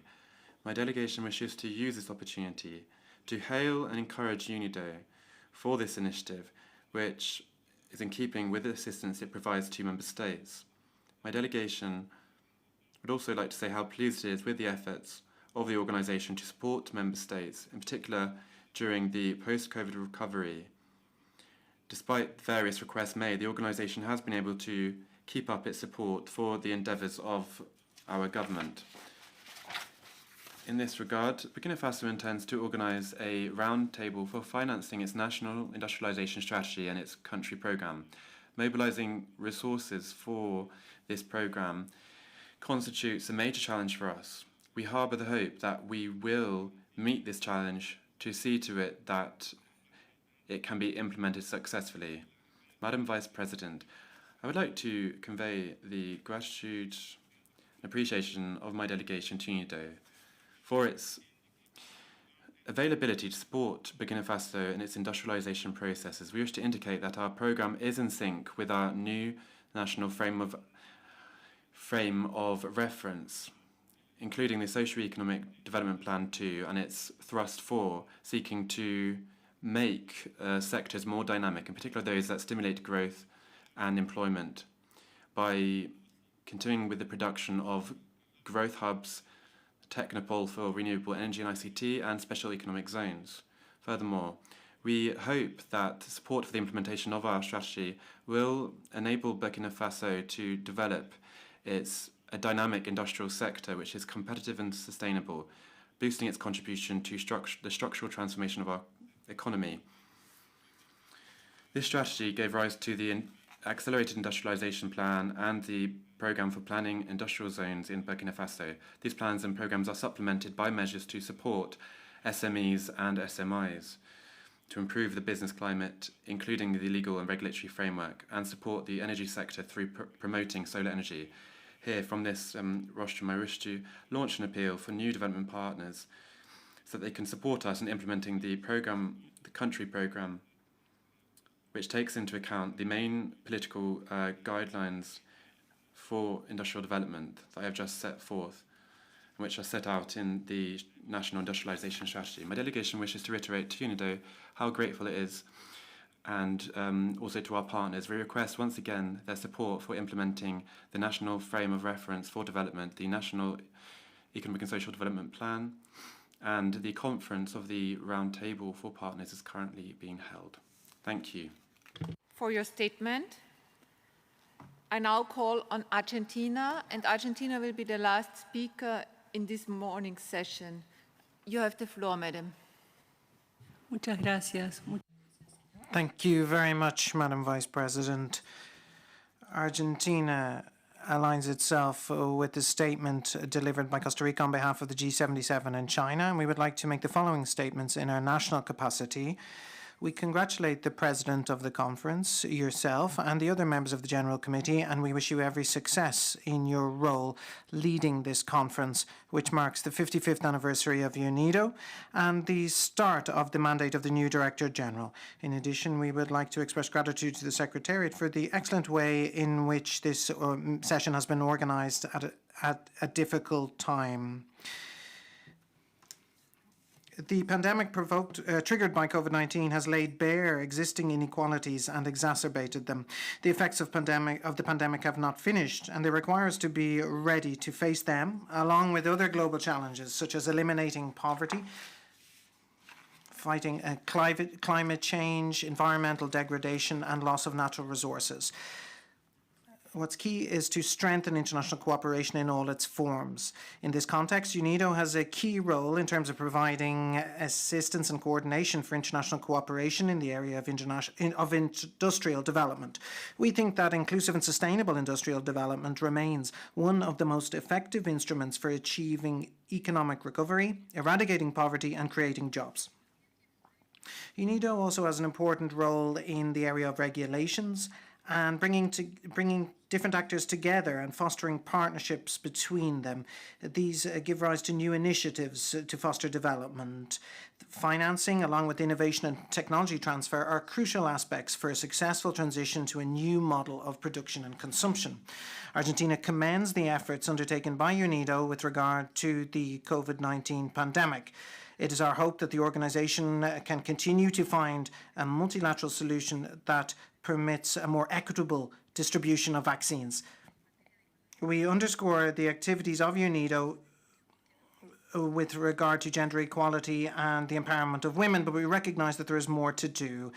There is a need to mainstream gender equality and industrial policies and programs to guarantee that women can be actors in inclusive and sustainable industrial development and participate in its benefits on an equal footing to men. We're concerned that the digital gap continues to become enlarged. We welcome the fact UNIDO is developing a strategic framework for the fourth industrial revolution. We count on UNIDO to build our capacities and allow for access to frontier technologies, which will be essential for advancing towards the fourth industrial revolution. Argentina is committed to the processes leading to circular economy. We welcome the fact that UNIDO organized global consultations, and we express gratitude for UNIDO scaling up global and regional programs and projects to help member states transition to a circular economy. We need to recognize that these activities related to the circular economy can vary between different countries and regions. This is because they depend on different national priorities and circumstances, the availability of financial and technological resources, the support of the international community, and multilateral financial institutions, in particular with regard to middle-income countries. We also take note of the activities of UNIDO with regard to energy, climate change, and the environment, while UNIDO also provides guidance to member states to create infrastructures that are more resilient for industrial development and to fulfill national commitments entered into under climate and environmental multilateral agreements. Madam Vice President, Argentina expresses its gratitude for UNIDO's involvement with middle-income countries. The categorization of middle-income countries based solely on per capita income should be reviewed, and it should be complemented with other types of multidimensional indicators which reflect the vulnerabilities and inequalities that our countries face. Meanwhile, we would like to express our thanks for the work and guidance provided by UNIDO so that we can move forward towards an inclusive and sustainable industrialization. This will allow us to reduce poverty indices and inequality indices and generate creative jobs. This process should be supported by innovation, technology, and investment. We trust that under the leadership of Dr. Muller, efforts will be increased to assist developing countries, including middle-income countries, in order to ensure that they can achieve their established industrial objectives. Thank you.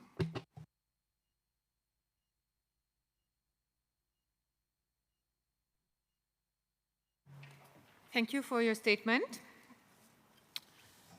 We have exhausted the list of speakers for this morning's session, and I come back to the proposal I put before you this morning.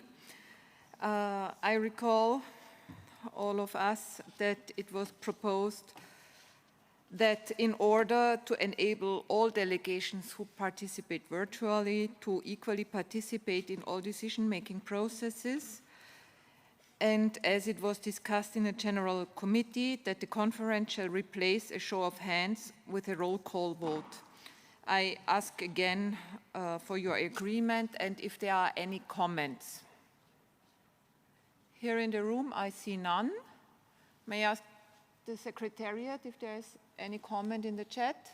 Spain would like to take the floor. Spain, you have the floor.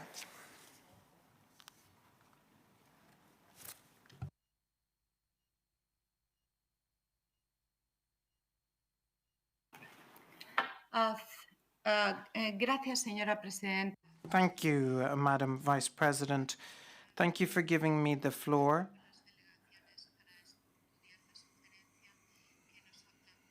And thank you also for this proposal. We're a little bit surprised at this proposal arriving at such an advanced stage of the conference. We would have liked to make some constructive comments.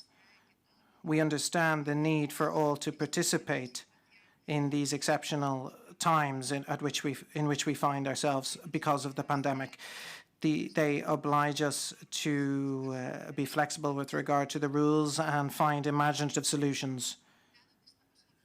Given that we are speaking about changing the form of vote with regard to the rules, as I understand it, we will proceed with a remote vote, a virtual vote. We therefore would believe it necessary to justify the means and to satisfactorily explain the modalities so that we can accept them. For the moment, we believe it is not sufficiently clear. Therefore, my delegation would like to know the details, the basic details around how, such as approval of credentials, quorum, technological neutrality, and so forth, will be addressed. How will the process be? For example, if some delegations cannot vote due to technical difficulties. As I understood it, the vote was to be in presence, with presence, so we need to do so on an equal footing. We're ready to take a flexible approach in considering this proposal, but we would like an explanatory note from the Secretariat giving all the legal and technical details of this system that has been proposed specifically for this vote. We would like an adequate explanation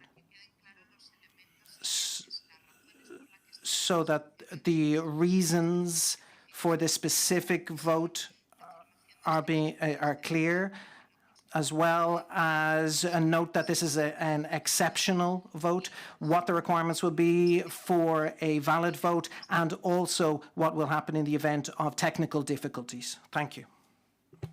Thank you for your comments and your questions, and also for indicating some flexibility on this important question.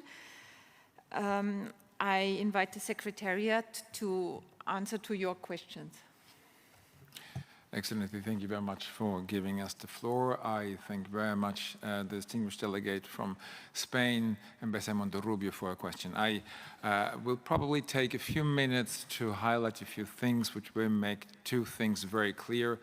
We do not change any rule, and there's no impact whatsoever on the elections of the external auditor. It's very important to make that very clear. There is no change of any rule here. There is no impact whatsoever on the elections of the auditor. Just allow me to highlight here in this sense a few things. And of course, as you have been suggesting, we will very much after this issue a quick note to member states for as well in writing put those things in front of you for the clarity of all of us. Now, in line with the rules of procedure and the Vienna spirit of consensus, it is known to everybody that member states shall take every effort in order to reach any kind of decisions by consensus in the policy-making organizations. However, while currently not in any way indicated or foreseen, and I repeat, while currently not in any way indicated or foreseen, it cannot be ruled out that the General Conference may need to take a decision by means of vote. Now, I'd just like to highlight once again, when we talk about voting, we are not referring to holding an election. Elections are held to install nominated candidates to offices or functions, whereas voting can apply to whether, for instance, a motion shall be carried out or not. This, what we are proposing here, therefore does not affect in any means the method of electing the external auditors on Thursday. In those cases, however, where a vote is needed for decision-making purposes, two methods of voting are offered in Rule 93 of the Rules of Procedure. One is show of hands. The second is roll call. Once again, show of hands is very simple, that if a question is put in front of the General Conference, all delegations are asked to raise their hand for their respective decision, which is for the vote, against the decision, or abstention, actually. That is what we call, in the Rules of Procedure, show of hands. A roll call, though, does call on each and every country, one by one, in order to declare transparently, openly, and publicly the vote it wishes to make, which is for, against, or abstention of the decision in front of it. Now, as we are in a situation where we're facing a difficulty of present participation in person because of the very severe restrictions in Austria and in the VIC, but at the same time it has been decided that we do take forward the General Conference, a show of hands is technically not feasible on the online platform that we use for this conference. Because you may very simply imagine a situation where all member states at the very same time with voting rights have to lift their hand in order to make their vote known. Technically, this is not possible. Hence, the second possibility of voting stipulated in Rule 93 is roll call. Now, once again, also I'd like to highlight, we do not talk here about electronic voting. It is all elections, actually. UNIDO does not have a system of electronic sort of voting in elections, which is precisely why we try to make any effort that all delegations, to the extent possible, will be present tomorrow for the elections of the external auditor. You may recall we had the same situation during the IDB in July when it came to the election of the Director General, where we also made a plea to all delegations, please participate in person, as well as we still had that difficulty. So, in the absence of the possibility technically to allow those delegations which do participate only virtually and their rightful participate in the GC, we need to look for a possibility, in case we would come to a vote, that they can do so in accordance with the existing rules of regulations, in this case, Rule 93, which is a roll call. Thus, to ensure that all participants can really do this, we do this. And that means, actually, that the proposal which the General Committee has been making, a committee which is concerned about procedural and organizational matters of the conference, is there to just propose that the second existing option in the Rule 93 of the Rules of Procedure for voting, which is roll call, is used by default in order to ensure that each and every member state at any point of time is given the equal chance to exercise the right of voting. Of course, given the fact that they need to have the voting rights, actually. Now, Rule 93 states that any representative may also request a roll call at any point of time. So the roll call, in fact, is nothing specifically new, and it is stipulated in the rules, and there is no change whatsoever needed. Therefore, it is not a new approach, but merely an application of an existing rule of procedure to facilitate the smooth and efficient conduct of this session and to provide robust decision-making if and when necessary. So I'll leave it here. I hope this was clear. I'd just like to highlight once again, there is no new rule and no change of rules required here. It does not affect by no means the election of the external auditor. And the reason is simply to try to make sure that all participating delegations, when it comes to the voting, and once again, it is distinguished from elections of officers or the external auditor, and voting may be required to allow them an equal, transparent participation in the decision-making process. Thank you very much.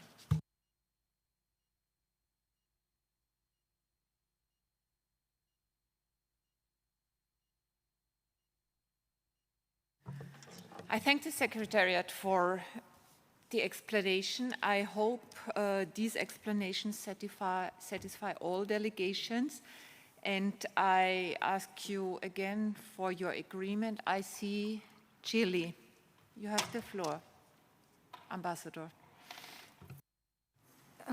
Yes, thank you, Chair, and thank you for the Secretariat. We would just suggest that, as a matter of fact, not all delegations are following the conference right now. Many might have doubts, and actually they do. We have been, discussing this issue. So we would suggest, as it has done in the past for the Secretariat, to send this information to all member states in due time and make the distinction regarding the voting on the auditor and the probable roll call. There we have just a question to the Secretariat. The rules of procedure ask for a member state to call for the roll call, or is it the Secretariat that can propose it individually, or is it that we need a member state to ask for that from the floor? Thank you so much, and I reiterate our gratefulness for your work and commitment. Thank you for your question, Chile. And as the other question was addressed to the Secretariat, I invite you to answer. Thank you very much, Excellency, for your question. Indeed, it's the member states who would call for a roll call. Now, of course, in the preparation to this very specific General Conference, we have been trying to think about any possible situation which may arise, although only theoretically, in order to prepare for it. That's the principle which I'd like to share with all of you, because, of course, we need to be prepared for any decision a member state may take or a wish it has within the rules of procedures. Now, again, having said that, we have, when it comes to voting in the rules of procedures, two possibilities of doing this. One is the show of hands. You just raise your hand. The other is roll call. A name of a country is called upon and shall loudly, transparently say it's voting for their workers. Now, the proposal then was to the General Committee. Indeed, it came from the Secretariat to discuss. In such case, and in light of the difficulties to verify the vote of each and every member state which is allowed to vote in a show of hands, taking into account that some of them are only participating virtually, we shall use by default the second option in the rules of regulation, which is roll call. You ask each and every member state this. Now, of course, the General Committee then said that we can do, of course. Again, it's a procedural issue. In case we would not have that, still a member state would probably call for a roll call, because otherwise, how can we really reliably and transparently verify what a decision of a country is? And for us, of course, there are two things here very important. One is the equal participation of each and every member state in any activity of the conference at any point in time. And we have, of course, two sets: in-person participation and virtual participation. So what is the means in order to make sure that having that set up, everybody can equally participate? That was the difficulty. And secondly, of course, we need to make sure that all decisions are taken in the transparent and verifiable manner. And that, in the case of a roll call, is indeed simple and doable, because every country which has voting rights is asked to loudly, transparently pronounce its decision, actually. Now, as we heard today in the morning, even if you're on the screen, it is very well understandable sort of when it comes to wording. So we then would call on the respective representative of that country and would make sure that we understand if the decision is yes, no, abstention.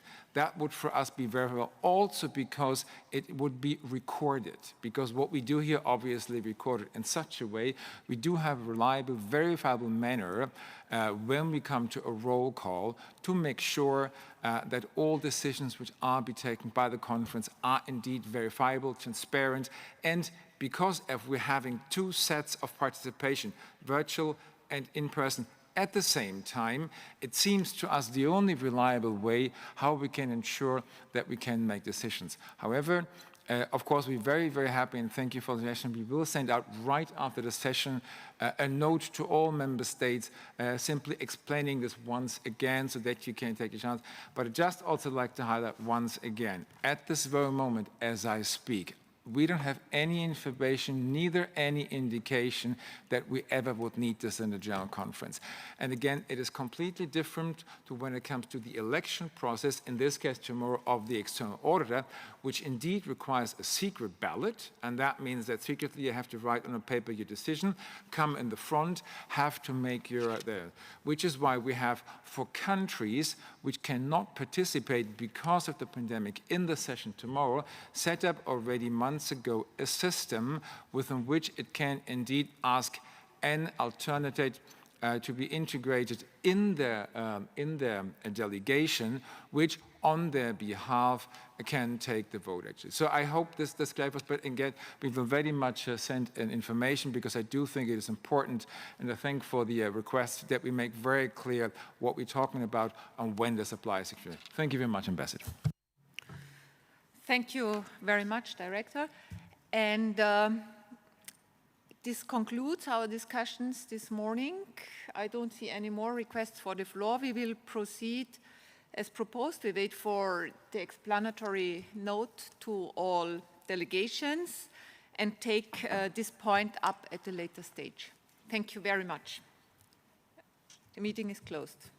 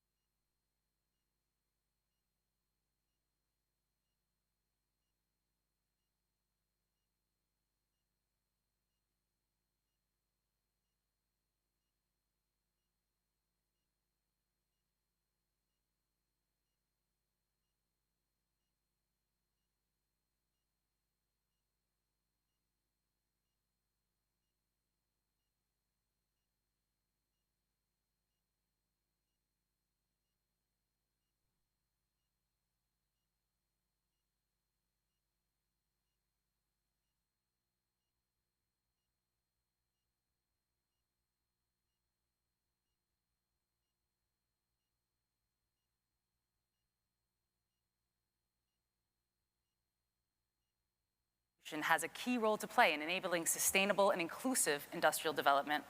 Therefore, innovation and digital transformation are not only a source of quality employment and the backbone of any knowledge-based economy, but also they enable vulnerable groups to increase their participation in productive activities and develop and implement innovative and more sustainable solutions to today's challenges.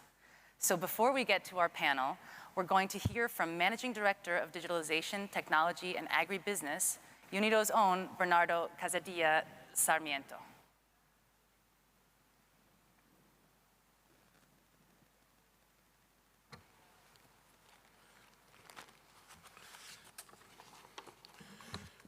Good afternoon. Thank you so much. Excellencies, ladies and gentlemen, it is my great pleasure to welcome everybody to this mainly virtual event entitled The Post-Pandemic World Will Be Digital. We are in a post-pandemic world. We are digital today. And what are the implications for the developing countries? In the last years, the world has witnessed a massive shift towards the digital realm, propelled by the COVID-19 and the need to tackle climate change, a process that was accelerated over the last years. We did it out of necessity during COVID, but we need to proactively embrace the challenges of digital transformation and digital gaps. The implications of the fourth industrial revolutions are manifold. On the one hand, they present developing countries with tremendous opportunities, most notably to make industrial production more efficient, resilient, and sustainable, and to empower traditional marginalized groups with advanced technologies such as AI, we will hear about that, robotics, Internet of Things, blockchain, you name it. On the other hand, the 4IR revolution continues to present tremendous, notorious challenges and risks, including automation of jobs, reshoring of productive capacities, threats to cybersecurity and data protection, need for agile governance, and a widening of the digital divide between high-income countries and low- and middle-income countries. Developing and emerging economies cannot be allowed to lag behind if we are serious about achieving inclusive and sustainable industrial development.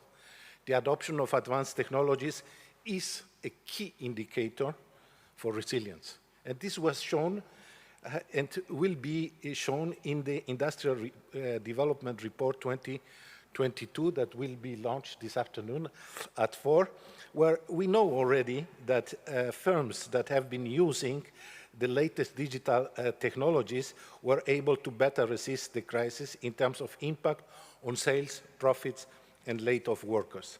The drop in sales experienced by digitally advanced firms was more than 3 times smaller than non-digital ones. UNIDO is working extensively to leverage the contribution of these advanced technologies and manufacturing sector to global health industries. The organization is developing a global health initiative in order to increase resilience of healthcare and pharmaceutical sectors worldwide. Excellencies, ladies and gentlemen, UNIDO is proactively addressing the challenges of the fourth industrial revolution. The core element of this engagement is presented in for the consideration of the General Conference, making 4IR work for all attempts to address, and this is the strategic framework, that attempts to address the varying needs and priorities of UNIDO member states. The approach hinges on several key enabling elements of 4IR, namely digital transformation at the firm level, skills and capacity building, innovation ecosystems, partnerships, infrastructure and investment, and finally, governance, technologies, and innovation policies. Smart manufacturing, smart circular economy, smart energy, and smart agribusiness are crucial programmatic vectors of the UNIDO 4IR delivery. Through this, we hope to harness resilience and economic development through smart production to advance climate change with innovation, to improve livelihoods through 4IR technologies. This is especially true for women, migrants, and young people, without whom there cannot be a fourth industrial revolution worthy of the name. UNIDO's vision responds to the imperative for a people-centered, gender-responsive 4IR that serves human welfare and environmental sustainability. As we enter the concluding phase of the 2030 agenda, we must redouble our efforts and draw on the combined resources, expertise, and knowledge of the private sector, policymakers, and researchers in keeping goals 9 and 17. I am thus greatly looking forward to the contributions from our distinguished panel here today. Thank you very much for the attention. Thank you very much, and it's great to hear about all the projects going on, but as you said, it's a fast-paced world we live in nowadays, and to look a little bit into a few of the technology partners that UNIDO works with, we have 2 videos now for you, one from NextStage and one from Robotic Biology Institute. Enjoy.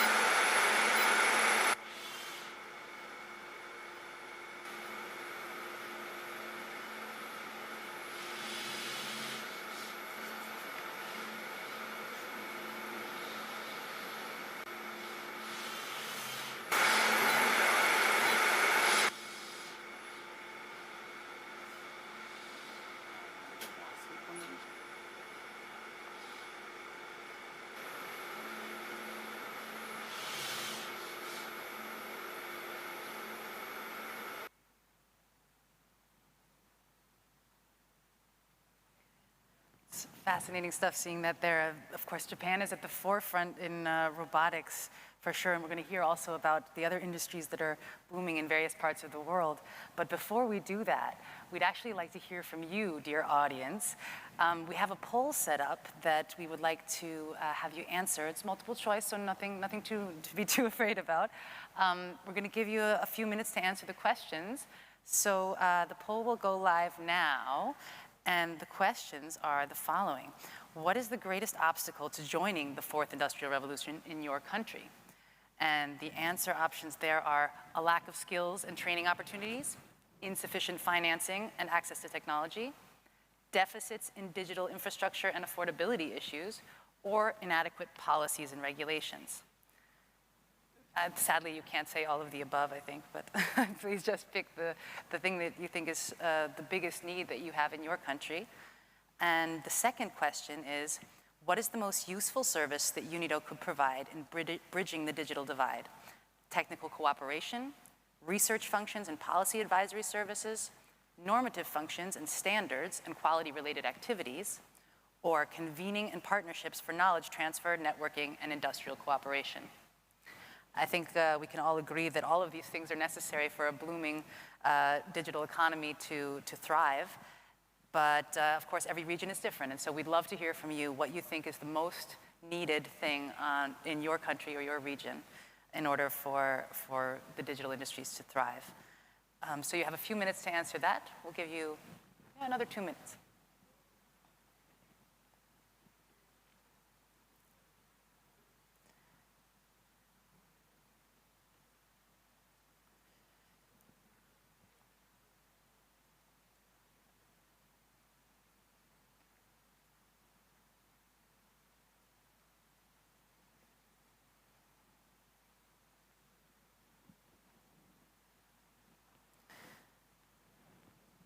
So if you just tuned in now, please do take part in the poll. The two questions are, what is the greatest obstacle for joining the fourth industrial revolution in your country?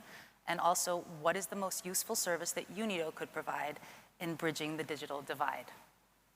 We want to get as many responses as possible, so please don't hesitate to give your 2 cents in this poll. It's going to give us a lot of insights also for the panel that we can perhaps react to, so please don't hesitate.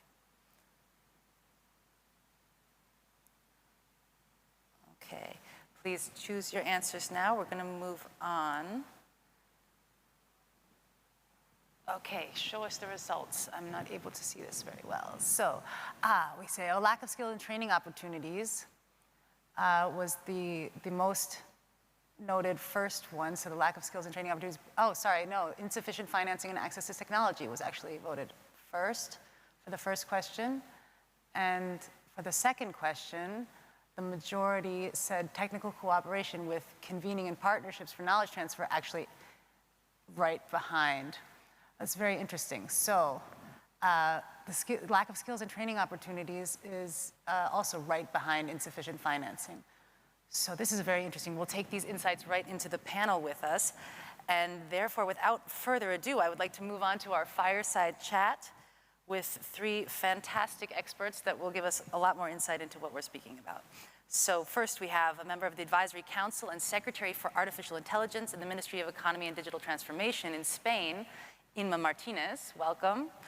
And we have Vice President of Digital Transformation and National Business Association at the National Business Association of Colombia, Santiago Piznon Golan, and Mr. Jerne Salecl,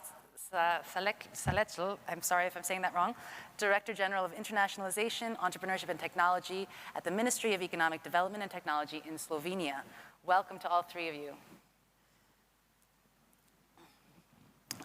We also had a 4th panelist who sadly can't join us today, Ms. Bogolo Kenewendo. She is the global economist and former Minister of Investment and Trade and Industry in Botswana. Sadly couldn't join us today. We wish you all the best back in Botswana. So, Inma, I'm going to start with you, if that's all right. You are working very deeply in the artificial intelligence sector. You see the developments there and how it's developing in Spain. What benefits can advanced technologies like artificial intelligence bring that are likely to be leveraged by the countries that you're involved with in the years to come? Well, we have to consider that technology and digital technologies in particular, and of course the emergence of AI, are basically digital infrastructures. And just like in the 20th century, when we built the world and we built roads and bridges and telecommunications and water purification systems around cities, that was infrastructure. And what infrastructure creates is progress, not just assets. Digital infrastructure is exactly doing that. We are building the progress of the future digital civilization. So when we build internet connectivity, further telecommunication systems, cloud computing, AI, what we are creating is the progress that everybody should benefit from. So it has that superior mission and vision beyond what the core technology is.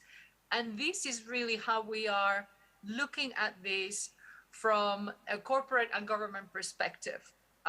We already surpassed the notion that digitalization was a disruptive force. And now in this new decade, we are assuming and leveraging that it is a force for progress, for welfare, and for the benefit of the entire world, not just a capitalistic vision of as to technological progress. It's an important distinction to make, for sure. Shernej, am I pronouncing your name correctly? Please forgive me. Is that correct? Unfortunately not. Please tell me how to pronounce your name. Yerney. Yerney. Better? Okay, fantastic. So Slovenia, as a very small country in the EU, is maybe not on everyone's radar, but Slovenia has been prioritizing digital transformation in recent years, and it's one of the top 10 countries in the world, actually, for R&D expenditure per capita. So a small country, but big investment in research and development. So in your opinion, what has worked for your government, and what can other governments, how can they play a role in accelerating this kind of digital manufacturing transformation in an inclusive way? First of all, thank you very much for the floor, and thank you very much for invitation to this distinguished panel. We are very grateful to you and would like to congratulate to UNIDO so far for your conference. I think it's a great opportunity for everybody, especially a small country, to be put in the spotlight and share our experience with everybody else. And well, regarding the question you asked, for Slovenia was relatively easy. Everything you mentioned, from green to digital, somehow we managed to put this into our national strategies quite a long time ago. Our national strategy for industry is green and creative and smart. So already before the pandemic, already before this broke out, we already started the path of the twin transition of digital and green transition towards the circular economy. And what we added is that we added creativity. We added the human touch, and we added the added value that this human touch brings to the equation. And it showed, especially the pandemic showed that this was the right direction, especially from the point of digitalization, because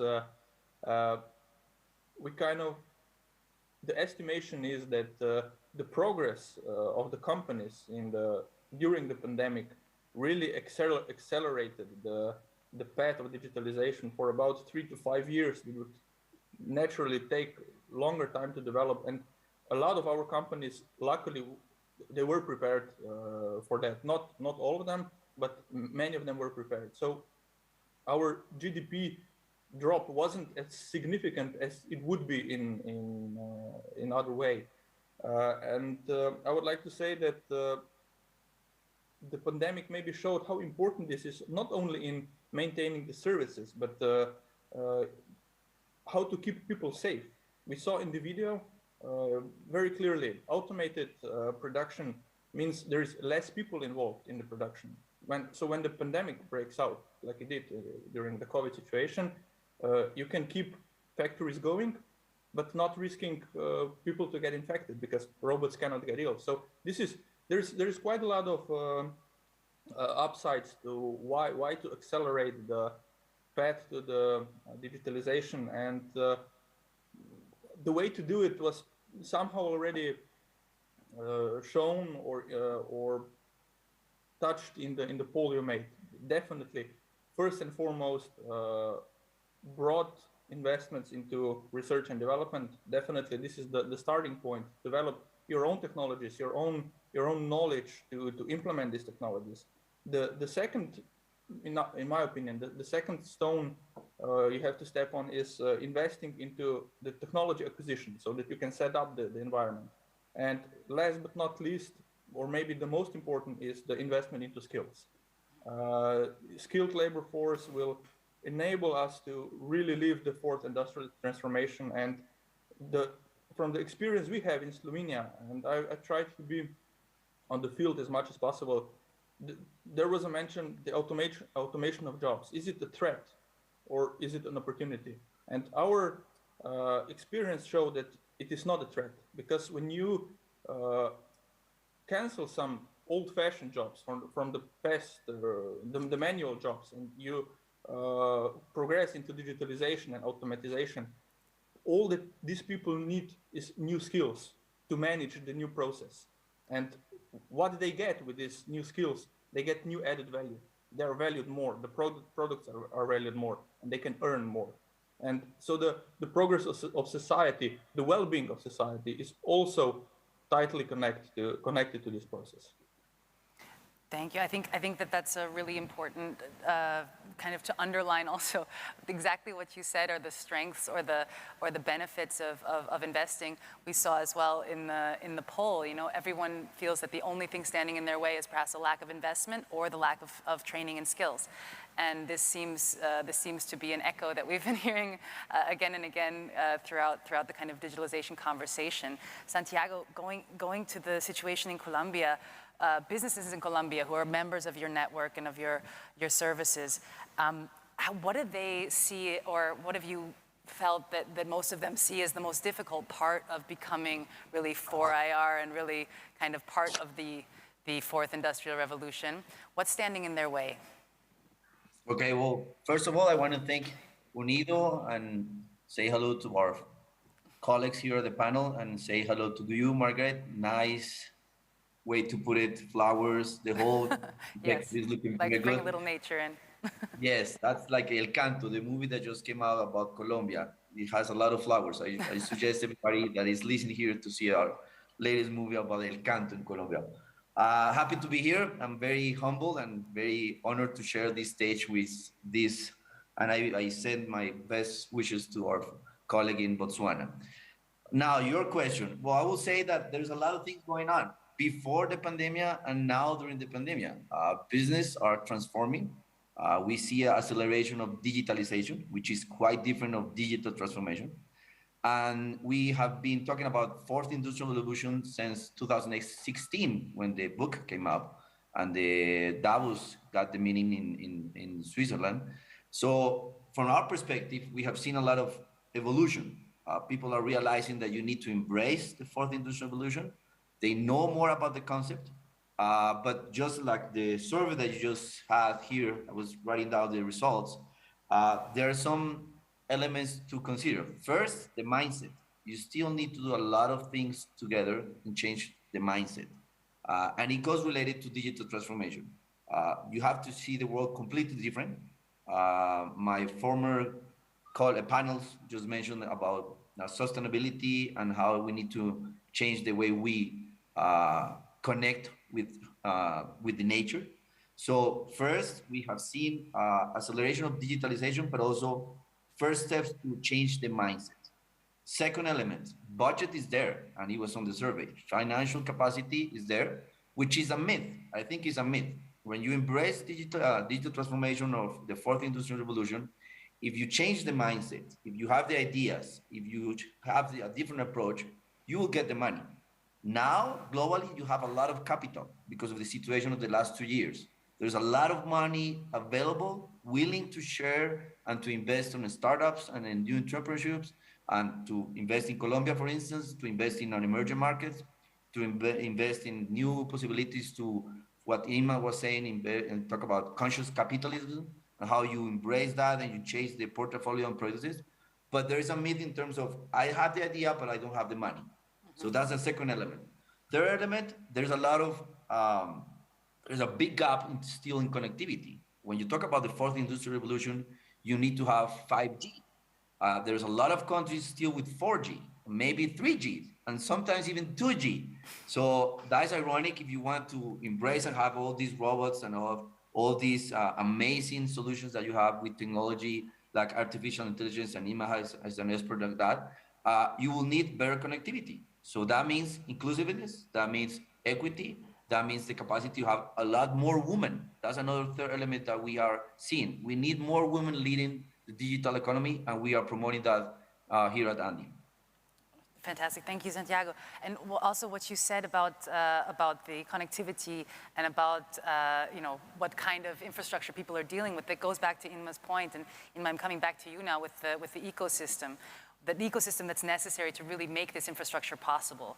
And what do you think that, in your opinion or in your experience, what measures will really make the innovation ecosystems globally be able to improve in the speed that we need them to improve, particularly in light of the pandemic? As we heard, it was accelerated also in Slovenia. He thinks we won 5 years in the digitalization process. What can we do on a global scale? What measures actually make sense?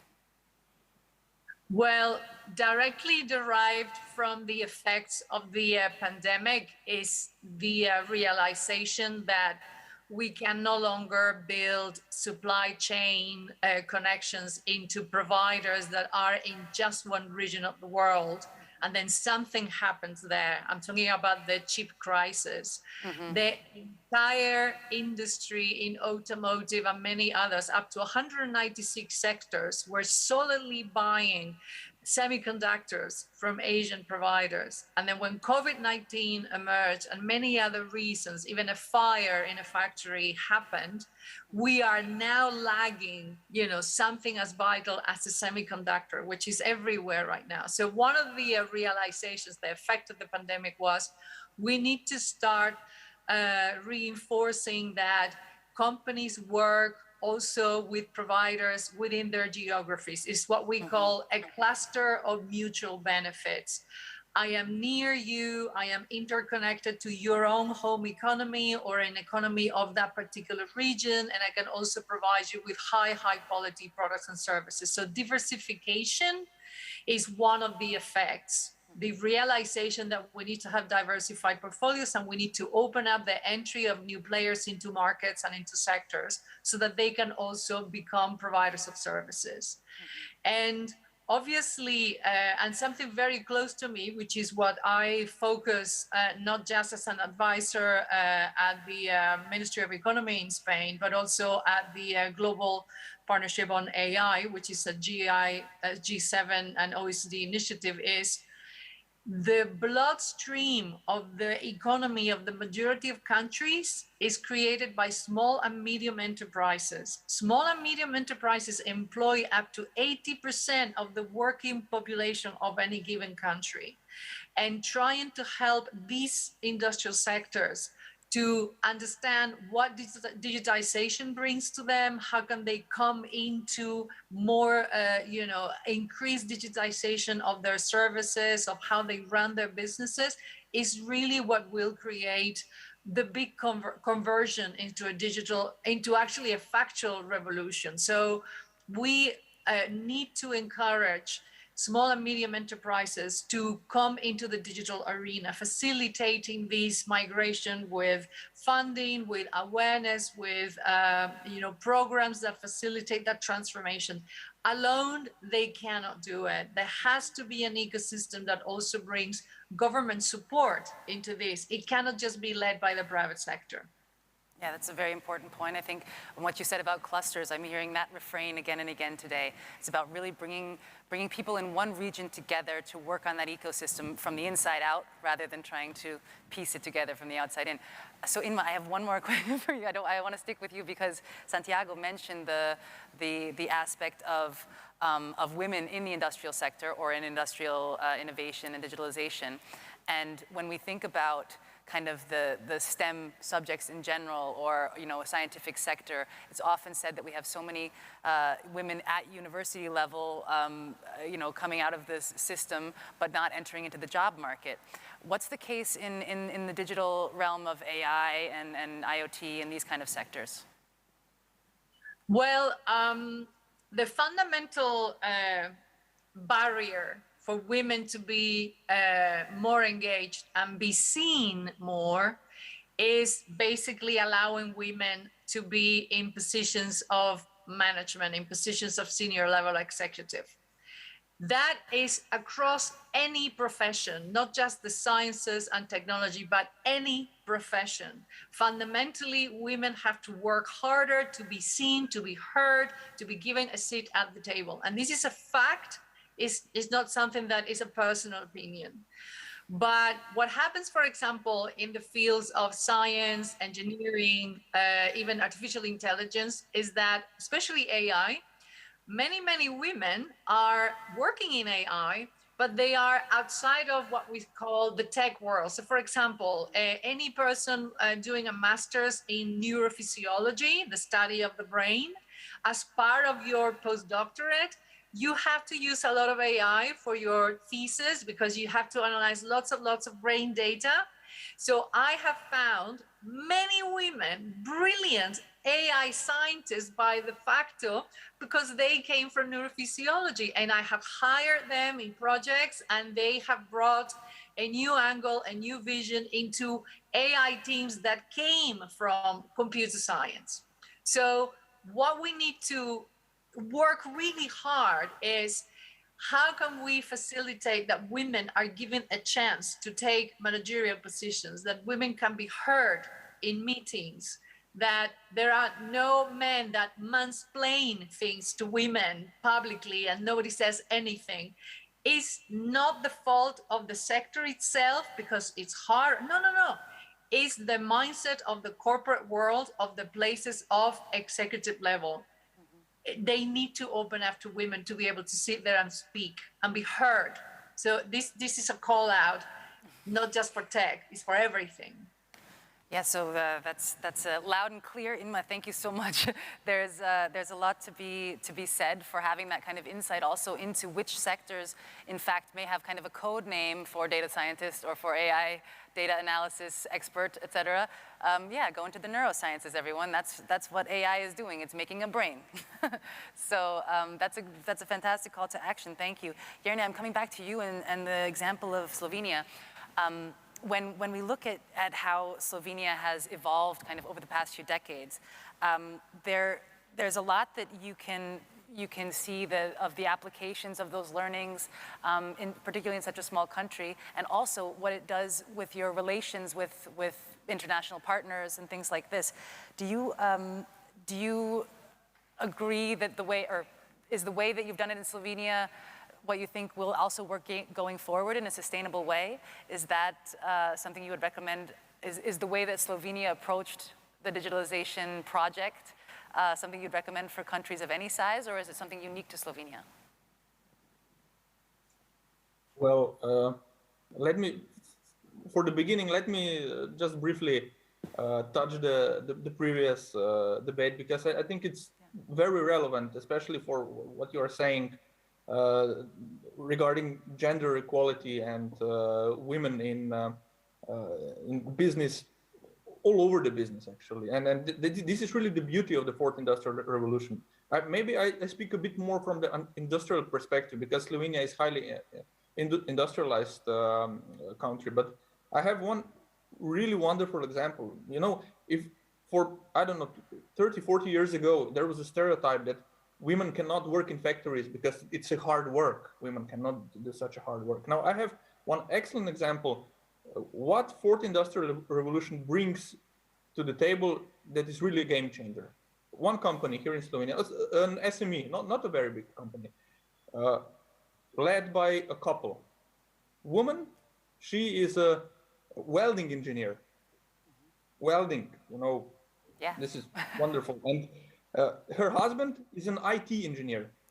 So what they did were they combined their knowledge from one and from the other. and put robots into this picture as well. They came up with one of the biggest robotic welding facility in the region. Wow. Doing high scale weldings, robotic weldings, led by artificial intelligence, and putting together railway cargo trucks, wagons. I mean, it's a wonderful example of what kind of new opportunities the fourth industrial revolution brings to the everyday business, and it really empowers the people and changing lives of people, and we should really embrace that. And this is a lesson learned that not necessarily unique for Slovenia. It is something to be exported everywhere. I mean, yes, promote also in Slovenia, because it is still not like this. Is one example, one pearl that we have in the basket that it's not everywhere like that. But anyway, it is something, an idea to export. But we have to know that it is not the same in every country. It's a bit different in the different regions of the world. It's a bit different it depends on the education system. It depends on the industrial background and so on. But what we find out is the importance of making a strategy that is smart in specialization, the so-called smart specialization strategy, and to follow it through. Not only have it for a few years, but to follow it for a decade or longer, because then you can see results. And having investments, first and foremost, in, like I said, research and development, and this will bring results in the long term. And yes, I agree fully also, I forgot to mention before, but I had it on my notes, taken into the account large companies, yes, but focus on the SMEs. Because large companies, to some extent, are very much able to finance their own transformation. Of course, they will always ask the government for subsidies. That's normal. It's like that everywhere, but really support the SMEs. Not necessarily only with money, also to assuring access to finances, to the capital, leading the way, showing where the money is available. Because like Santiago said, there is a lot of money available right now. And there are a lot of SMEs and startups that just don't know where to look for it. And this is also where a point where a government can play a specific, not a specific, a strong role. Thank you. Yeah, no, absolutely. And what Imo was saying before, and Santiago was mentioning it as well, supply chain is also always a question. You were talking about SMEs. In a way, diversifying the sources for your raw materials is, of course, or raw materials, for your manufactured materials is also a very important aspect of supporting SMEs, something that pays out quite quickly, I think, as we've seen in this black swan moment that we're living in right now. Santiago, has there been, in Colombia specifically, has there been any effort where, or an example of since the pandemic of the business environment being affected in Colombia in a positive way for tech? Has it been the kind of acceleration we saw in Slovenia, this 5 years ahead of schedule? Yes, I will build that there's a lot of tangible results and examples. And I think it's correct the point that Iman says. We are in a competition between digital ecosystems.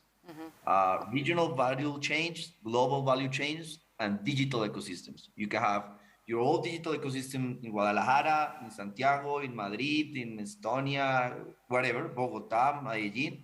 But at the same time, you're part of the regional value chain, and at the same time, you're part of a global value chain. So it's up to you how you use it, how you enter that situation, how you become more competitive. What we have seen is that because of the situation of small, medium-sized companies, and here in Colombia is around 98% of the economy are that kind of size of companies, is that you have to adapt, just like Darwin, you have to evolve. So e-commerce has been growing a lot. Small companies, small businesses, just right up the corner, or with the situation that you couldn't go out, they were very creative. They embraced collaboration, cooperation, and co-creation. So you have new business on agrotech, you have new business on fintech, you have new opportunities on edtech, you have also a lot of opportunities growing on health tech, but you have also a lot of opportunities growing in terms of govtech. Government is also changing how you manage public administration, how you embrace the capacity of emerging technologies to have a more productive government, but be more transparent. Also opportunities to fight corruption. So you see in Colombia a lot of good things, but also a lot of challenges. And it goes to the same situation in terms of what is your capacity in your digital ecosystem to be different, to create new value, to actually create, and that's a major challenge anywhere. It's more regulation and it's more deregulation because the world has changed and you need to adapt also the capacity to your policy framework and your legal framework. You have regulation that will use for the 20th century. Now you have to have new regulations for new capacities of technologies. So building on Jerry Leonard, which is a futurist that I read normally, you have also to see that countries are embracing the situation of very clear objectives: people, planet, purpose, and prosperity. Those 4 P's are essential. So you manage to do that, you will see very good examples that are just starting to see the world. You can use the 4th industrial revolution and eat the world. But if you don't have the mindset, you will not do it. I think one thing what you said reminds me a little bit, the 3 of us on this panel who live in Europe will totally remember when GDPR was introduced. A lot of the people working on the project in Brussels were saying, oh, as soon as we make these these directives, these regulations into practice, they're going to be outdated. And this is, of course, a problem in such a fast-moving environment where kind of the rules of the game change on such a constant basis. So I'd like to actually ask you, all 3 of you, maybe we'll start with Imma, about how can a body like UNIDO or like international organizations in general, because this is a global movement, of course, technology doesn't stop with borders, and you know, how can organizations like UNIDO or other NGOs really be supportive in these efforts? Perhaps you can speak about your regions each, and if there's but mostly thinking about kind of what has worked in the past, but maybe really going into the future. What are the best ways that NGOs and organizations like UNIDO can be supportive? Inma, maybe you want to start us off.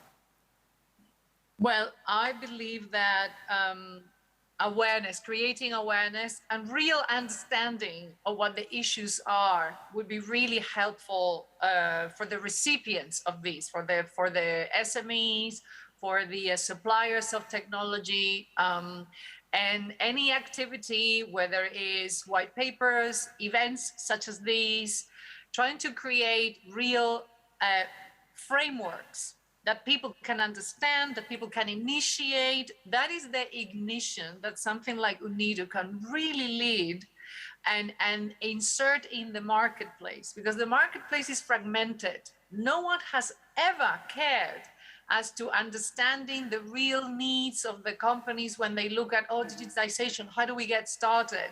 I mean, it was completely dislocated and left everyone to their own devices. And I really think that because this decade is bringing massive and exponential digitization that is catching up really fast, it's someone leading the understanding as to how do you get started? Are you AI ready? What does that mean?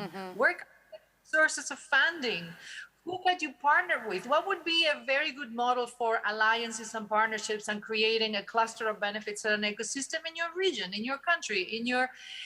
Someone needs to lead the methodology, the protocol that everybody will adhere to, and then respect from a neutral and position. So I really think that the leadership is there. I just think this event is a wonderful, wonderful event to actually start making it bigger and more conscious into it. So if I understand you correctly, you're also saying it's a bit like making a roadmap for regions to build their ecosystems, be more sustainable and more kind of, resilient. Fantastic. Okay. Jerne, tell us a little bit about the Slovenian approach. Yes, thank you. Well, the Slovenian approach really is to, when it comes to UNIDO, like it was already said, raising awareness is a huge part of the of what can be done. But for Slovenia as a small country, targeting new markets in the remote areas, not necessarily near our markets, not here in Europe, we see UNIDO as a excellent opportunity, an excellent tool to open doors, to open doors and to have the needed trust in the third country you need from the company perspective, of course, that they can conduct business, because they go on into the new grounds, into the uncertainty, into something they do not know, and serving as a, like I said, someone that is very trusted and highly positioned, like UNIDO is something that encourages our companies to go ahead. Of course, yes, we help them as well, but working within the UNIDO, it's a mark on its own. And of course, beside that, creating the entire network of these connections that take place during such event or during new businesses, it's really invaluable. It's for a small country, like I said, this would be the most valuable tool for getting into the new markets like that. Fantastic.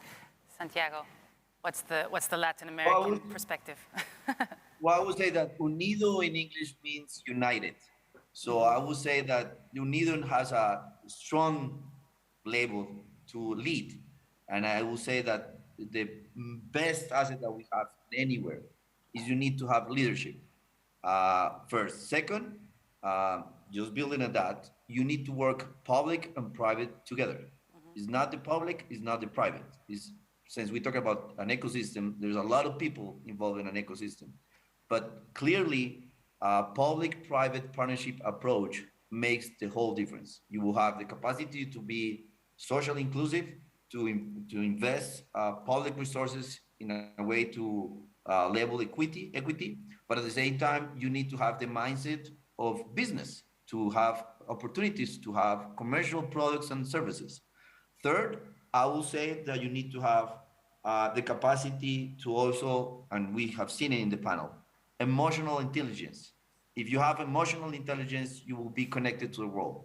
So those three elements together make a difference because it's not about IQ, it's not about technology. Technology will change. It has changed our behavior. Now it's changing the way we are. But if you move forward, if you become more human and you embrace technology as a tool, as a way to do things, but not as the final objective, you have a capacity to work unido, meaning united. Beautiful. I would love to end on that note because that's gorgeous. But I have one last question because you guys are both, all three of you are from governmental or close to governmental agencies, et cetera. So whether you're in government or close to government, of course, the private sector can be perhaps more agile, particularly SMEs, more agile and more fast-moving than governments. In one sentence, just kind of one wish that you would have for governments worldwide, to facilitate things for the digitalization process, for change management in that sector, or for forming clusters. What would be your one wish from policymakers to facilitate, or your number one wish, let's put it that way, I'm sure you have many, to facilitate the adoption of these advanced technologies in sectors around the world?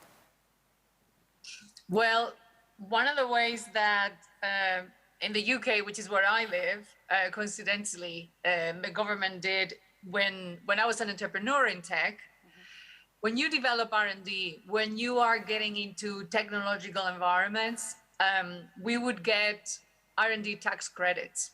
And it was really beneficial as a startup, as a medium company.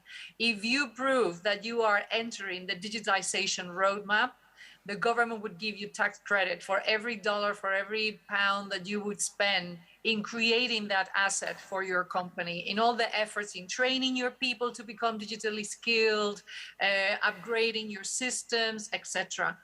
That is an easy way that doesn't cost anyone money to recognize that you're investing in your own digitization and into your future, and you do it seriously. So there is obviously funding, which many times external funding comes for both governments and private sector, but it's easier to give tax credits as an incentive. And that really worked very well, especially in entrepreneurial circles in the UK. Okay, so we have tax credits. Jernej, what do you propose as the best government measure? I agree with that. We also have tax credits, but for R&D, it could be very good applicable for the digitalization as well. From entrepreneurial point of view, stability and predictability. In two words. To have stable and predictable business environment, not to have too many new laws, too many changes in the very short period of time. Stable financing. In 2 words, stability and predictability.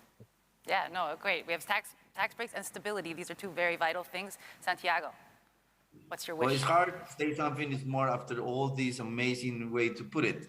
I will say that I agree with both, with what they are both said. I will say that learn to unlearn from the government, meaning take risks, build trust with the rule of law. I totally agree with that.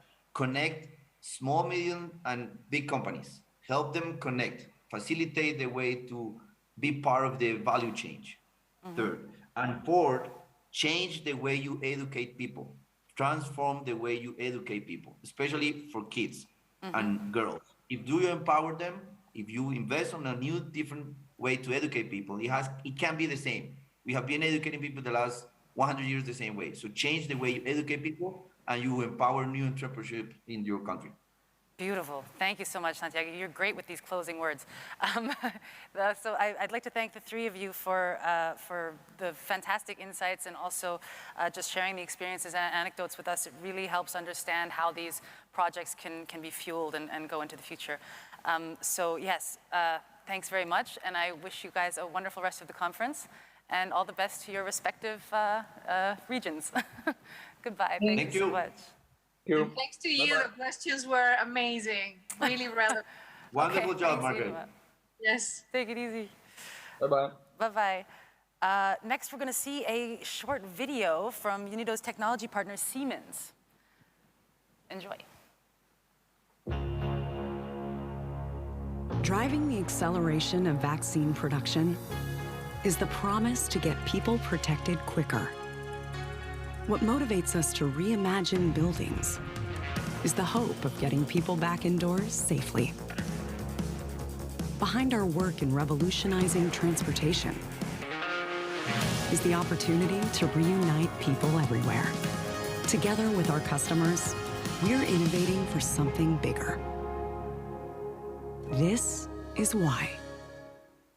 Your Excellencies, ladies and gentlemen, this is why. This is why we need industrial development. In times of climate change, in times of the pandemic, now more than ever. This is why. My name is Cedric Neike, and I have the privilege of running Siemens Digital Industries. My job is simple. I want to make sure that our technologies are a source of good. First, I want them to support the fight against COVID-19. COVID-19 has turned our lives upside down. To defeat the pandemic and return to normality, enough vaccine must be available. The German pharmaceutical company BioNTech is committed to winning the race against time with the help of its long-standing partner, Siemens. Our technology has helped accelerate vaccine development and mass production within just 1 year. We have halved the conversion time for existing production facilities down to 5 months. And we want to help ramp up production so there's enough vaccines for people everywhere, no matter where they live. Second, I want our technologies to support the fight against climate change. Currently, we are 8 billion people on this planet. By 2050, we will be 10 billion people. I personally live in Berlin, but we are using in Berlin 20 times more resources than somebody who's living, for example, in Jakarta.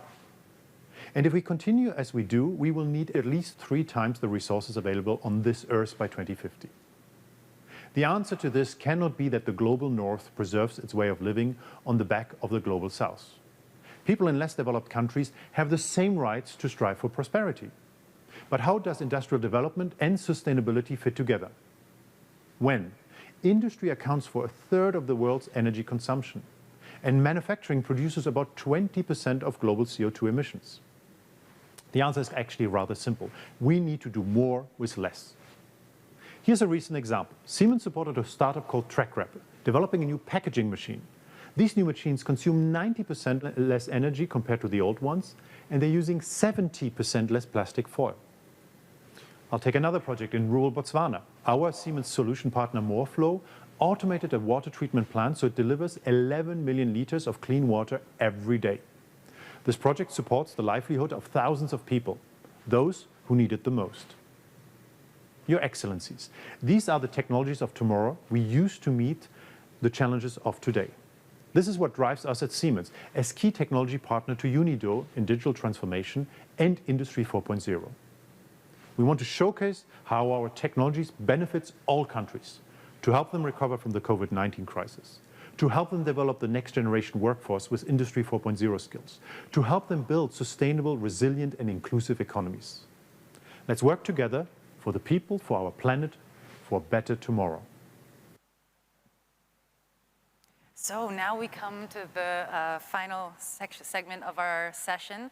The panel really showed us that the fourth industrial revolution does not look the same across the globe, and we're all at different stages, but bringing us all to equal footing is one of the main goals here. And as we heard from Siemens, this is also something that can be immensely helpful in moments like these when we are struck with things like this global pandemic. So for some closing remarks, I'd like to invite Bernardo Calzadilla Sarmiento back to the stage and wish you the last closing remarks for our panel. Thank you. Thank you so much. It has been really a pleasure to follow this discussion, and we wanted to be physical here. Yes. We had planned to be all here. Thanks a lot to Inma Martinez, Santiago Pinzon, Jarne Salechi, to Siemens, to our ITPO in Japan.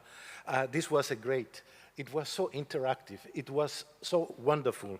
I really enjoyed the interactivity, but especially that it brought back and we visualized what we are trying to do. We saw our strategic framework to see how we can help innovation and digital transformation as a tool for resilience, for quality employment, and as a backbone for the knowledge-based economy, including the inclusivity dimension. But what I took also from the key points is women need to expand managerial positions. Wonderful point made by Ms. Martinez. A regional and global value chain need to integrate in digital ecosystems. We need to differentiate, and public and private sector are fundamental to be listened, and UNIDO can be the honest broker to fill this gap, to have this discussion among. So UNIDO is and remain committed to digital manufacturing capacities in developing countries. We have scaled up our policy and normative guidance to member states at this General Conference through the introduction of flagship knowledge product. And we had a number of papers presented. Let me just mention the role of least developing countries in 4IR, a concept paper on standards and digital transformation, a publication on adoption and application of artificial intelligence by SMEs, and the strategic framework, which will lead to the elaboration of national, regional, and global programs. And we look very much forward to having a full support by the member states of our strategic framework. And I thank you also for this wonderful side event and very good discussion. Thank you. Wonderful. Now, ladies and gentlemen, please stick with us for the launch of the Industrial Development Report 2022, called The Future of Industrialization in a Post-Pandemic World. And it's coming up right now, so stay tuned.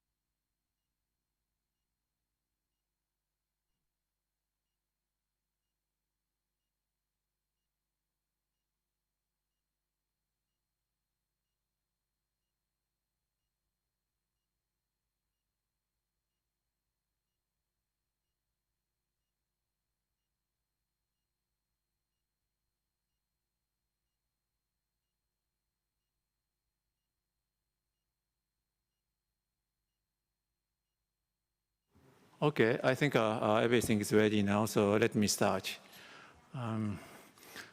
Good afternoon, and perhaps good morning or good evening for those who are connected online. It is my great honor to chair this afternoon session. I have the honor to be asked by the Tunisian ambassador, Mezani. I have the honor to be asked to chair this part of the General Conference. What we are going to today is to organize, to have an event on the launch of the Industrial Development Report 2020. But before that, let me make some logistical announcement. For the main committee, next meeting will take place on Thursday at 4:30 in Boardroom D on the 4th floor of the C building and on the Interplify platform. I think that's what I have to announce now. So now, if everything is ready, let's move to the launch of the Industrial Development Record 2020. I would like to invite the moderator and the speakers to proceed to the podium. And then after this event, we will continue with the general debate at 4:30 p.m. in this room and on Interplify. Thank you so much.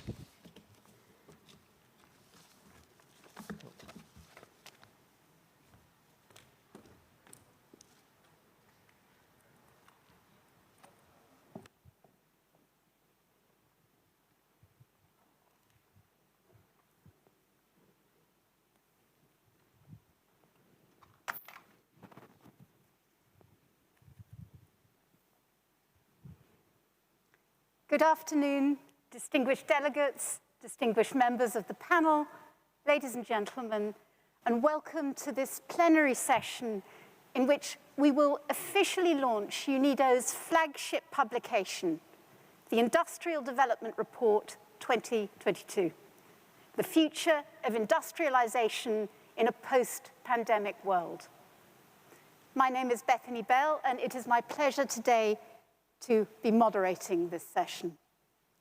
During this event, we will present the main findings of the Industrial Development Report and discuss the implications for developing countries in a post-pandemic global context.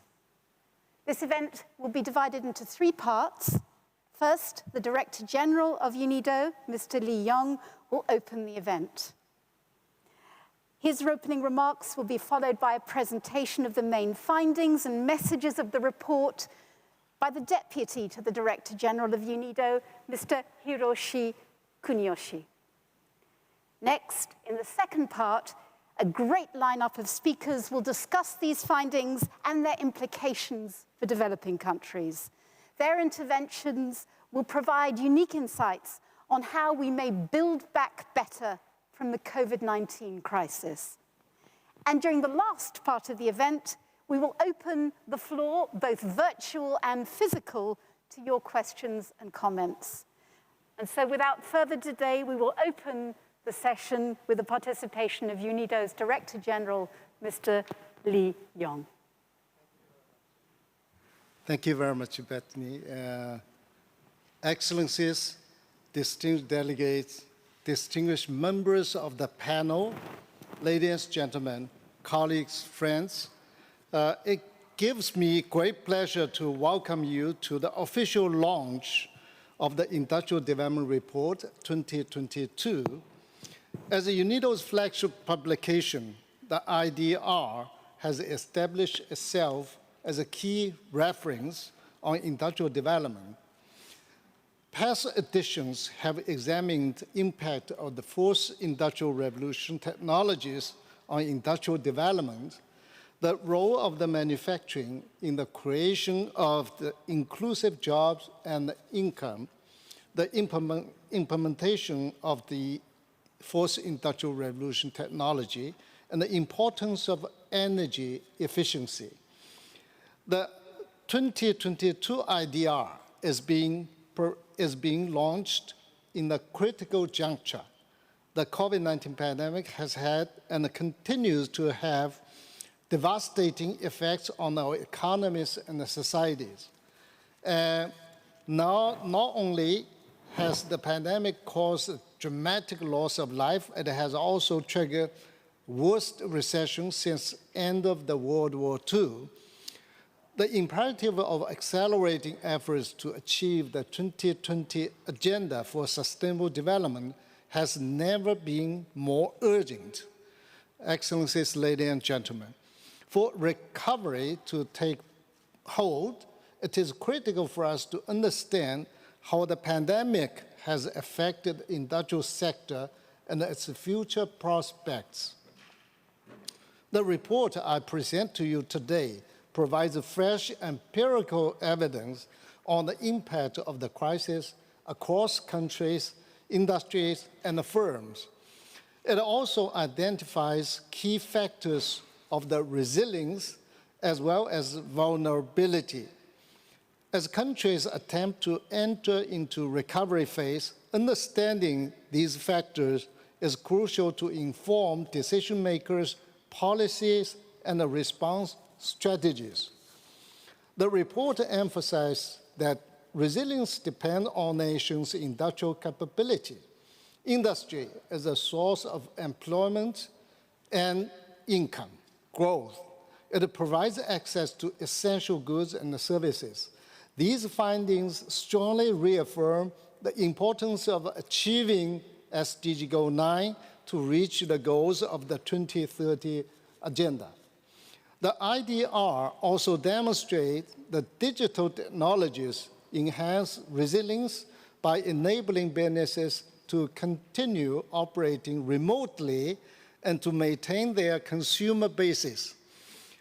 Preparing for the future will therefore require countries to further strengthen their manufacturing and digital capabilities. This alone, however, is not enough. To build back better, greener, and stronger, countries must also accelerate the shift to a green industrial sector. This includes adapting energy and resource efficiency production and the circular economy models. With a leave no one behind agenda, countries must protect those who have been most affected by the crisis, particularly small and medium-sized enterprises, as well as women, youth, and informal industrial workers. Distinguished guests, ladies and gentlemen, for these efforts to succeed, the international community must stand united. We must further amplify our coordinated efforts supported by the mutual learning and knowledge sharing. I'm pleased to see this report being launched. I take the opportunity to extend my gratitude to the IDR team and the staff of the Department of Policy Research and Statistics, as well as our able international experts, which I respected very much in the production of this report. I hope that this report will support your decision-making processes as it contributes to the post-pandemic recovery debate. I thank you very much for your contribution and your coordination. Thank you.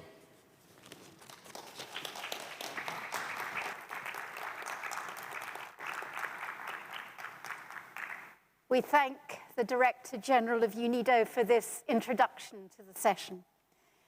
As the DG has just highlighted, the IDR 2022 brings new insights into how the pandemic has created both challenges and opportunities for developing countries in their path towards industrial development. I'd now like to give the floor to Hiroshi Kuniyoshi, Deputy Director General of UNIDO, who will present the main findings and messages of this report. Dear Mr. Kuniyoshi, the floor is yours. Thank you, Bethany. Excellencies, distinguished delegates, distinguished members of the panel, ladies and gentlemen, and colleagues and friends. It gives me great pleasure to present the main findings and messages of the Industrial Development Report, IDR 2022, the future of industrialization in a post-pandemic world. This report is the result of 2 years of intense research efforts and close collaboration between UNIDO staff and international experts. As the world gradually moved towards a sustainable recovery from the COVID-19 pandemic, the IDR 2022 reflects on the impact of the COVID-19 pandemic on the industrial sector. The report focuses on the role of the industrial sector during the crisis. It disaggregates the impacts across countries and industries. It also explores the differences in these impacts and identifies areas of resilience and vulnerability. Ultimately, the IDR 2022 builds on those analyses to provide policy recommendations and a call for action to the international community for an inclusive and sustainable industrial recovery. The impact of the COVID-19 pandemic on the global economy cannot be overemphasized. The health emergency had triggered the deepest global recession of the past 70 years. That in 2020, world GDP fell by an unprecedented 3.3%. The effects have been felt by workers, households, and entrepreneurs around the world. Over 255 million full-time jobs were lost. An additional 97 million people have fallen back into poverty. The road to recovery ahead is long. The latest estimates indicate that world GDP is still far below the level projected for the current year. It is indisputable that everyone has suffered in this pandemic. Yet, the impact of the pandemic has been uneven across countries and regions. Developing and emerging industry economies were hit harder than industrialized economies. As the figure shows, the average estimated output loss of developing and emerging industrial economies was 7.7%. By contrast, industrialized economies experienced output losses of just under 4% on average. Let me emphasize here that these are averages. The impact on some country groups was far worse. For example, small island developing states and other least developed countries in Asia were among the hardest hit, with output losses of upwards of 10%. These are extraordinary losses. But what explains these differences in impact we observed? The IDR 2022 provides a clear answer. Countries with stronger manufacturing systems were able to withstand the crisis better than those with a weaker manufacturing sector. This figure shows the relationship between the size of countries' manufacturing sectors and the estimated loss in output due to the pandemic for the current year. The relationship is clearly and strongly negative. Larger manufacturing sectors are directly linked to lower projected economic losses in both industrialized and developing countries. Colleagues, friends, why is manufacturing important? Because it is key to resilience. Resilience can be defined as the ability of a system to resist and recover from the effects of a sudden shock. Manufacturing drives resilience in a number of areas. First, it provides access to essential goods, such as food and medicines. It also provides critical inputs and sustains national infrastructure. Second, manufacturing ensures the flow of strategically important products and assets.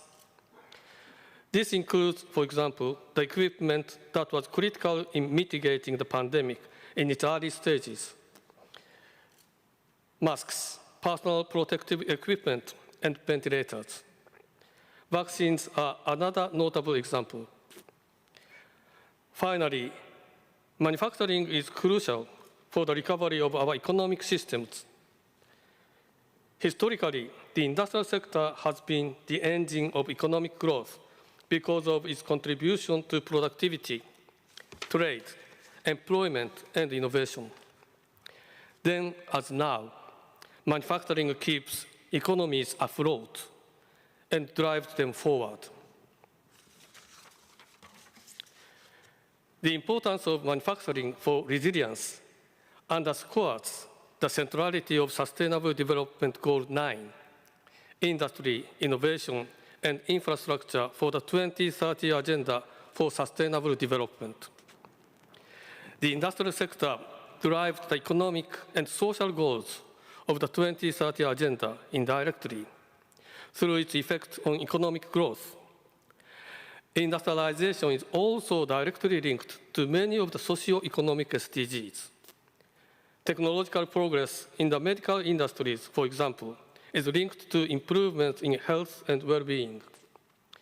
SDG 9 also plays a crucial role in the achievement of the agenda's environmental goals. Similarly, SDG 7, affordable and clean energy, for instance, can only be achieved through the realization of economies of scale and technological change in manufacturing. Let me be clear. Without a green and inclusive industrial sector, there can be no broad-based sustainable development. The pandemic's impacts were heterogeneous, not only across regions, but also across industries, farms, and workers. As regards industries, the IDR 2022 identified two broad groups of industries. The first group consists of industries that experienced either comparatively low impact or a strong negative impact, yet managing to recover quickly. These are robust industries. They include producers of essential goods, such as food and chemicals, industries that faced increased demand due to the emergency, such as pharmaceuticals and medical equipment, and finally, capital-intensive high-tech industries. The remaining industries make up the second group. The group was hit particularly hard by the pandemic and did not recover swiftly. These are vulnerable industries. They include labor-intensive industries such as apparel, leather, and textiles, as well as some capital-intensive industries that faced severe challenges due to cross-border restrictions, such as the transport equipment industries. As regards farms, the report finds that small and medium enterprises were more negatively impacted by the pandemic than large farms. In fact, SMEs operating in vulnerable industries and non-manufacturing sectors suffered the most. As regards workers, the report finds that female and temporary workers were affected more than the others and were more likely to lose their jobs. The IDR 2022 provides an analytical framework to better understand why some countries, industries, and farms fared better during the COVID-19 crisis. The notion behind this framework is that the pandemic's asymmetric impact is attributable to differences in the contexts within which economic actors operate.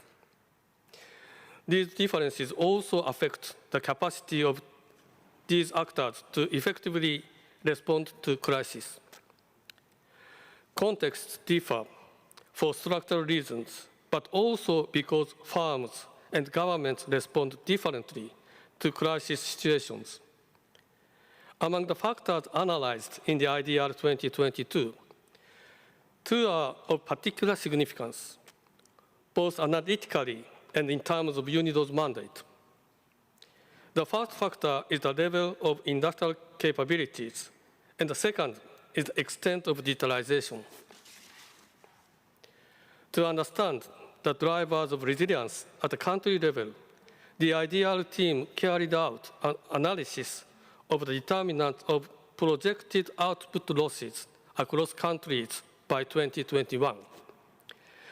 The study included three factors expected to amplify the pandemic's economic impact: the severity of the health crisis, the stringency of containment measures, and the reliance of countries on COVID-19 vulnerable industries mentioned earlier. The analysis also included three factors expected to mitigate the impact of the twin economic and health crisis, namely level of income, the relative size of the domestic market, and the level of industrial capabilities proxied using UNIDO's Competitive Industrial Performance Index. The analysis involved a sample of 140 countries covering more than 90% of world's population.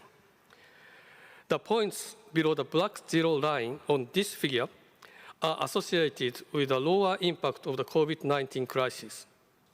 The report finds that the level of industrial capabilities was both negative and highly significant. In other words, a country's industrial capabilities were the most important factor in mitigating the socio-economic impact of the crisis. Let me turn from country to farm-level data. For this edition of the report, the IDR team collected data of over 4,000 farms in 26 developing and emerging industrial economies. The collection of primary macro-level data is fundamental to understanding the impacts of the pandemic on the ground. The analysis examined several widely used indicators of enterprise performance, including farm survival, changes in sales, profits, and employment.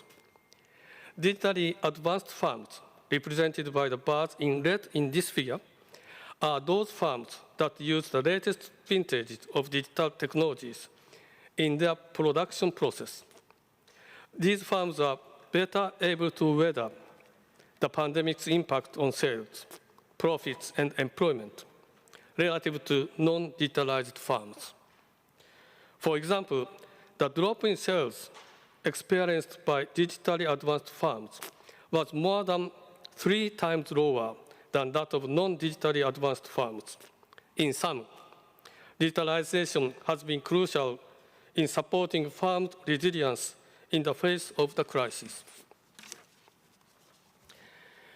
The IDR 2022 goes beyond the analysis of current impacts. It also examines the relationships between these impacts and other forces that were already in full swing before the COVID-19 outbreak. Understanding the prospects for an inclusive and sustainable recovery hinges on understanding these forces. The report identifies 3 megatrends in particular. The first megatrend identified is the ongoing digital revolution in the industrial sector. Technological innovation is affecting all spheres of business, changing the competitive advantage of firms and countries. The second megatrend is global economic power shift and the emergence of Asia as the dominant hub of the world's industrial production. As part of these shifts, China is transforming towards a knowledge-driven, high-income economy, a change which has profound implications for trade flows and global value chains. Finally, we observe the greening of industrial production. The decarbonization imperatively calls for radically new business models and systemic changes. The green transition is bound to have far-reaching impacts on the positioning of developing and emerging countries within the global economy. Each of these megatrends can be illustrated by one of the indicators presented in this figure. As the figure shows, these three megatrends have been changing the way we live and work for at least 10 to 20 years before the outbreak of pandemic. On the left-hand panel, we see that industrial robot density has tripled over the past 10 years. This is strong evidence of the ongoing technological revolution that is reshaping manufacturing. At the center of the figure, we see the rapid rise of Asia-Pacific developing and emerging economies. Over the past 2 decades, these economies have increased their share of world manufacturing value added by 30 percentage points. On the right-hand panel, we see greening at work. In the last 10 years, CO2 emissions per unit of manufacturing value added have dropped by 15 percentage points. The COVID-19 pandemic has had an impact on all of 3 trends. The UNIDO survey revealed that firms in developing and emerging economies jump-started their use of e-commerce and automation during the pandemic. Perhaps more importantly, we also know that they expect these changes to become permanent in coming years. These patterns apply across all world regions. The UNIDO survey also offers a glimpse into the changing landscape of global industrial production. Of the 4,000 firms surveyed by our IDR team, only the Asia-Pacific region has strong expectations for a rebound of investment in the post-pandemic era. Moreover, according to the survey, firms also expect that the COVID-19 crisis will act as a trigger for the adoption of new environmentally friendly practices and technologies in the near future. To build back better, recovery must move beyond business as usual and opt for a more sustainable and safer path of development. We must gear industrial policies towards the achievement of the SDGs. Policies must take the 3 megatrends into account, but also risks of new global disasters, such as the COVID-19 pandemic. Ladies and gentlemen, recovery from COVID-19 must be green, inclusive, and resilient. Industrial greening can be achieved with a 2-pronged strategy. On the one hand, incentives can support the adoption in the business sector of sustainability standards and low-carbon technologies. On the other hand, policies can be implemented to stimulate consumer demand for green products, technologies, and skills. Industrial policies should also promote a socially inclusive development. This, in our current context, means paying special attention to those who are more vulnerable and have been affected more severely by the pandemic, such as informal workers, women, and youth. SMEs must also be supported in the adoption of new technologies, particularly advanced digital production technologies. Finally, post-pandemic industrial policies must integrate resilience and effective risk management strategies in their programs. Prevention and preparedness are key. Indeed, one important lesson the pandemic has taught us is that countries need to build and strengthen their resilience to risks associated with extreme events. The biggest risk, otherwise, is losing years of industrialization efforts to just one major external shock. The global nature of the economic crisis resulting from the COVID-19 pandemic highlights that without renewed commitment to strengthen multilateralism, national efforts to build back better will be insufficient and may make countries' recovery more fragile, uneven, and uncertain. Against this background, the IDR 2022 calls on the international community to actively engage in building a better post-COVID-19 future. Over the short term, the international community must address vaccine rollout and access. Accelerating production and deployment means, among other actions, eliminating export restrictions and expanding technology transfer commitments. Over the medium to long term, the international community should considerate efforts, the international community should coordinate efforts to expand the policy and fiscal space for developing countries. The recapitalization of development banks would go a long way towards achieving this goal. The international community should also help governments in strengthening their capabilities because no industrial strategy will be successful without effective governance. Public-private partnerships will be key to these efforts. The international community must strive to accelerate technology transfer in digital and low-carbon technologies, while also helping countries strengthen their education and science and technology capabilities. Finally, resilience to external shocks can be enhanced by fostering local productive capabilities in strategic industries and by mainstreaming risk management tools within industrial policy practices. Colleagues, friends, closer multilateral and multi-stakeholder collaboration must be the cornerstone of strategies to build back better. Countries and organizations must share their knowledge and experiences for the road to recovery and ensure that no one is left behind. Thank you very much for your attention.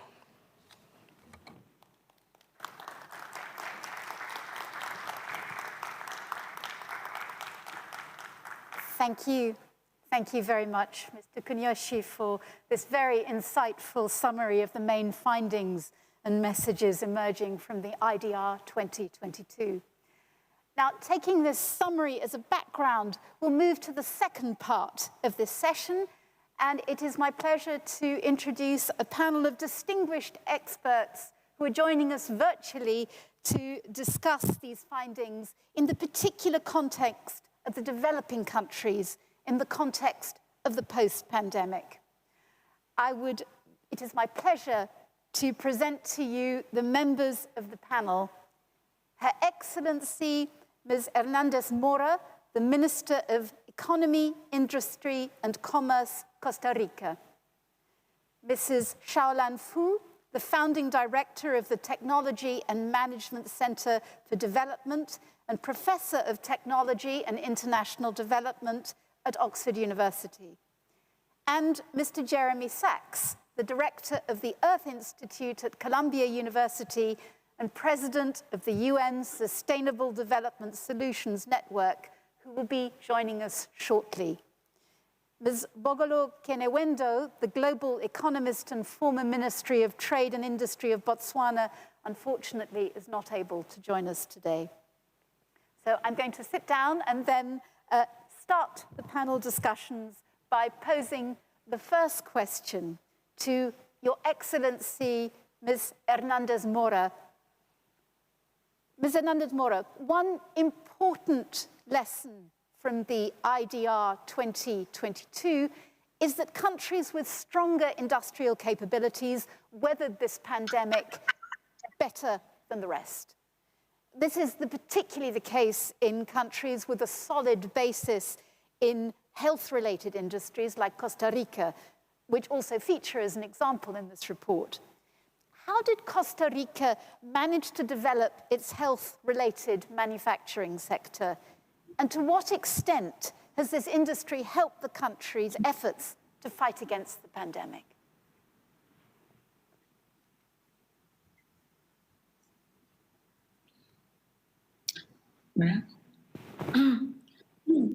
Okay, hello. First of all, I want to say hello to everybody. It is a pleasure to share all this report, all the important results of this report in this activity. So it's an honor for me and for Costa Rica that we can share with you some of these specific points. I'm just saying hello in English, and I will do my explanation in Spanish in order I can explain myself in a better way. But thank you very much. Primero que nada. At the outset, while it's true that the question is about the health-related area, I would like to clarify this by talking about the results which this report presents us with today, not only for the health devices sector, but also in general in the industrial sector in Costa Rica, the sector which we call medium scale, which is probably small scale compared to other countries, was least affected by the pandemic. We had an approach to this, as was presented in the report. We worked together with the private sector in a strategic alliance. We generated what we called contingency protocols, a business continuity plan with the idea that the pandemic was going to last 3 or 4 months. And then if somebody was infected, the problem was that the industry would have to close. Some specificities of our industry in Costa Rica, well, the fact is that many of them are outside of the metropolitan area. And as we saw the impact of the pandemic, the business continuity plan from one moment to another, together with the rest of the sector, became the protocol for business continuity. It wasn't a topic or question of whether or not a person had been affected or not. It's what we were to do to ensure that the industrial sector did not cease its function. So I think that this public-private partnership was actually something very clear, because from this point of view, we could view the point of view and understand it. But these plans were made with specialists in occupational health and safety and with people from the sector themselves, who helped give us a very clear approach where we could work and mitigate the effect of infections. So that's the first thing I wanted to say. Now, with regard to the health device development industry in Costa Rica, it is a success story, but that's not just by chance. We turned ourselves into a center for this kind of production with more than 70 specialized industries starting from the 90s. And this includes important multinationals such as Medtronic, Pfizer, and the industry, health-related industry has diversified and substantially modernized itself. It doesn't just focus on class 2 non-reusable medical devices. We've moved on to more developed instruments. So we've gone from a low-tech system to having a system for research and development, which is at an advanced stage. Exports of medical devices tripled over recent years to become the largest export of the country. What happened with the industrial policy? Well, it played a very important role in the configuration of this sector. Why? Well, because the government of Costa Rica supported, firstly, attracting foreign direct investment. The business, for example, which sets up a plant in Costa Rica in 1987, for example, selected Costa Rica as one of the most important countries to develop micro instruments. But the ministry moved away from electronics in this area, and because there were low margins on it. And at a certain point, when they had to migrate, obviously, Costa Rica offers certain guarantees and safeguards for workers, which is important for a retail business, which has to produce at a very low cost. So we didn't we worked based on prior experience, and we developed a policy of investments with specific investment in capacity, skills that we had to form over the course of years with an emphasis through the government. What did we do? We looked into university engineering education, looking at high processing there in the training of postgraduate students, and we also looked into professional technical training. There was a whole package of incentives for free zones to attract investment and for the part related to bureaucracy, which is also something we deal with in my ministry. It was essential. Tanto la industria que both the industry, which we have in the free zones as well as outside of them, is outside of the larger metropolitan area.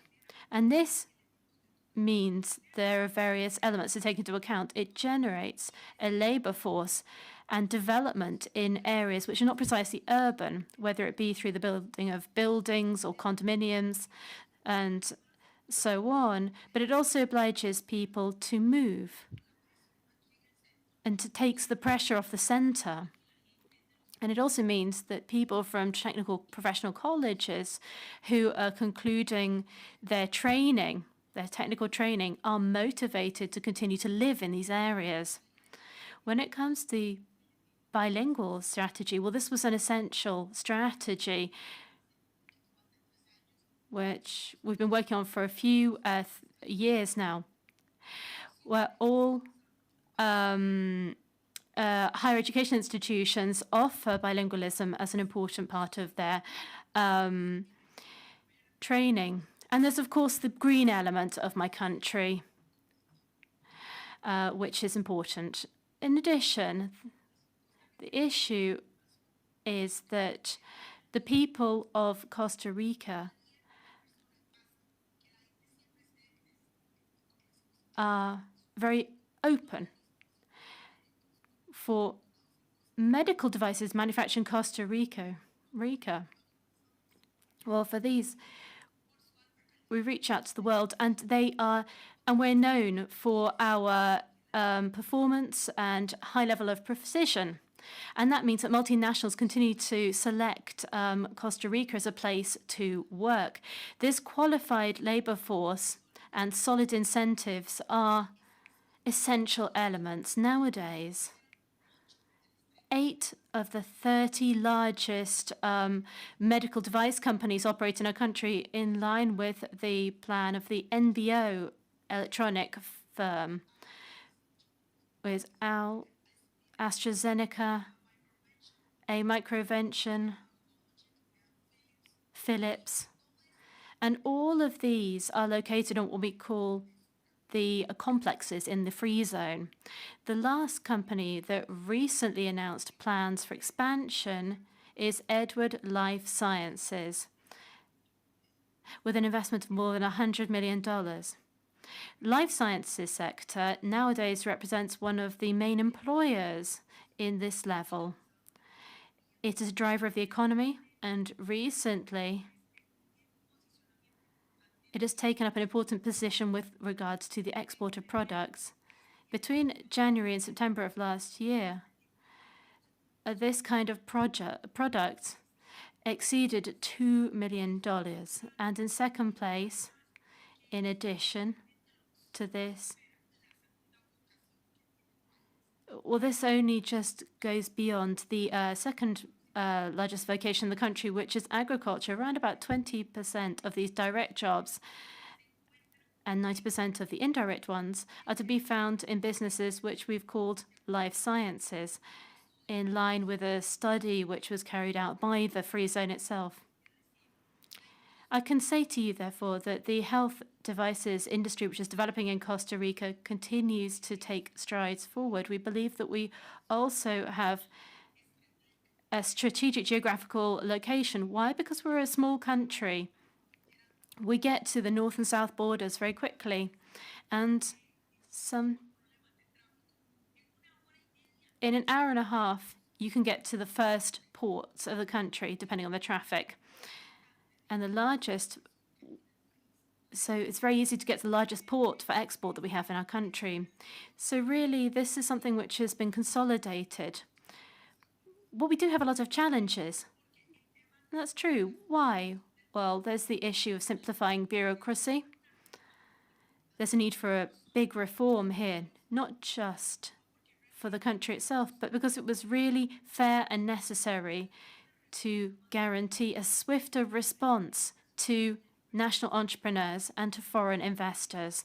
So we've been working together with the promoter for external trade when it comes to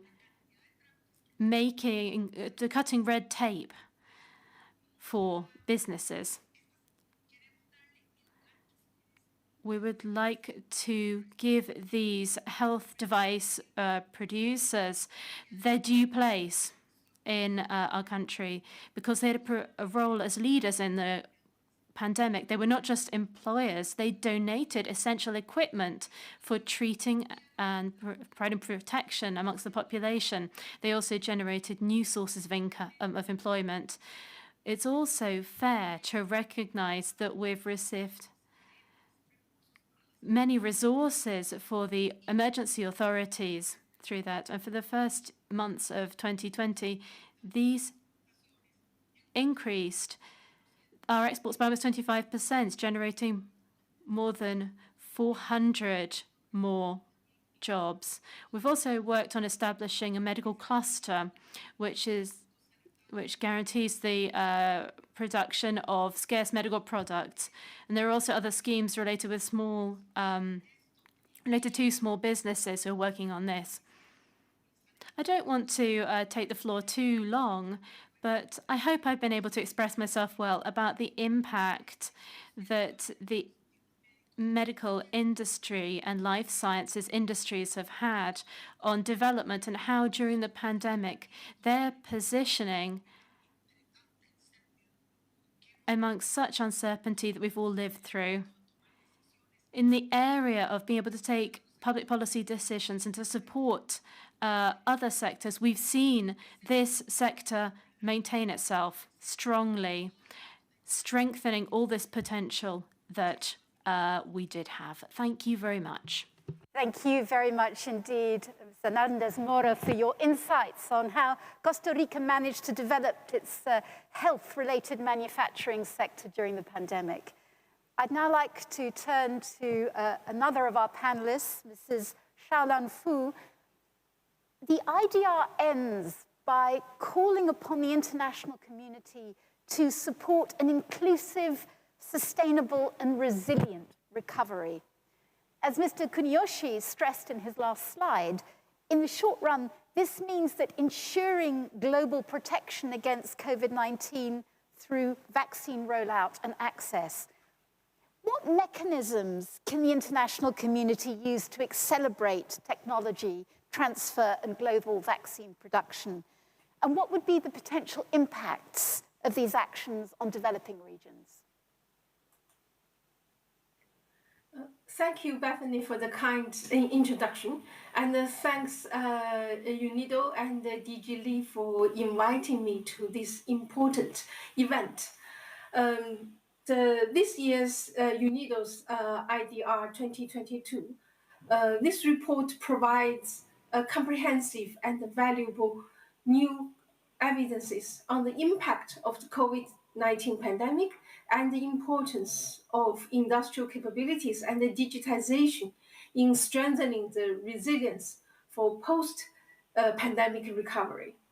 And the report really provides an important and a timely guide for governments and policymakers to develop an effective solution for a more inclusive, greener, resilient, and sustainable development in the post-pandemic recovery.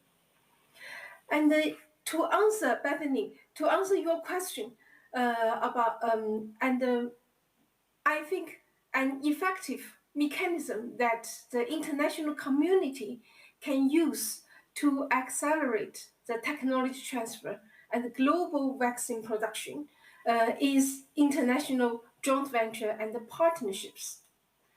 Actually, we can see such kind of international partnerships how they works in the case of Costa Rica, as the minister has shown just now. The global rollout of vaccine is crucial to defeating the pandemic. However, the lack of technical know-how and the manufacturing infrastructure for the production are constraining the speedy provision of vaccine globally. This will remain true even if the intellectual property rights of COVID-19 vaccines are waived temporarily. There are other proposed solutions, such as compulsory licensing. However, all these alternative solutions also bear limitations in the transfer of tacit knowledge and know-how. To accelerate the technology transfer and the global vaccine production, we should promote joint ventures between global COVID-19 vaccine manufacturers and global pharmaceutical and local, between the global vaccine manufacturers and also local pharmaceutical companies, so as to create regional manufacturing hubs in each continent. These joint ventures must be supported financially by global North countries, international organizations, host country governments, and the multinational or enterprises. This approach, this is an international public and private partnership. This approach will incentivize the pharmaceutical companies to share not only their patents, but also the tacit production in knowledge, because the risk and the cost of setting up new facilities will be shared.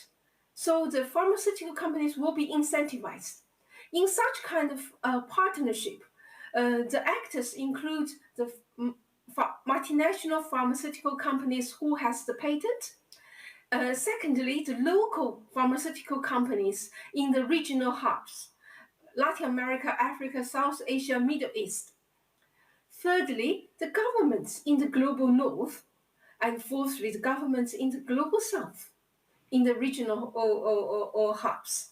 And finally, the international organizations, such as the WHO, including the COVAX, the United Nations, and the World Bank, IMF, etc. In this arrangement, COVAX will continue to play an important role in leading the expansion of the global vaccine production. Such arrangement will provide benefits and incentives for all the actors involved. Firstly, it will accelerate the production and the provision of vaccine globally. So the governments in the global south, global north, and international organizations would like to see this, the benefits from such acceleration of vaccine provision. Secondly, it will stimulate the development of technological capabilities in the global south in the long run. It will build up the capacity in the global south in the long run. And finally, it will also incentivize the researchers and the scientists across the world to across the world to keep on innovating. And finally, also very important is that it will also have significant incentives to the multinationals because they gain access to the markets, gain faster returns to their investment, and also there are institutions to share the investment and the risks. So international collaboration in vaccine production should be open to all combinations of actors, including North-South collaboration, but also South-South collaboration and technology transfer. And following these policy proposals, the benefits is that it will not only help to protect the global community from the COVID-19, it will also present a rare window of opportunity to stimulate the life science industry in the global south and also support the sustainable economic and the technological development in the global south. So this is the moment for us to work together if we want to overcome the current crisis. Accelerating the production of the COVID-19 vaccine through joint ventures and other collaborative mechanisms and waiving the patents to these partnerships should not only allow us to end this pandemic, but also present this rare opportunity of window to stimulate the technological upgrading in the global south. And this may even pioneer a new way to enhance global or public goods provision. I think the wider implication is that this model actually will present a new way to enhance global public goods provision and global knowledge sharing, which is vital to tackle other global challenges and achieve the sustainable development goals. And we should not waste this unique opportunity. Yeah, that's all from me. Thank you. Thank you very much indeed, Professor Fu, for this reflection on how we can accelerate technology transfers among developing countries. Now, I understand we're still waiting for Mr. Sachs to join us. So if I may, I'd like to pose another question to the Minister, please. As we saw by Mr. Kunyoshi during his presentation, not all firms have been affected equally by this crisis. Small and medium enterprises have been more impacted than larger firms. What action can be taken to support the recovery of these firms?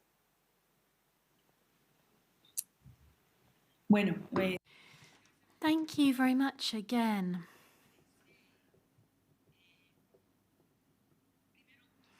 Firstly, I'd like to put two things into context. The first thing is that Costa Rica, like the rest of, many countries in Latin America, has an industrial park of what we called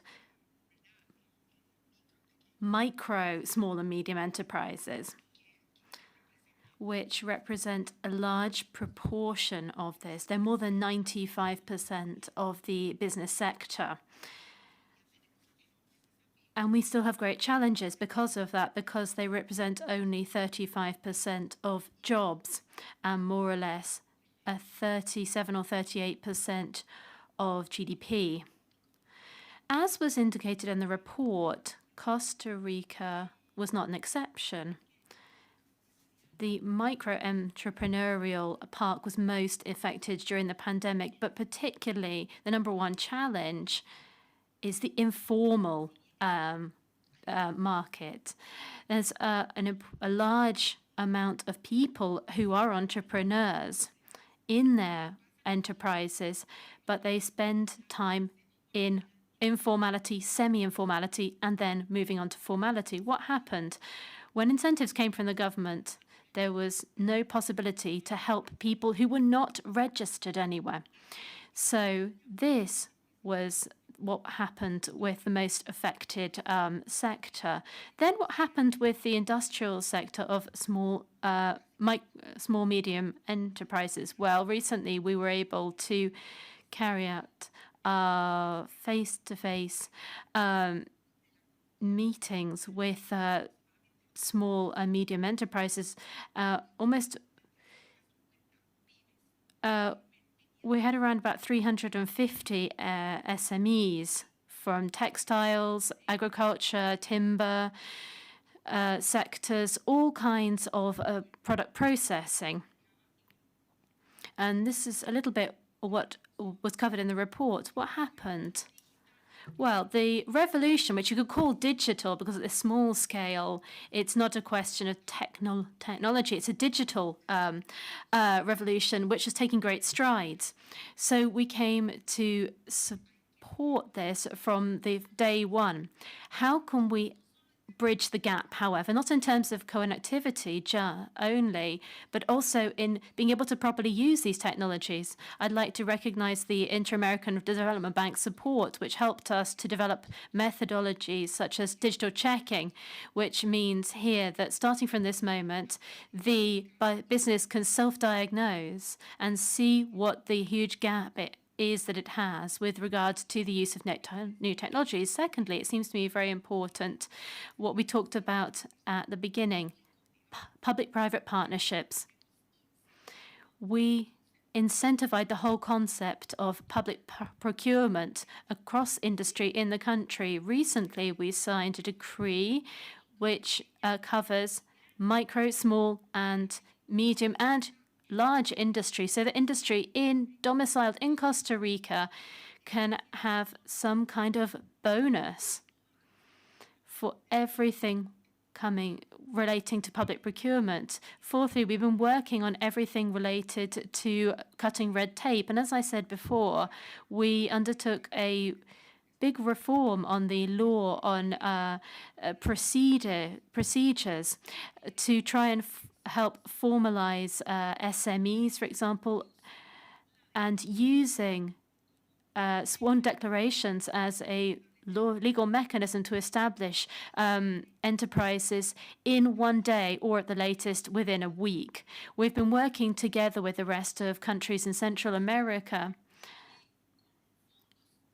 and with OAS funds so as to ensure that the issue of electronic commerce from the point of view of the consumer and SMEs is taken into account. And we also were looking at creating associations. That's something very important. And we've also been working a great deal with female employment, women's associations. So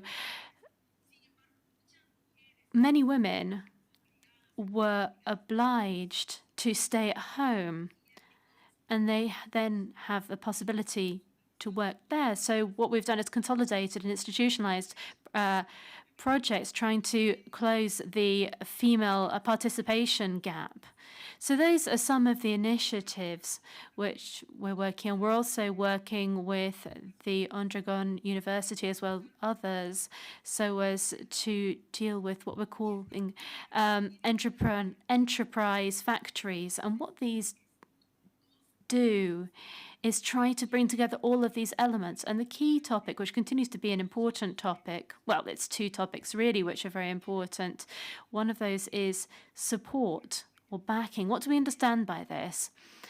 That is directly, these models for directly addressing issues relating to small business and government centres, and all of this support has to happen during the entire digital transformation process for SMSEs. We need to understand that businesses have two modes now, face-to-face and digital nowadays. And secondly, is the entire topic of access to financing. If they require seed capital so as to incentivize all of these technologically based undertakings. I hope I've been able to give you a general view of, well, hopefully absolutely everything that relates to this. Thank you very much.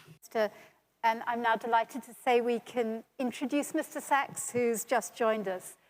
Mr. Sachs, to truly build back better, countries need to accelerate the shift towards green industrial development at the same time ensuring that no one's left behind. Key priority areas that governments around the world need to address to achieve this key objective, and how can the international community support this process?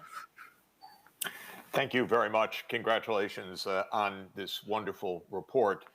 I think green and digital does define the agenda, and the key is for governments to understand what green and digital means, to create a policy framework in which businesses can promote investments that are green and digital, and to align global financing with these new investment opportunities, needs, and international flows. We're not there yet by any means, though I think there is greater understanding of both green and digital. On the green side, of course, the main challenge is energy system transformation. We know, and we just went through 2 long weeks at COP26 to understand that this means a really root and branch change of the energy system from fossil fuel based to renewable based.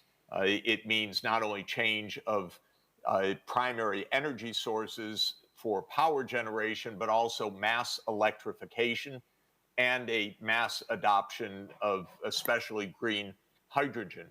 So this sets a challenge for every region of the world. Every region of the world, what is your future primary energy source portfolio? How is power generation going to be zero carbon? Are you ready in terms of infrastructure for electrification of vehicles, buildings, industry? And where in the global supply chains can your countries fit in for producing the underlying green technologies, whether it's in the mining sector or in processing new materials or in battery supply chains and so forth. Green also entails a change of land use, which is by itself almost a third of total greenhouse emissions. So green means ending deforestation, much smarter and precision agriculture, and other measures to cut wasteful fertilizer use and so forth. The digital side, of course, is also a suite of critical technologies, but I think a starting point is digital connectivity. So having the hardware and the software and the market model to enable mass digital access of both households and businesses and government services online, health, education, licensing, and other critical government services. We are in a world in which only half the world is even on the internet, though perhaps 80 or 90% are within the physical ambit of the internet, but many can't afford or don't use for other reasons internet access. So digital access is fundamental. Digital literacy is fundamental. But as the report makes clear, being able to put smart digital systems, ADP, into business practices is a complex challenge.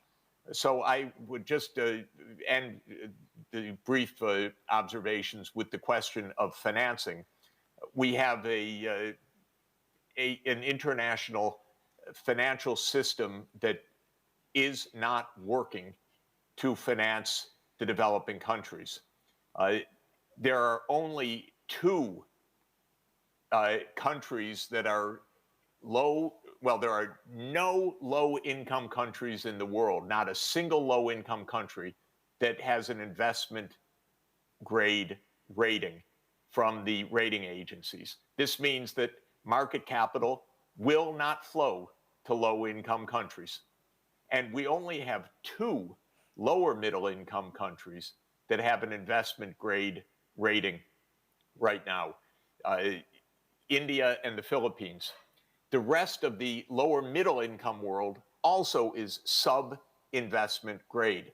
This is broken because this means that most developing countries are paying crushingly high interest rates for borrowing on international capital markets. And they face regulatory burdens where banks under Basel rules, for example, have to set aside much more capital for holding loans to developing countries than to the richer countries. So the international financial system right now, almost by design, is channeling funds to the rich countries and not to the poor countries. This is leading to a widening gap in industrial capability, in the critical investments that are needed, in the ability of developing countries to invest in green technology.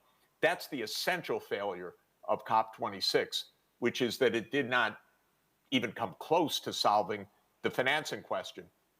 Not only not achieving the proverbial $100 billion of promised development finance for climate action, but the much larger sums that will be needed on a market basis in order to enable the green transformation.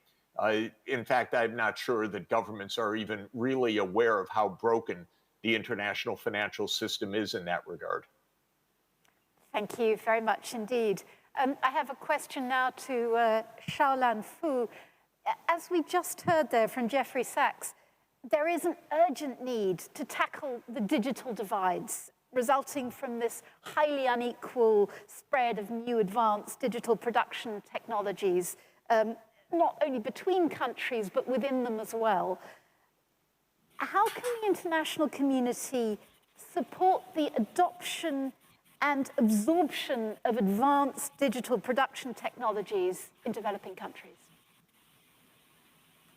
Thank you, Bethany. Yeah, this is a very important question, and I fully agree with what Jeff has said just now. And my research in Africa and Bangladesh find that this new wave of digital revolution may create a new window of opportunity for the global South. Like in Africa, we have seen Kenya has successfully introduced M-Pesa, the mobile payment system. And in Bangladesh, last year, during the pandemic, we have carried out an experiment, using a mobile app intervention based on the RCT experiment. And we also find that the household, the marginalized society with access to this digital technology are, they suffer less of the economic hardship during the pandemic. And also less people lose job. The unemployment rate is also lower in the community that's being exposed to the digital technology. And also the income sources diversified. This is very important for poverty reduction, to diversify their income. However, they face significant constraints in terms of infrastructure and the skills. As Jeff said, the access to digital infrastructure and also the digital skills these are the two major constraints. So my answer to your question for the international community to support the developing countries is to introduce a global industry policy to develop the global digital infrastructure and capabilities. And so this is a sector, we set it as a special sector and use global industrial policy to promote the digital infrastructure and the capabilities in the developing countries, which is key for inclusive and sustainable industrial development in the post-pandemic era. And so in particular, firstly, to set up the global digital competence, a program related to the sectors, to the digital sectors as a special economic zone. And so we introduce and coordinate global investment, financing to boost the developing countries, to boost the investment into the developing countries, into the digital infrastructure and the training. So as we have done for the COVID-19, global community work together. Secondly, strengthening the existing UN-led task force for digitalization acceleration. Like, for example, like the UNIDO can lead the industrial digital transformation acceleration in collaboration with other existing UN agencies or task forces. And thirdly, to set up a digital global governance council to enhance the standards, ethics, and regulations, and build up the trust. I think currently, because of the lack of trust and the potential global kind of technology decoupling will make the developing country, face very difficult decision to choose sides, take sides, or they have to pay for high digital infrastructure if they are, if the lower cost provision from Chinese providers are kind of excluded. So this kind of special economic zone and the global industrial policy for the digital sector will help the developing countries to build up the infrastructure and the digital skills. This not only promote industrial development, more resilient and sustainable, but it can generate cross-cutting spillovers to accelerate the implementation of other sustainable development goals, including the climate change or ending the hunger or other global challenges. Because the digital technology is a more fundamental technology, it can offer spillovers for us to solve and achieve other sustainable development goals. That's all from me. Yeah, thank you. Thank you very much, Xiaolan Fu. A question, if I may, now to Jeffrey Sachs. How can sustainable energy solutions, circular economy models, as well as resource energy efficient and cleaner production become mainstream? How can we ensure that this happens not only in industrialized economies, but also in developing and emergent economies? I think the very good news is that indeed renewable energy resources, especially solar, also wind, have declined in cost so dramatically that they are basically already cost competitive at so-called grid parity or even lower than fossil fuel alternatives. Of course, when one takes into account the multiple co-benefits, even beyond climate change, that is, for example, clean air, reduced pollutants, greater national security by using domestic solar rather than imported fossil fuels, the benefits are tremendous. So the barrier to adoption of zero carbon energy systems is not primarily the costs. The barrier is twofold. One is the still vested interests of fossil fuel producers that are impeding progress in many fossil fuel producing countries because those industries have long had very favorable tax treatment and subsidy and access to government officials and policy making. So the fossil fuel lobby is one practical obstacle. The other obstacle, though, is financing. There are two aspects of the financing obstacle. One is that in general, as I said earlier, the world's really divided between countries that are deemed to be investment grade and those that are not. I think that that distinction is wrongly drawn. It's drawn mechanistically in a way that absolutely punishes poorer countries and gives high ratings to richer countries that are not so well performing. So that's one issue, is that developing countries need more access to financing. In my mind, that includes two different pathways.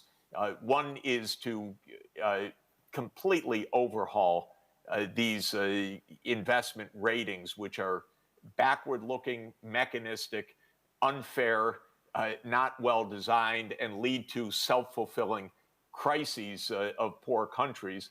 And the other is to increase the official development financing that is so important through multilateral development banks and through other official channels, long promised, not really delivered, also through development finance institutions.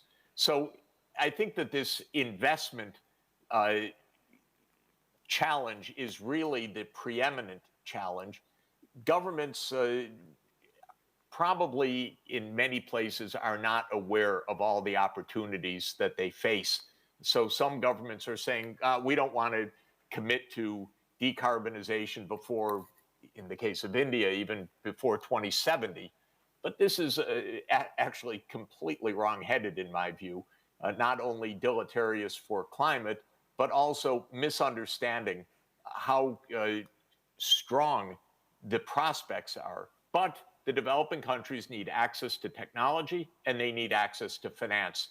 And we don't have that solidaristic world that we need for that. And what Professor Fu was saying, completely right, wonderful, put her program into operation of creating a framework for the global public goods of these technology transfers, of the capacity to use the new technologies, and of the large-scale financing to achieve the new technologies. So I'm not worried about the lack of solution or even their high cost.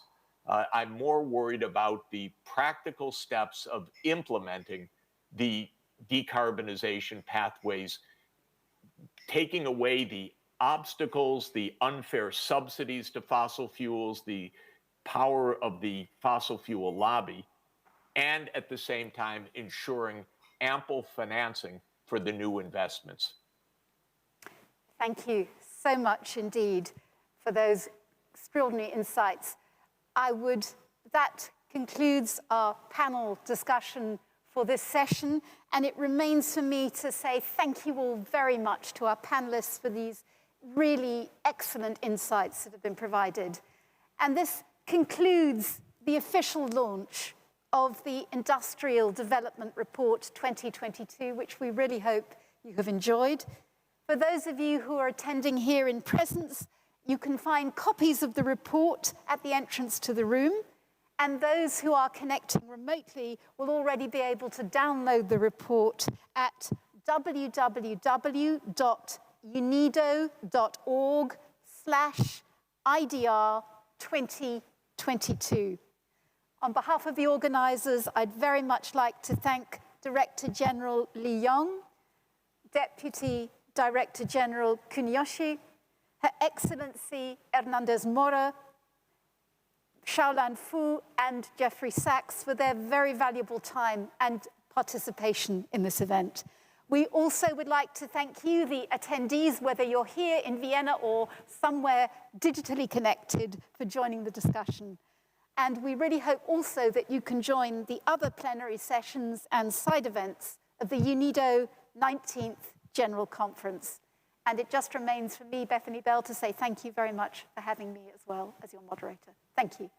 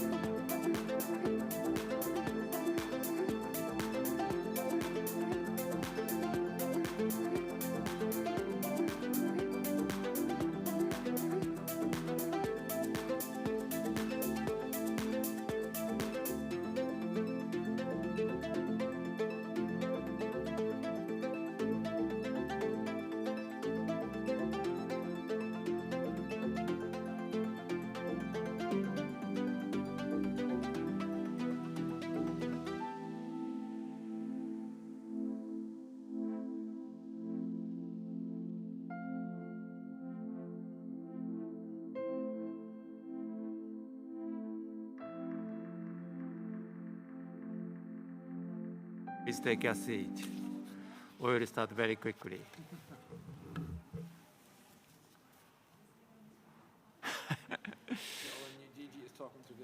Yeah.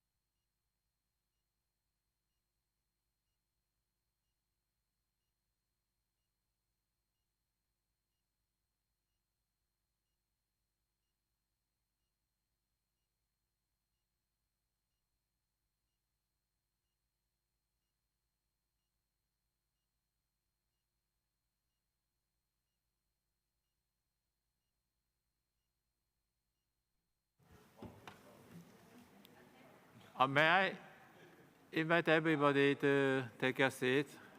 We are going to resume our session. Okay, let's start.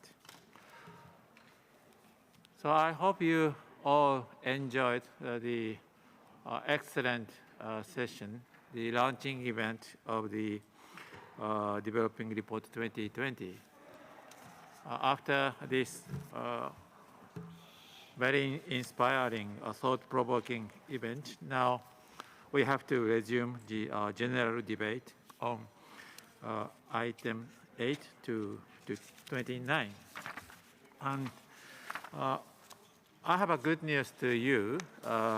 Thanks to the excellent, efficient chairpersonship of Ambassador Mezani, we only have 11 speakers on my speakers list. And if everybody stick to the rule of 5 minutes per person, we should be able to adjourn this meeting in 1 hour. I really hope that it will be the case. So with this, if everything is ready, may I invite the first speaker of this afternoon session, Her Excellency Mrs. Gabriela Sellner, Permanent Representative Austria. So, dear Ambassador, you have the floor. Thank you, Vice Chair. President, Excellencies, colleagues, delegates, Austria fully aligns herself with the EU statement, and I would like to add the following comments in the national capacity. First of all, I would like to congratulate the President upon election. Let me assure you of my delegation's full support and cooperation. I would like to mention 3 areas of particular importance for Austria. 1, circular economy. We are all aware that the biophysical resources of our planet are limited, but our consumption of natural resources is growing rapidly. Therefore, a linear economy of take, make, dispose is not acceptable anymore. We urgently need to make our economy circular. We have to ensure a transition towards a fossil-free and resource-efficient economy as soon as possible. The work of UNIDO to promote circular economy is of great importance for sustainable transition process and highly appreciated by Austria. The development of an Austrian national strategy on circular economy is a main objective of our government. The work on this strategy has been started in September last year. The elaboration embraces all groups of the Austrian society.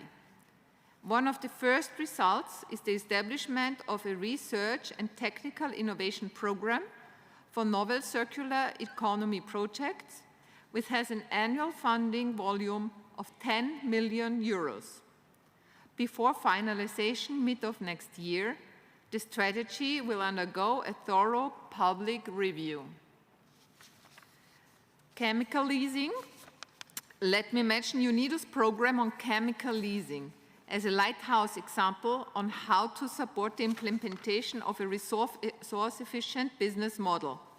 Since 2004, UNIDO and Austria have joined hands to foster the worldwide implementation of this performance-based business model. In a chemical leasing framework, the producer is not anymore selling quantities of a chemical product, for instance, a cleaner, but is being paid per cleaned area.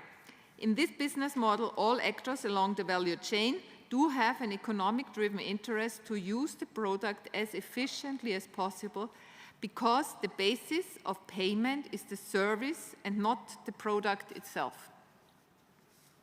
The second topic I would like to stress is climate change and energy. Energy transformation is one of the key elements to tackle the climate crisis. Austria welcomes UNIDO's response to climate change to make climate action part of its projects. UNIDO's Global Partnership for Hydrogen Application in Industry is an important initiative to decarbonize industrial processes. Renewable hydrogen can be a game changer for the decarbonization of certain industrial sectors. The increased deployment of renewable energy production will be key for the energy transition across all sectors. And third, the Vienna Energy Forum. From 5 to 7 July this year, the 7th Vienna Energy Forum, organized by Austria together with UNIDO and IASA, took place. It offered an occasion for fruitful discussion on energy transition and sustainable energy with many other energy-related stakeholders in Vienna, among them the Sustainable Energy for All and the Renewable Energy and Energy Efficiency Partnership, REEP, with their focus on renewable energy. Austria not only supports UNIDO's commitment with regional centers for renewable energy and energy efficiency, but also with renewable hydrogen applications for industry and its special needs. Mr. President, let me conclude by saying that we look forward to further fruitful discussions during this General Conference. Thank you. I thank the distinguished Ambassador of Austria for her remarks. And now let me invite Her Excellency Mrs. Barbara Masufa, a permanent representative of Lesotho, who will be joining us in person. You have the floor, please. Thank you, Vice Chair. Excellency, the President of the 19th session of UNIDO General Conference, Director General, heads of delegations to the 19th session of UNIDO General Conference, Excellencies, ladies and gentlemen, on behalf of the Kingdom of the government and the people of the Kingdom of Lesotho, I convey warm greetings and wish the best results of the deliberations of UNIDO 19th General Conference. First of all, please allow me to congratulate you, Excellency, on your election as the President of the 19th session of the General Conference. Furthermore, on behalf of the Kingdom of Lesotho, I wish to place on record our sincere gratitude and appreciation of the outgoing Director General, His Excellency Mr. Leon, for his excellent leadership, manner in which he steered the mission of UNIDO. Allow me, therefore, to express the warmest felicitations to you, Excellency. The Kingdom of Lesotho also joins with the member states in congratulating the incoming Director General, His Excellency Mr. Muller, on his election as the Director General of UNIDO. Excellency, the Kingdom of Lesotho pledges her fullest support to you and to your vision for the future of UNIDO. Excellencies, ladies and gentlemen, the world has experienced the greatest crisis in modern history during the last 2 years with the outbreak of the COVID-19 pandemic, leading to further exacerbating the challenges to multilateralism. The Kingdom of Lesotho has been successfully containing the spread of the virus with many proactive measures in a whole-of-government approach. We recognize that there are many pending tasks that is permanent to review the policies and actions to achieve the goals set. We have the responsibility to inherit to the next generations a more environmentally friendly space with long-term sustainable solutions. We must build a world with greater equality, equity, and a better scenario of industrialized world. As we gather for the 19th session of UNIDO General Conference, it is crucial to renew our commitment towards UNIDO's mission and emphasize that sustainable industrial development should not be perceived as an abstract term which simply denotes industrialized space. In order to achieve inclusive, sustainable industrial development, it is necessary to enhance trust and cooperation between all partners, and this can only be achieved by engaging in respectful dialogue and exchanges between all members of the international community, aligned with the strategic thrusts of UNIDO, namely gender equality and women empowerment. Third Industrial Development Decade for Africa, list development countries support activities, climate change and energy, trade capacity building and job creation, digital transformation and innovation, and agribusiness. The development of our people demands rational mechanisms and sustainability of the resources within our reach. Excellencies, ladies and gentlemen, the time is over for discussions amongst ourselves in the relaxed atmosphere of our conference rooms. We must constantly bear in mind the difficult realities out there and aspire for radical reaction. Let's make these general conferences that bring together great minds and skills a think tank that is tangible in the operational thrusts of UNIDO. UNIDO must be found where inclusive industrial sustainable development recedes, where human dignity is threatened, where socio-economic condition of human beings is regenerated. Being a member of UNIDO has strengthened us as a nation and has allowed us to make a contribution to the joint efforts towards our common global goals. We are keen to further our cooperation and the Kingdom of Lesotho's support to UNIDO's strategic vision. The Kingdom of Lesotho is committed to contribute to the achievement of UNIDO's noble vision, the Agenda 2030, and the principle of leaving no one behind. Thank you for your kind attention. I thank distinguished Ambassador of Kingdom of Lesotho for her remarks. And now let me invite Mr. Saiba Sila, the distinguished delegates of Senegal. You have the floor. Monsieur le Président, ma délégation. Sir, we would like to congratulate you and the members of the Bureau on your election.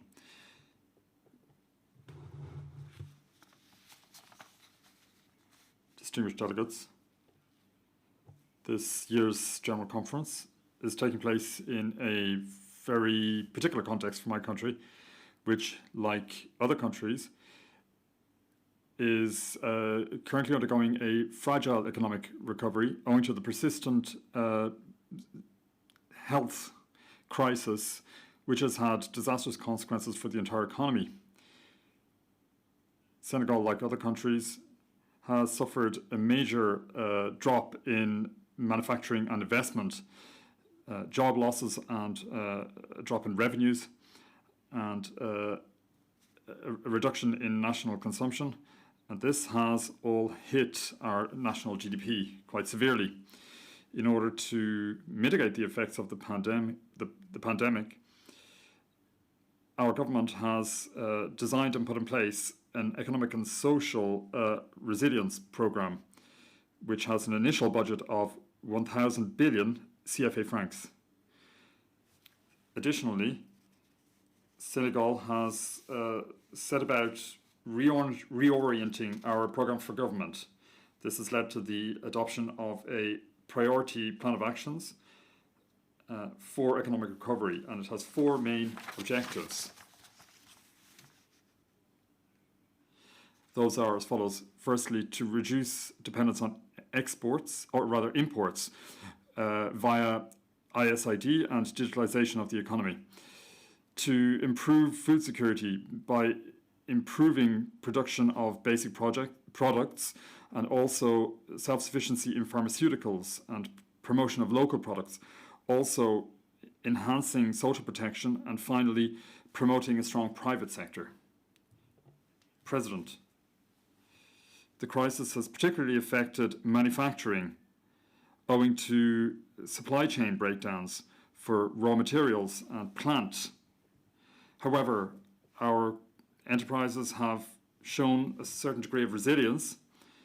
This is probably due to the efforts made as part of the Emerging Senegal Plan, the PSC. Its industrial sector has enjoyed support from UNIDO since 2015 via the PCP, which is the implementation instrument for the PSC.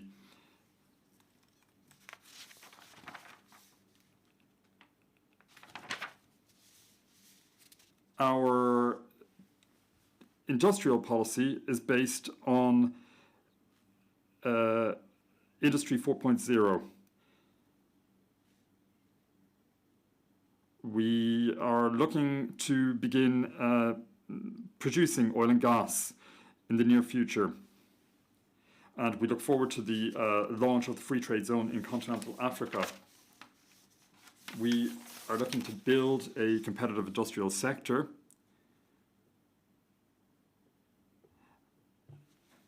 that will be inclusive and sustainable.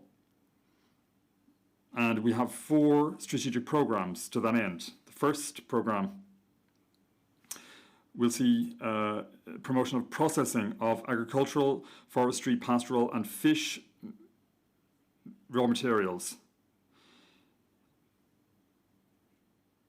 We'll be supporting private initiatives here, and we'll be looking to replace imports.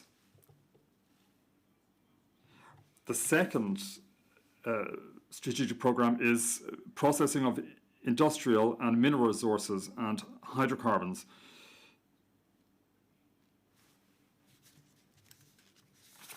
And we're also looking to develop high technologies and innovative sectors, and to develop our pharmaceutical industry. All of this will require major effort, and we have already set about the initial steps here at a time when all developing countries are seeking to achieve inclusive and sustainable industrialization as a lever for their emergence. We hope very much that UNIDO will stand alongside us in our efforts. Thank you. I thank distinguished delegate of Senegal for his remarks, just in 5 minutes. And now let me give the floor to distinguished delegate of Algeria, Mr. Khaled Bouhan. You have the floor. شكرا سيد الرئيس. Thank you, Mr. President. Allow me at the outset to congratulate Mr. Mohamed Rizgani from Tunisia for his selection to preside over the 19th session, and to the members of his bureau. We express our full support to them. We also thank the previous presidency, United Arab Emirates, who wisely guided the 18th session of the UNIDO conference, and we thank Mr. Leong and the Secretary of UNIDO for their efforts in preparing for this conference. I point to the statements delivered by the Group of 77 and China, the African Group, and the Arab Group. We align ourselves with them, and we have the following national remarks. Our slogan for this conference is Build Back Better, and we commend that. It is a vision of a better future in light of the current international challenges in the health and economic realms. This needs innovative solutions for a better future, which is evident in the main agenda items of our conference, which seeks to produce and develop new opportunities for an inclusive and sustainable industrial development. This vision of a better future is what we have adopted in Algeria, with important political and economic reforms under the leadership of President Abdelmajid Tebboune, while taking advantage of our financial and human resources in order to promote investment and the economy. We have important strategic choices to build the economy of knowledge, to expedite digitalization, and promote emerging enterprises with tax incentives and financing arrangements, and improve the atmosphere for entrepreneurship and eliminate bureaucracy. I would like to highlight the main features of the current strategy in Algeria, adopted in September 2021, in order to implement the program of the President of the Republic. This is based on improving the attractiveness of investment, promoting entrepreneurship, developing the economy, supporting agriculture and fisheries in order to provide for better food security and other areas. This has provided for the support of small and medium enterprises to benefit from services in line with the innovation tools and promoting competition and added values. Algeria has achieved great advancement and progress in innovation through the support of science and innovation and a technological knowledge, purchasing licenses and equipment, and building bridges between universities and enterprises, promoting innovative financing, and opening the information networks to the private and public sectors without discrimination. In terms of promoting the technology of information and communication, we have included this within our government enterprises, and this is also included in the development of human resources and promoting new methods for learning in order to promote the culture of entrepreneurship in line with international demands. Within the continued effects of COVID, we call upon UNIDO to pay greater attention to the needs of countries, and we here mention the importance of the pharmaceutical industry in combating this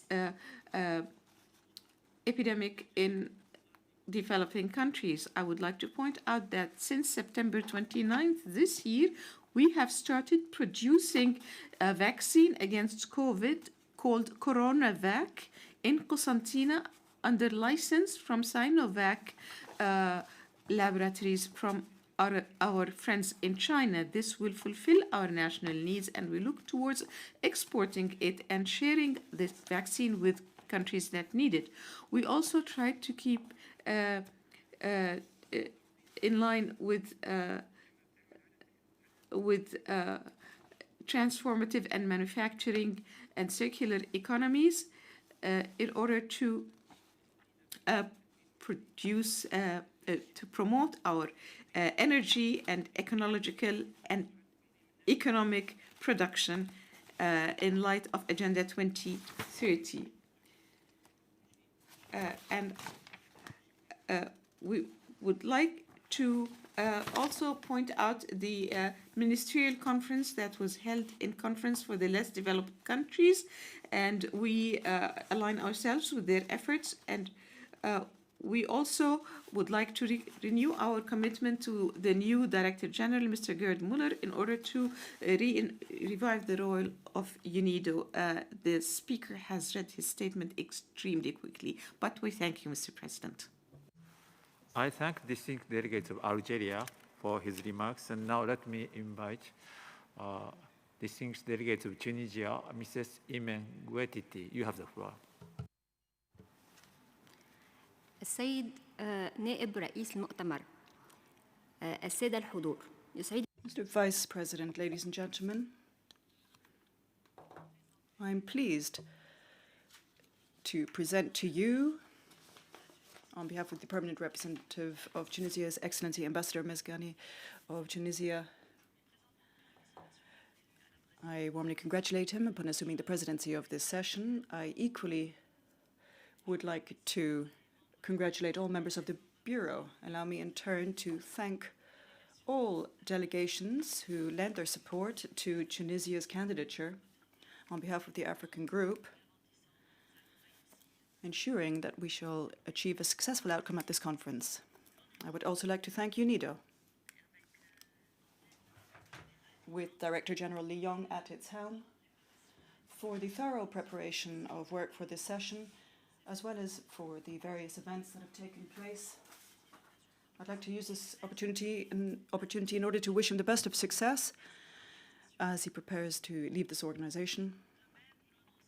And in the same vein, we align ourselves with the statement delivered by the G77 and China, and by the African Group and by the Arab Group. Vice President, this year we are commemorating the 55th anniversary of UNIDO. This is a singular opportunity for us, where Tunisia emphasizes the role played by industrial development in developing countries and among the least developed countries in order to achieve inclusive, sustainable industrial development. This, in turn, will assist our people in emerging from poverty, as well as creating job opportunities for our youth, helping build capacity, build competitiveness of local economies through technology transfer, and ensuring the advancement of women in particular in the economic sphere. It is equally a golden opportunity in order to express our aspirations when it comes to the unique role that UNIDO plays in global circumstances and in the socioeconomic difficulties triggered by COVID-19.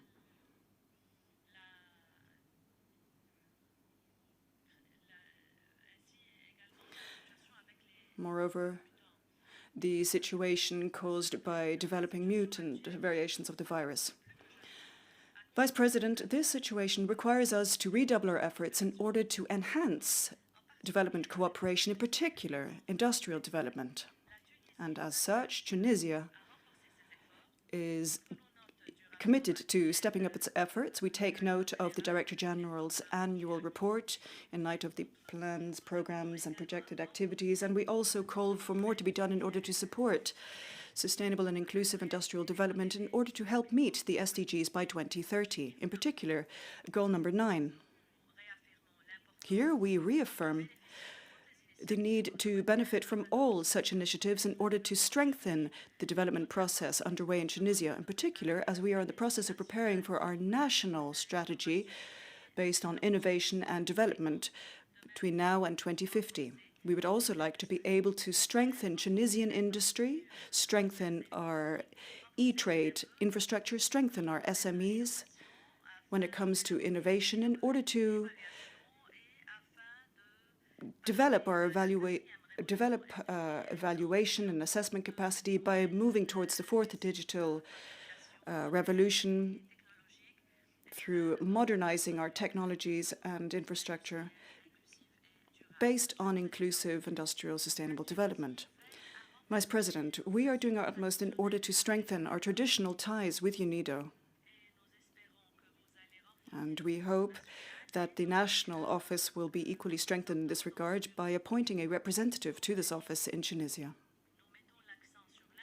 We underscore the relevance of these projects, in particular Tunisian food projects, in order to facilitate their access to international markets, as well as strengthened entrepreneurship in order to promote national factories and traditional industries inland. We equally focus on the role played by industry in our national development plan, in particular through industrial further development. Here we are seeking to heighten cooperation with UNIDO, in particular when it comes to helping build capacity and competitiveness in digitalization as part of all of our development efforts. Thank you very much.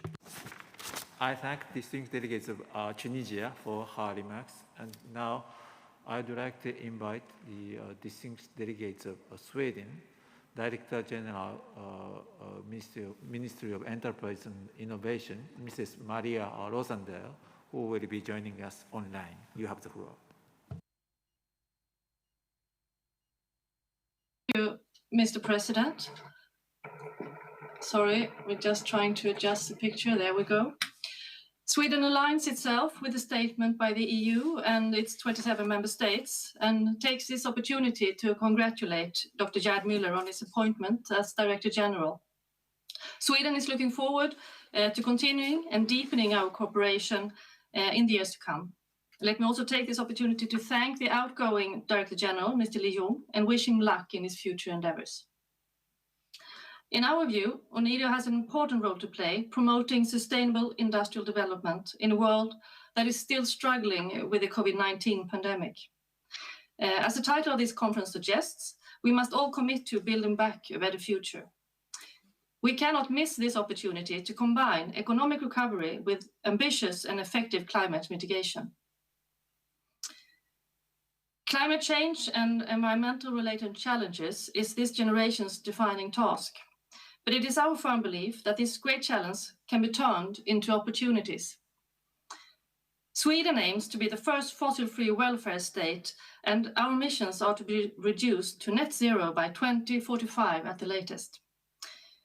We are glad that industry is committed to taking a leading role in making this happen, both because it supports the cause, but also because it makes sense economically. Climate change mitigation paves the way for new business opportunities, and today massive investments are being made across the globe. In Sweden, investments are being done in, for example, innovative battery production, green mining, and the development of fossil-free steel, creating new jobs and increasing our welfare.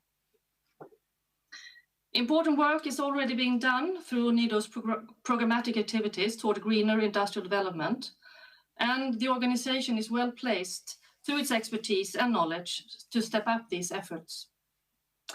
Further policy development will be important, but it's also important to ensure that climate mitigation measures and risk assessments become an integral part of project activities, including how to take into account potential negative climate impact. Therefore, Sweden strongly supports the development of a much-needed climate strategy for UNIDO. The 2030 Sustainable Development Agenda will be key for us to succeed with the green transition. The agenda derives its strength from being universal. All UN member states have committed to implementing the agenda to promote development while protecting our planet and combating climate change. While the primary responsibility for the implementation of the 2030 Agenda lies with national governments, we need a global partnership and strong multilateral organizations and institutions to support the efforts of governments and other actors to ensure its implementation.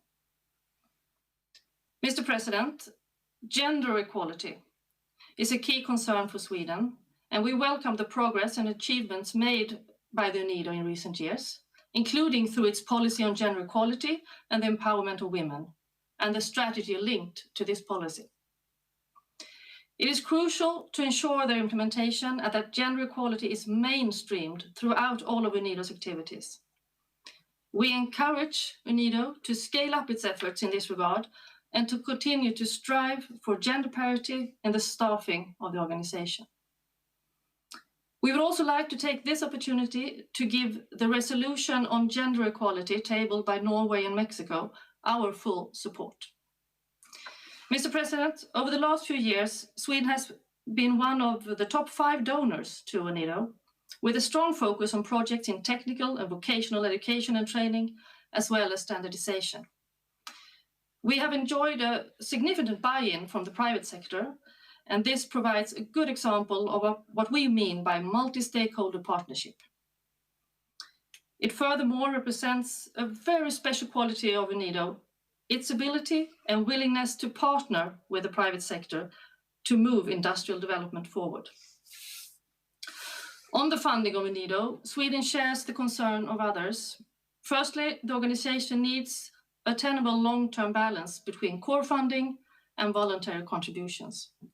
Secondly, we encourage UNIDO to continue exploring ways of broadening its donor base and continue engaging with member states that have left the organization. In closing, we underline the importance of continuous evaluation of the organization's performance as a key tool to ensure continuous learning, efficiency, and accountability. Thank you, Mr. President.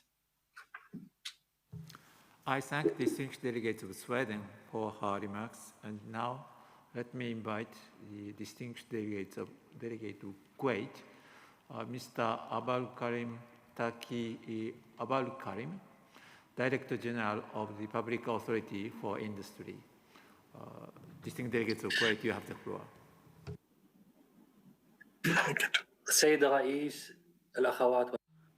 Mr. President, ladies and gentlemen, first and foremost, allow me to warmly thank His Excellency, the Minister of Energy and Industry of the United Arab Emirates, Mr. Suhail Mazharel, to thank him for his presidency and his skilled management of the 18th session. We equally commend His Excellency, the Ambassador of Tunisia, Ambassador Mezgani, for assuming the presidency of this 19th session, and all members of the Bureau. We fully understand that this conference will further build upon the successes achieved at previous conferences. We would also like to congratulate Mr. Gerd Müller, the incoming Director General of the organization, and would like to thank Mr. Li Yong for all of his efforts and wish him the best of success in taking up his future tasks. Your Excellencies, ladies and gentlemen, we hope to see the incoming year as a return to normal, with the pandemic gradually receding, which requires serious and sober efforts to be made in order to recover after this global catastrophe. Tomorrow's priorities must be focused on rebuilding and rebuilding trust at all levels.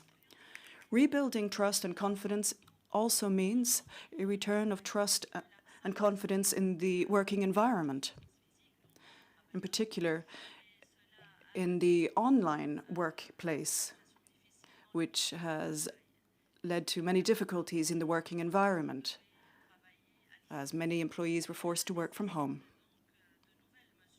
This required new measures to be adopted that businesses and companies must adopt in order to help build trust and confidence. Among such measures, we would suggest convening regular meetings in order to help enhance communication among workers, to keep directors informed of latest decisions, to strengthen evaluation criteria, and also to adopt protective measures, allowing for coordination among the various ministries concerned, in particular the ministries of health and labour, and also to ensure we mitigate the impact of this disease on the workplace. When we talk about rebuilding trust and confidence, this also requires foreign investment. Foreign investment is the motor driving development in our countries. It plays a significant role in building opportunities, strengthening diplomacy, strengthening bilateral and regional trade. Undoubtedly, the losses in the manufacturing industry, in the service sector, and in the investment sector have been significant. We are seeking to strengthen the investment climate, as well as rebuilding and regaining trust of investors in our national economy in order to overcome all obstacles that may stand in the way of such investment. We have also adopted measures in order to help digitize all such processes and procedures, helping mitigate losses for companies and to strengthen financing for those companies affected by the pandemic. In turn, this means strengthening industries that were forced to shut down as a result of COVID and to help them adopt precautionary measures that in turn will help reassure both local and foreign investors in this undertaking. Ladies and gentlemen, it goes without saying that trade exchanges amongst all of our countries have been affected by the pandemic. The closures of airports, seaports was disastrous. And thus, there is a need to find common and shared policies in order to tackle such pandemics. We have noted that state-level coordination was deficient. There is a need for true logistical support, and therefore we should develop a plan in order to enhance coordination in the future. We've also noted the existence of many difficulties, which in turn means further efforts need to be done. But as has been said, each problem and each crisis also engenders an opportunity. At an April meeting of UNCTAD, an action plan was developed to provide logistical support.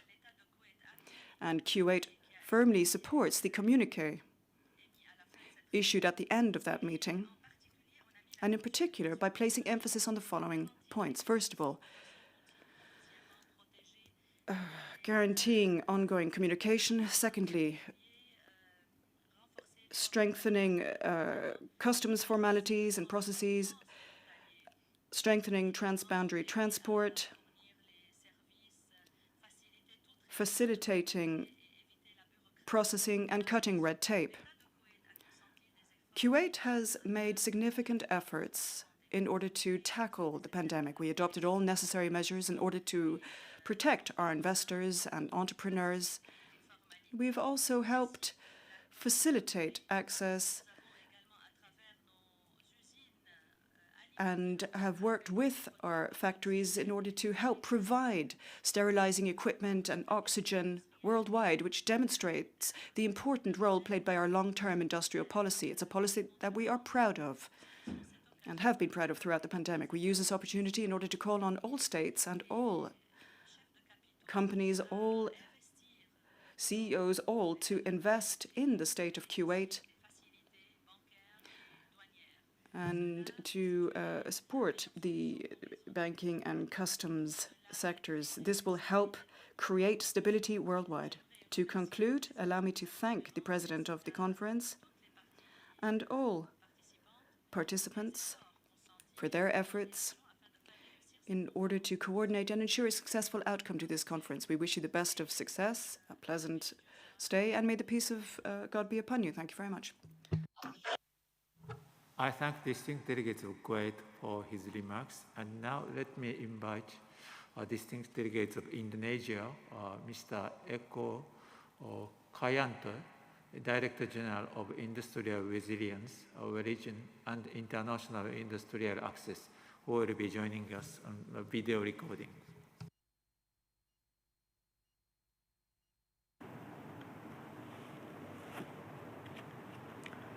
Mr. President, Excellencies, Indonesia views the collaboration between multi-stakeholders aim to accelerate inclusive Industry 4.0 as one of the main keys to overcome the negative impacts of the COVID-19 pandemic, to gender equality and the empowerment of women, to support effort toward green economy, low carbon development, resource efficient, sustainable consumption and production. Therefore, the Indonesia UNIDO Country Program 2021-2025 has reflected the element that I have mentioned before. Indonesia wishes to express its appreciation for UNIDO, donors countries, and institutions for their trust and endless support so that Indonesia UNIDO Country Program 2016-2020 completed with positive and real impact, such as by providing job, energy efficiency, increasing product quality and traceability. Indonesia is committed to collaborate and looking forward for the enhancement of engagement of multi-stakeholders to the implementation the projects designed in the new country program. Mr. President, Excellencies, Indonesia would like to express its gratitude for the participation of 17 countries from Asia-Pacific region and UNIDO's support in conducting the second RCID or Regional Conference on Industrial Development with the theme Acceleration of Industry 4.0 for Inclusive and Sustainable Industrialization, which was held in Jakarta and virtual on 10 to 11 November 2021. The second RCID adopted the Jakarta Agenda on Industry 4.0, which recognizes the challenge faced by countries to develop Industry 4.0 and reflect the aspiration for RCID to become a forum to enhance regional cooperation for the implementation of Industry 4.0. For Indonesia, the second RCID was held also as the road to G20 during the Indonesia presidency at the G20. For the first time, the issue of industry will be discussed in formal trade, investment, and industry working group G20 forums, as Indonesia holds the G20 2022 presidency. We will not only raise industrial issues in the G20 countries, but also the industrial issues in the development countries, in order to together achieve inclusive and sustainable industrial development. Mr. President, Excellencies, considering the important and strategic role of UNIDO to assist members to attain the inclusive and sustainable industrial development, Indonesia's commitment is relentless to contribute to the assurance of UNIDO reliability, effectiveness, efficiency, and transparency. If Indonesia Chairman of Audit Board elected as the next external auditor, rest assured that Indonesia will uphold its reputation and commitment to provide high quality and reliable financial management and reporting, which all UNIDO member states entitled to receive. We seek your invaluable support for Indonesia Chairman of Audit Board candidacy as the UNIDO external auditor for the period of 2022-2024. I thank you. I thank distinguished delegates of Indonesia for his remarks, and now let me invite the distinguished delegate of Armenia, Mr. Alman Chakaturian, Director of the Department of Multilateral Policy and Development Cooperation of the Ministry of Foreign Affairs of Armenia. You have the floor. Thank you, Mr. Vice President, colleagues. Allow me to congratulate first Mr. President Mohamed Mezgani and you, Mr. Vice President, on your election, and assure you our delegation's full support throughout the conference. I'd also like to once again warmly congratulate Dr. Gerd Muller on his appointment as Director General of UNIDO and assure of Armenia's cooperation in implementation of his important mission. You also take this opportunity to express our profound gratitude to our outgoing Director General, Mr. Lee Yong, for his leadership and dedication.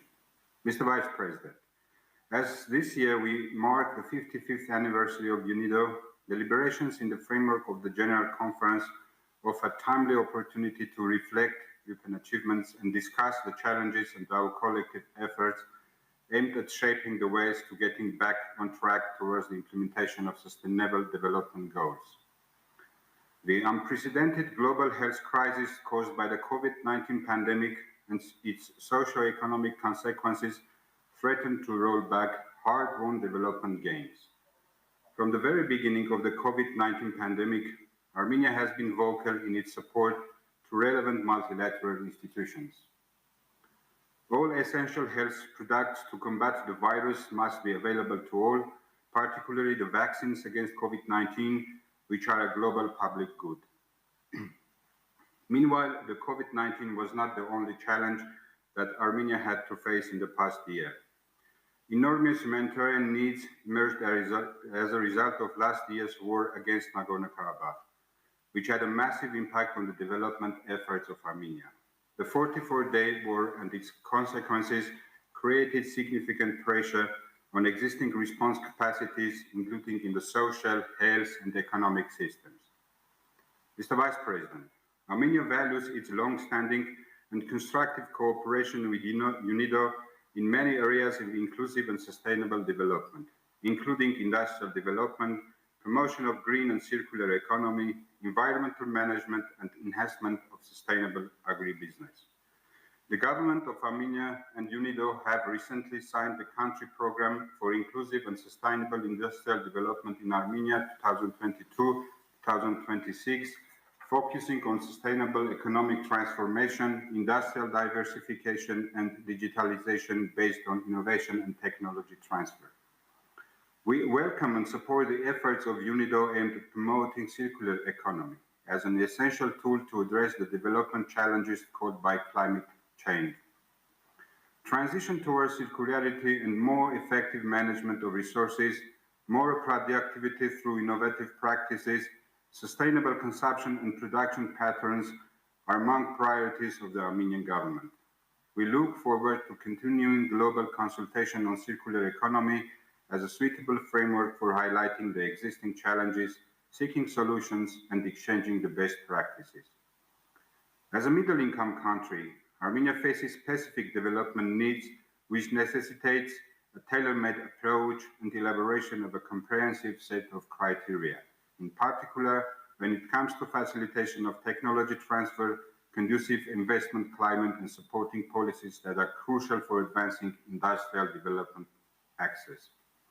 UNIDO, through the implementation of its strategic framework for partnering with middle-income countries, should be an important partner in facilitating coordinated multi-stakeholder efforts towards promoting inclusive and sustainable industrial development in mix through technology advancement, human capital, and environmental sustainability.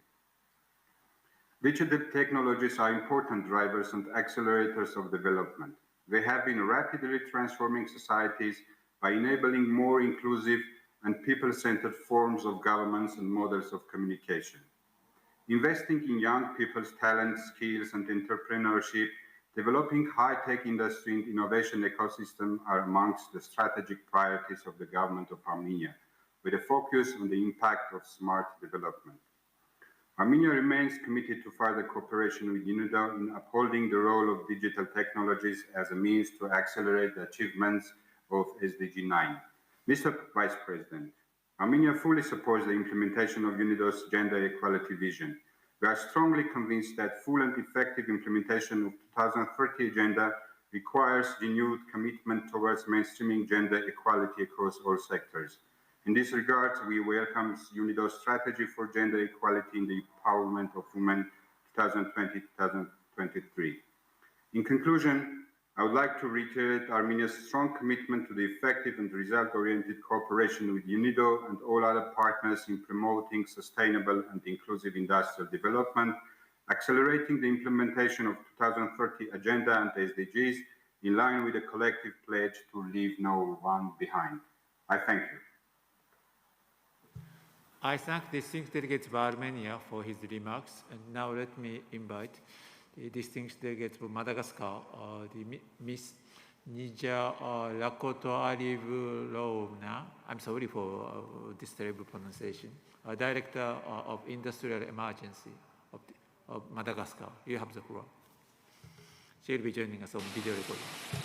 Madame la Vice President, distinguished ministers, Director General of UNIDO, distinguished delegates, ladies and gentlemen, it is an honor for me to speak today representing the delegation of the Ministry of Industrialization, Trade and Consumption of Madagascar at this 19th General Conference of UNIDO. I would like to convey my warm thanks to Mr. Lee Young for these 8 years at the helm of our organization. At the same time, I wish to sincerely congratulate Mr. Mueller upon his appointment as the new Director General and wish him every success.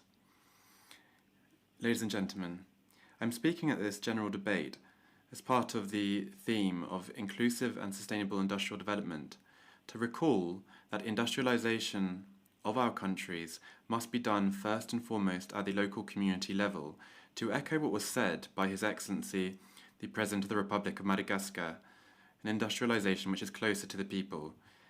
In Madagascar, we are gaining ground in the One District, One Factory program. To further implement this program, we are setting up industrial incubator zones. It might sound strange to have the two together, but the idea is to form small industrial zones. The interpreter apologizes, but the sound quality is very poor. Service will resume once the issue is resolved. Coopératives et petits industriels dans la production et la transformation des produits agricoles, le tout pour une plus grande valeur ajoutée au bénéfice des communautés locales. Les zones pépinières industrielles nous permettront de relever nos économies rurales, de créer des emplois décents, d'autonomiser les communautés et de lutter contre l'exode rural. Maintenant, je me tourne vers nos confrères et partenaires techniques et financiers.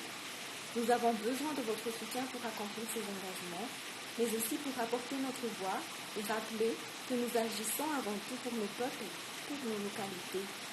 Mesdames et messieurs, honorable assistance, je vous remercie pour votre aimable attention.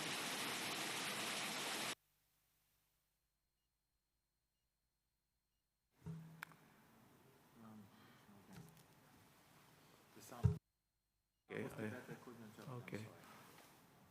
I thank the distinguished delegates of Madagascar for her remarks. Unfortunately, because of not so good quality of video recording, our interpreters could not finish their job properly to the end. We are sorry for that. Now let me give the floor to the next speaker, who is also the last speaker on my speakers list, the distinguished delegates of Cuba, Ms. Marlene Rodondo, Chargé d'Affaires, who will be joining us online. Muchas gracias, señor vicepresidente. Thank you very much, Vice President. Vice President, the delegation of the Republic of Cuba commends you and the Bureau upon your election to lead the work of this conference. We express our acknowledgement and our gratitude to His Excellency, Mr. Lee Young, for his work accomplished as Director General of the United Nations Industrial Development Organization since 2013. His efforts were crucial to further strengthen the organization in recent years in support of inclusive, sustainable industrial development worldwide. In the same vein, we warmly welcome and congratulate His Excellency, Mr. Gerd Müller, upon his recent appointment as Director General of UNIDO, and we hope that his mandate will be long and fruitful. We would like to use this opportunity in order to ratify to the new Director General and to this conference and to all UNIDO members our commitment to this organization and to implementing Agenda 2030, in particular, inclusive, sustainable industrial development for the benefit of all and leaving none behind. Cuba has faced great challenges and obstacles on its way towards achieving sustainable development. As a small island developing state and as a middle-income country, we have also faced challenges caused by the international epidemiological situation due to the COVID-19 pandemic, which has had such an impact on the global economy, on the social security, health and labor systems, our education systems, and more. Furthermore, we suffer from the impact of being subjected to the most unfair, severe, and longest unilateral system of sanctions that has been applied against any state, namely the economic, trade, and financial blockade imposed by the government of the United States against Cuba for 60 years now. This blockade, which had been further strengthened by the previous North American government in an unprecedented fashion in the full midst of the pandemic, and which remains unchanged to date. In spite of this, Cuba continues to progress in its economic and social development, supporting the environment, and is redoubling its efforts in order to bring about sustainable recovery. These aspirations underpin the political resolve of our state and of our people, preparing our skilled professionals, and is reflected in the importance that we attach to partnerships for development. These resources are also made available for the industrialization of our country, a challenge that we shoulder fully and where innovation and scientific know-how play an essential role. For example, this has enabled Cuba, even as a developing country, to develop 3 vaccines and 2 additional COVID-19 vaccine candidates. Almost 90% of our population has already been vaccinated on a 3 doses basis. Moreover, Cuba is already in the process of implementing its booster vaccine efforts. President, distinguished participants, UNIDO has always been a staunch supporter of industrial development in Cuba. We have enjoyed the organization's support through the implementation of the United Nations Development Framework for 2020-2024. Moreover, on the 14th of October, just recently, we signed the new country program framework for the 2021-2025 period, which is fully in line with the priorities that are set forth in our national socio-economic development plan between now and 2030, and which enjoys the government's full support. Vice President, reaffirming our readiness to continue working closely together with UNIDO and contributing towards the further strengthening of the organization in order to tackle growing development challenges. Simply to recall that in Cuba, you will always find an ally. Thank you very much. I thank distinguished delegates of Cuba for her remarks, and who was the last speaker on my speaker's list, but I have got a request, a right of reply from the Azerbaijan delegation. I'd like to draw the attention of Azerbaijan delegation that you have 5 minutes sharp in using your right of reply. You have the floor. Thank you, Mr. Chair. My delegation would like to exercise its right of reply. Delegation of Armenia tries to disrupt the course of the meeting and brings irrelevant topics to this platform. We would like to draw attention of distinguished delegations to the fact that Azerbaijan resolved the 30-year-long conflict and restored its territorial integrity and historical justice. We call on Armenia to comply fully with the provisions of trilateral statements signed between Azerbaijan, Russia, and Armenia accordingly, and to take concrete steps to implement it in order to bring peace, security, stability, and development in the region. We hope that long-awaited peace, security, and stability will prevail in the Southern Caucasus at last. Azerbaijan will continue its consistent efforts to contribute and to strengthen regional peace and development. Thank you, Mr. Chair. I thank distinguished delegates of Azerbaijan for her remarks, and I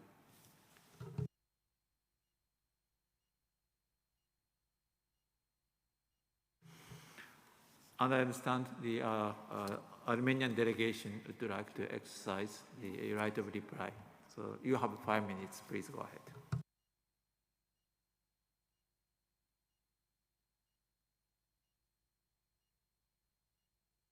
Yeah. I'm audible, Mr. Vice President? Can you hear me? Yes, we can. Yes, we can. Yes. Thank you very much. Thank you very much, Mr. Vice President. We regret that we were compelled to take the floor to react to the intervention made by the Azerbaijan delegate. Indeed, in September 2020, Azerbaijan, in violation of and total disregard to the UN Secretary General's call for a global ceasefire in times of pandemic, launched a war of aggression against Nagorno-Karabakh and its people, which resulted in thousands of people killed, wounded, and displaced.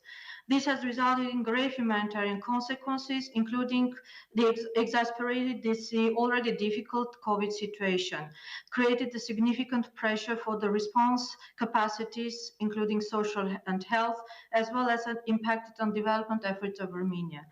I also would like to refer to the trilateral statement that was mentioned by the delegate of Azerbaijan, and also would like to call on Azerbaijan to implement its own obligations under the trilateral statement, especially with reference to it para 8, referring to the release, immediate and unconditional release of all the prisoners of war that were and other civilian captives held in Azerbaijan. 1 year later, 1.5 years, almost 1 year later, we are still not there, and we're still waiting for Azerbaijan to implement its obligation under the trilateral statement. As for the calls for peaceful establishment to work towards peace in the region. Armenian government reiterated on a numerous and plenty of occasions its readiness to work towards peace and establishment of the peace and stability in the region.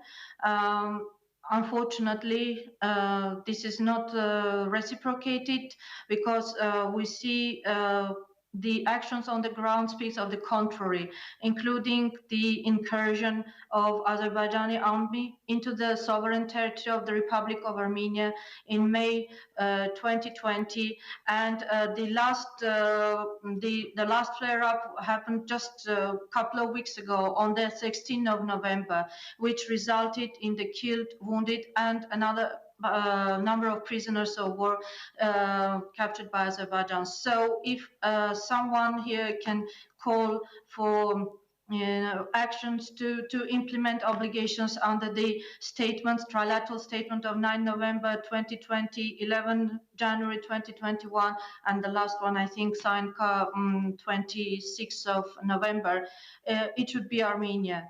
I thank you, Mr. Vice President. I thank the distinguished delegates of Armenia for her remarks, and I have again got a request of exercise of right of reply from the Azerbaijan delegation. Let me recall that it is your second and last exercise of right of reply in this session, and you have 3 minutes this time. Please go ahead.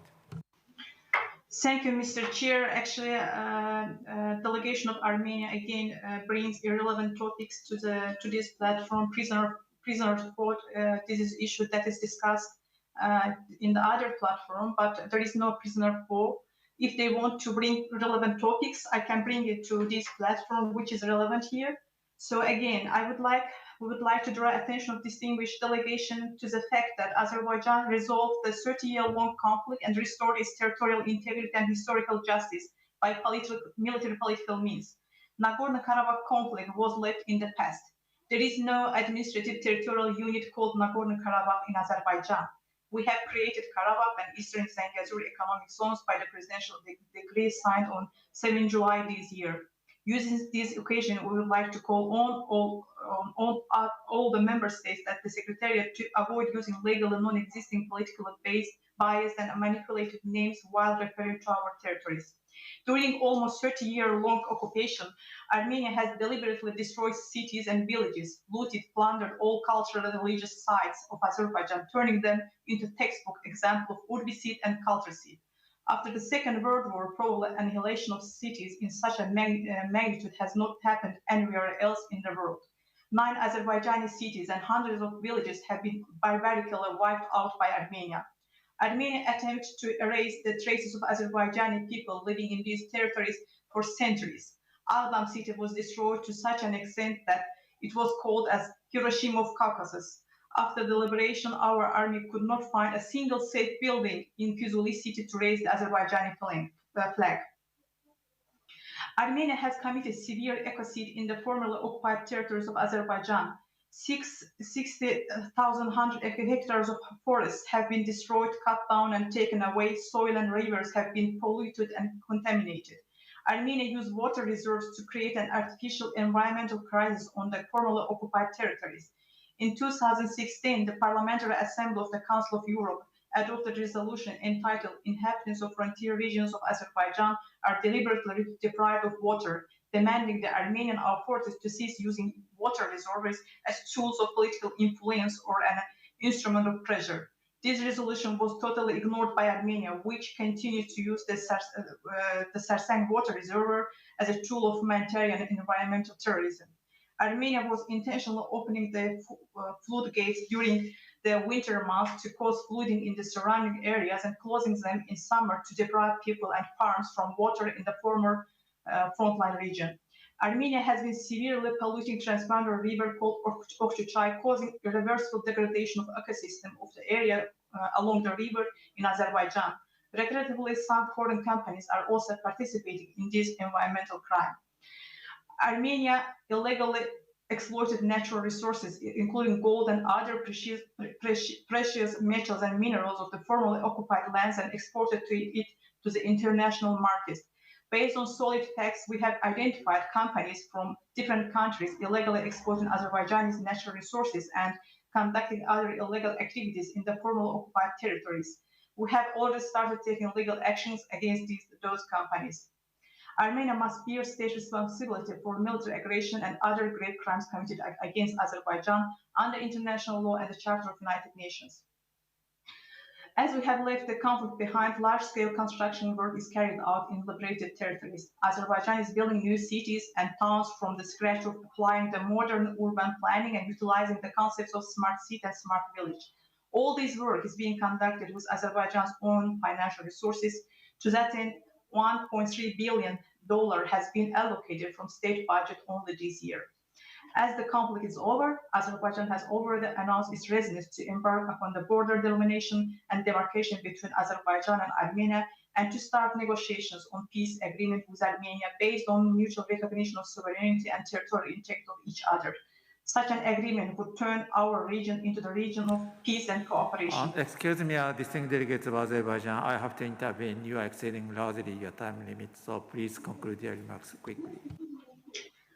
Thank you, Mr. Chair. So again, we hope that long-awaited peace and security and stability will prevail in the South Caucasus, at last, and we call on Armenia to comply fully again with the provisions of trilateral statements signed between Azerbaijan, Russia, and Armenia accordingly, and to take concrete steps in this regard. Thank you.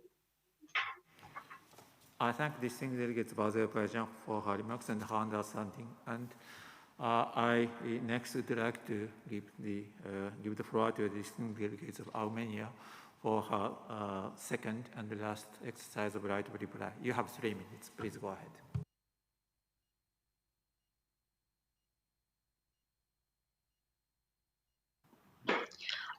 Yes, thank you, Mr. Vice President, and I'm sorry for taking the floor for the second time, but obviously I couldn't live without the reply, this lengthy propaganda narrative that was read out by the delegate of Azerbaijan. I will start with the UN Charter that the Azerbaijan delegate was making reference to, especially to the purposes of the UN Charter, where it says that people have the right to self-determination. And this is exactly what the conflict is about. And exactly the conflict is about the refusal or rejection by Azerbaijan of the right of the people of Nagorno-Karabakh to peacefully exercise their right of self-determination. Use of force or the threat of force, it's something that is prohibited by the international law, explicitly prohibited. But therefore, the use of force is a violation of international law, which is something that Azerbaijan was doing starting from the 1990s and until now. The 44 Days War was a brutal war of aggression to suppress the will of the people of Nagorno-Karabakh, resulting in, as I said, thousands of killed, in refugees, in the ethnic cleansing. Also, in another element that we have seen during this war, the recruitment and transfer to the region of the conflict of the foreign terrorist fighters, which was a new element added by Azerbaijan in this long conflict. The international law and the violations of the international humanitarian law, the use of the cluster munitions prohibited by the international law, the use of incendiary weapons against the civilian population, the deliberate targeting of the critical and civilian infrastructure and the cultural sites and religious sites. This is all a very, very well documented and presented facts presented to the international community and our partners. The Azerbaijan delegate was alleging and claiming that Armenia committed some crimes, which we resolutely reject, all these allegations and claims. We don't accept them, and this is a propaganda narratives promoted by Azerbaijani government. She was speaking about the need to have a peace and a security, then start with seizing the Armenophobic and racial discriminatory policy against Armenians. The example of the trophy park that was opened in Baku following the 44 days war even made it to the Hague International Court of Justice, where this issue was discussed within the context of the claim of Armenia of the anti-Armenian discrimination and racial discrimination by Azerbaijan. This is just a few elements that I would like to highlight and bring to the attention of the distinguished delegates of this conference when it comes to the context of the conflict raised here by the Azerbaijani delegate, because Armenian statement national was explicitly about the items and issues that are dealt with and within the mandate of the UNIDO. Thank you, Mr. Vice President. I thank distinguished delegates of Armenia for her remarks, and no more. No more. Okay. This is the end of discussion on this agenda item. Thank you so much for your cooperation. For the rest, let me share with you the program tomorrow. From 8:20 a.m. In this room, there will be the side event on new forms of investment as drivers for a sustainable post-COVID-19 recovery, 8:20 in this room. And this event will be followed by the resumption of the plenary session of the General Conference. So you will be asked, for those who are going to participate in the session of the General Conference, to be in this room or get connected at 9:30 sharp tomorrow morning.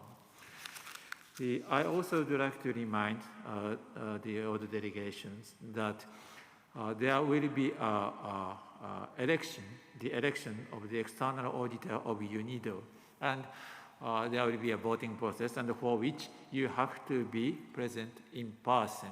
There will be no balloting online. You have to be in person, in presence in this room. And I would like to further remind you that the strict requirement to present a valid PCR test to gain access to this plenary hall. So you have to be tested equipped with a valid PCR test result. I